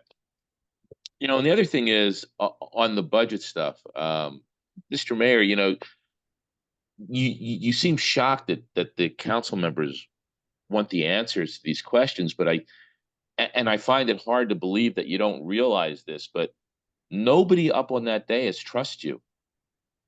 I mean, just one example is you came back with an audit saying that almost $700,000 was replenished to the surplus, and then they find out it's 22,000. And that's just one of many examples where, information is coming from your administration that is not truthful. So nobody up there trusts you, and that's why they want to get answers. If they're going to vote for something, they need to have data. They need to have facts, and they're not getting these facts. So I don't think you can expect votes to go your way if you're not providing them with the information they need.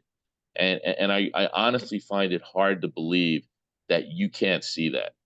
So that's all I have. Thank you. You. Looks like it's it, so we will go to, we'll adjourn and make a motion to go into executive session. Second. Mr. Noble? Yes. Mr. Gubatose? Yes. Ms. Mahoney? Yes. Mr. Weber? Yes. Mayor Fox? Yes. And I have to have a little bit of water. Join you for a minute? Sure.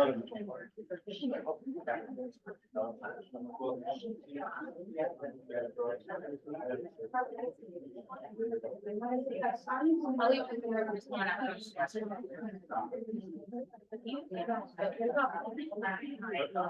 What? How's it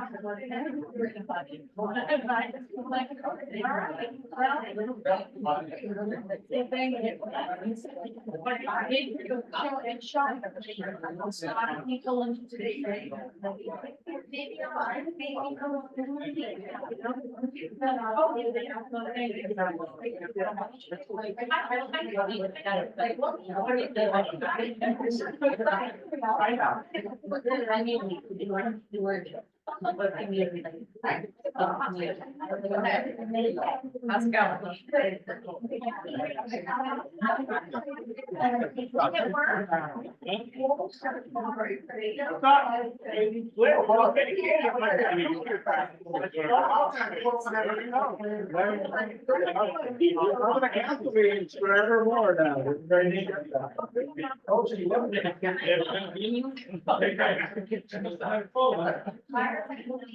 All right, guys, bro. A little bit.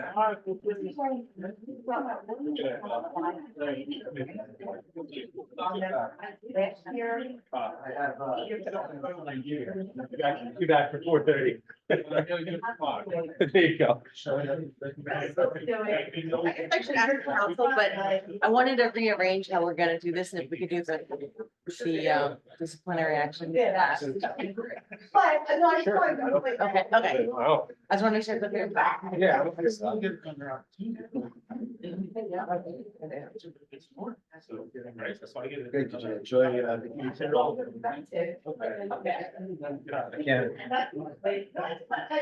Enjoy vacation all, or were you too busy calling? Well, I know, that's, I was. Agenda planning.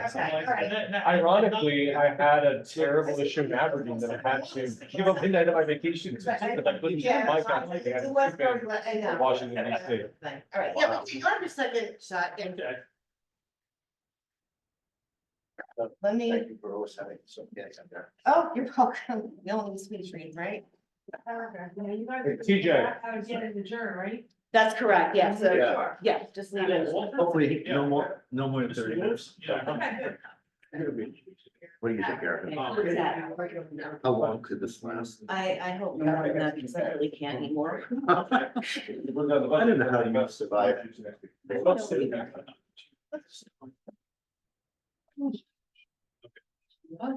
Divorce. Thank you. Okay, First, should we introduce it, because the ordering it doesn't matter. great idea, thank you. No problem. So don't sue the next 2 weeks, please. Thank you. How was your vacation, Greg? In a cruel twist of irony, I had a big issue in Aberdeen that I had to like. zoom to my meeting and cut my vacation. Oh, that stinks, man. Well, it happened. I didn't say that.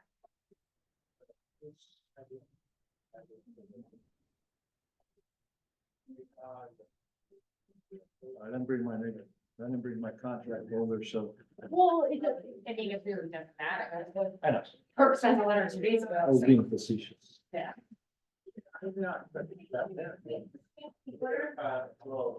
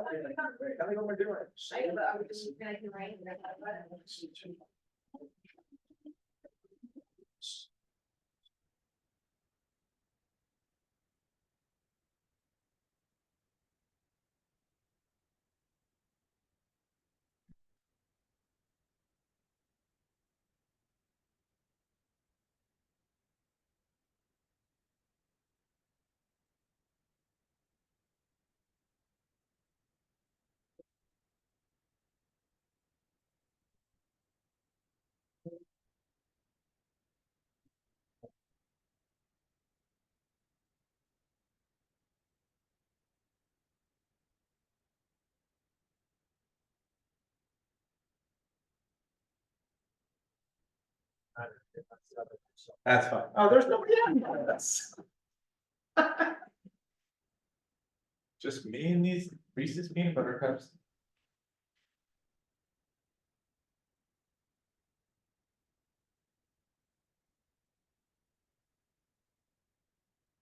Talk to the people on Zoom.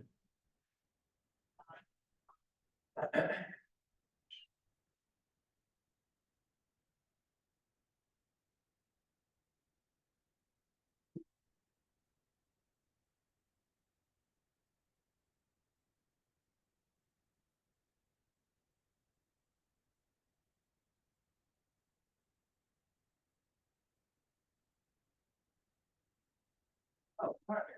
Yeah, what's up?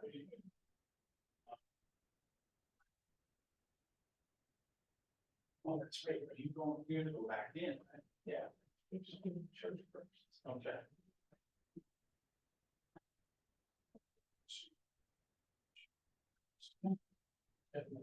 Hello. Hey. Yeah, no, I know, it was just. I know.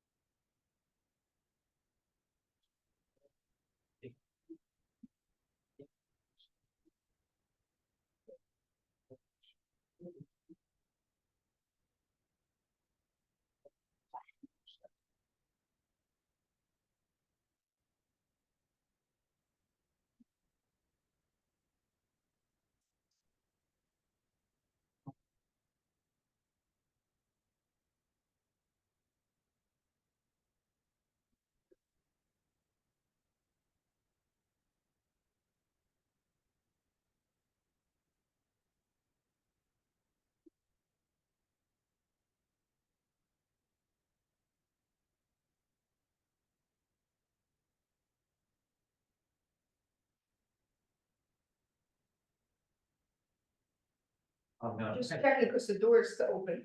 Oh, the door's Do open. you want me to close it? Are you guys done in here or? Well, no, so they're an executive, I'm recused, so I'm standing here talking to the one person. Unfortunately, it's him, but it's the only person that's left, so I just didn't know if you wanted this door open. I don't think it was meant to be open, it was like open. Yeah, it's open in the Oh, garbage maybe can. somebody like left, maybe somebody left through it? No, and- somebody stuck the garbage can, in it. So that's, were you trying to get air in here? Oh, it was hot before, maybe, to be honest with you. You got some props this meeting, just in case, yeah, I'll just close it now. You think Stacy gave me?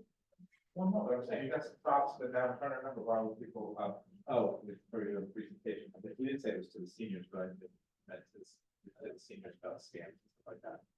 I think it was to anybody. The wellness, You made a presentation about, yeah, all right, but I'm saying, where did you do that? oh, we want to, there Oh, was a link sent out oh, in the, last newsletter. oh, okay. I thought it was- So there's somebody. Unless they're selling something. Right. Right, you didn't want to take that, and we don't want to think about. Alright, Have a great night. We'll see. All right. Oh, it's not locking. What's that? There you go.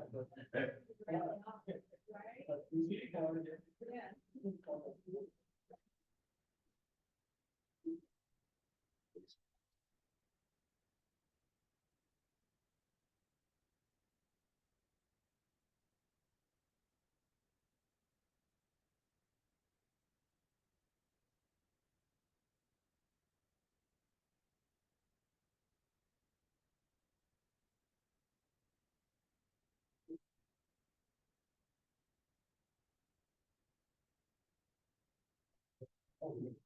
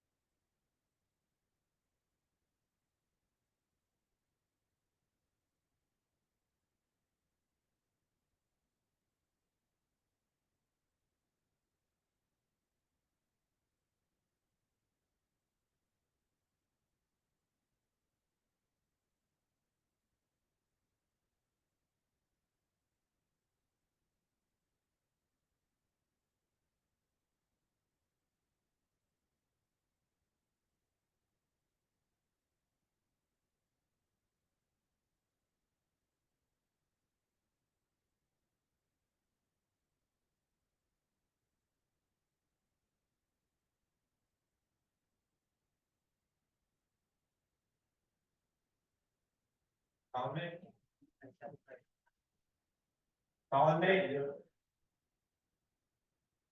All right.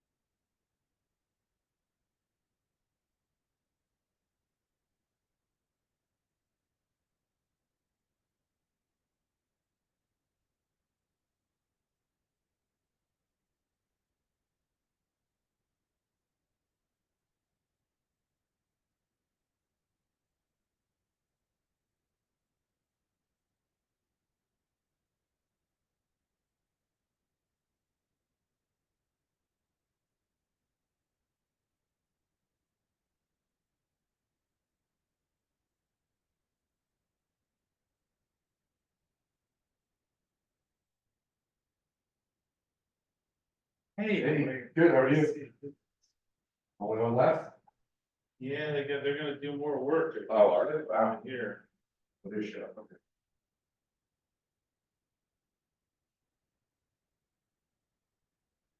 Waiting on tonight, huh? Yeah, it's pretty much the standard, especially during budget season. Oh, is that what it is? I thought the budget was done. Huh? It should. I just work here. Have a good night. You too.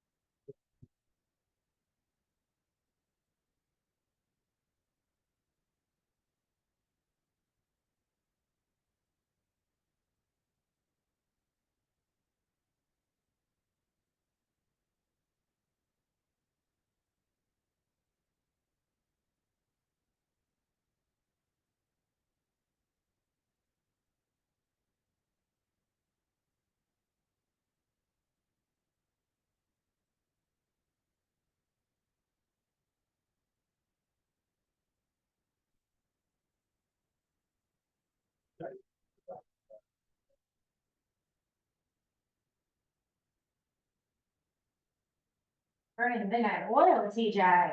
Time. But you all have a great night. Thanks, you too. Take care. You don't want to drive me home? Oh, you can't go there, can you? Oh, actually, I'll take the car. What? I'll ride without. Why are you leaving? I'm accusing myself.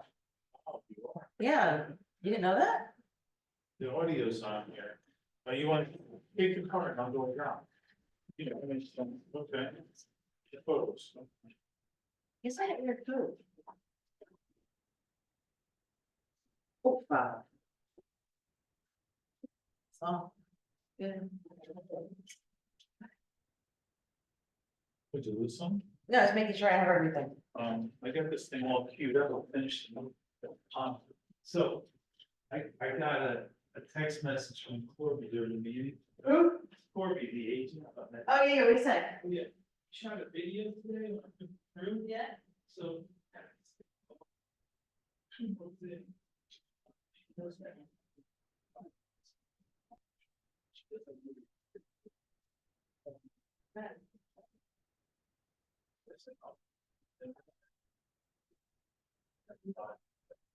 Yeah.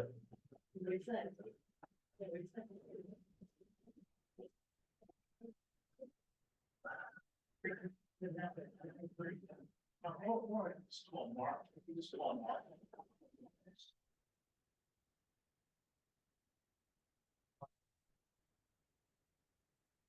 Mark's. Oh, it's Friday. Not like Friday morning. All right, that's clear.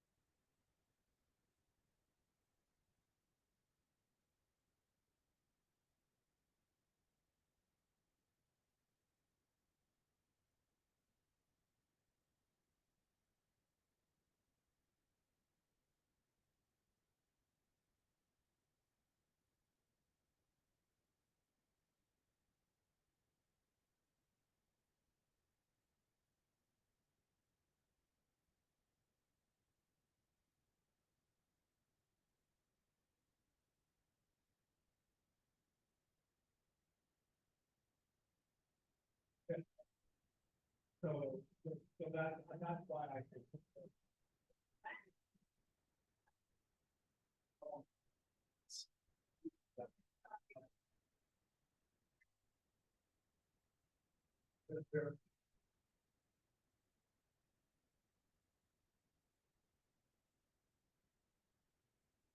So we'll have to keep an report about. Just do me a favor, shoot me a text and let me know. Thank you.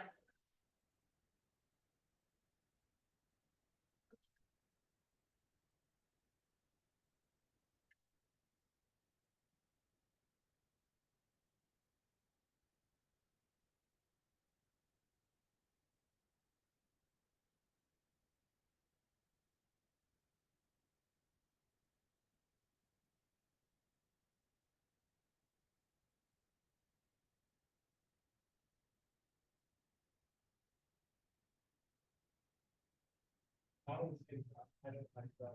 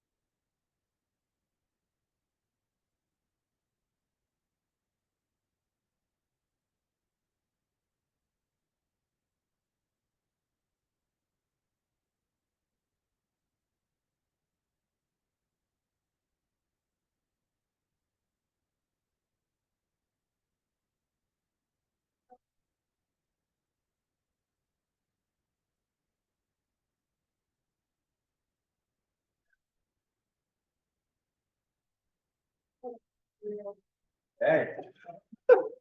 Now I gotta find it.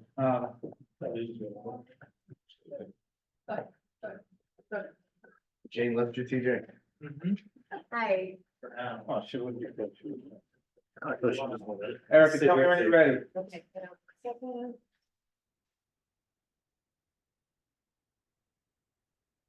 There are a couple of diehards online there. Hi, everybody. Oh, look at that. Eight on there. Barb Bird on Saturday. Okay. Okay, Motion to go back into, I will make a motion to go back into regular meeting. Second, Aye, Mr. Gubatose, yes, or actually, Mr. Noble absent, Mr. Gubatose? yes, Ms. Mahoney? yes, Mr. Weber? Yes. Mayor Fox absent.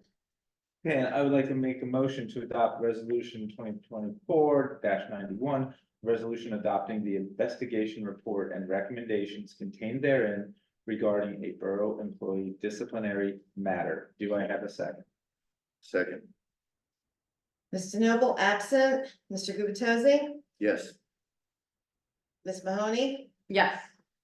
Mr. Weber? Yes. Mayor Fox absent. Okay, the motion carries. I would now like to make a motion. Public portion. Public portion, we have public Comments? portion. Are there? No. Oh. But for the record, was Mr. Noble recused? Yes. Okay, the record should, Oh, that's a good, yeah, she wasn't Mr. absent, Noble she was was- recused. recused, not absent Okay. from that last vote. Thank you very much. Mhm. Thank you. I would like to now make a motion to close this council meeting. second.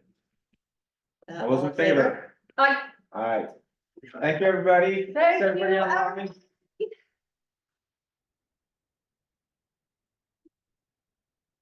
Thank you, Erica. Thank you.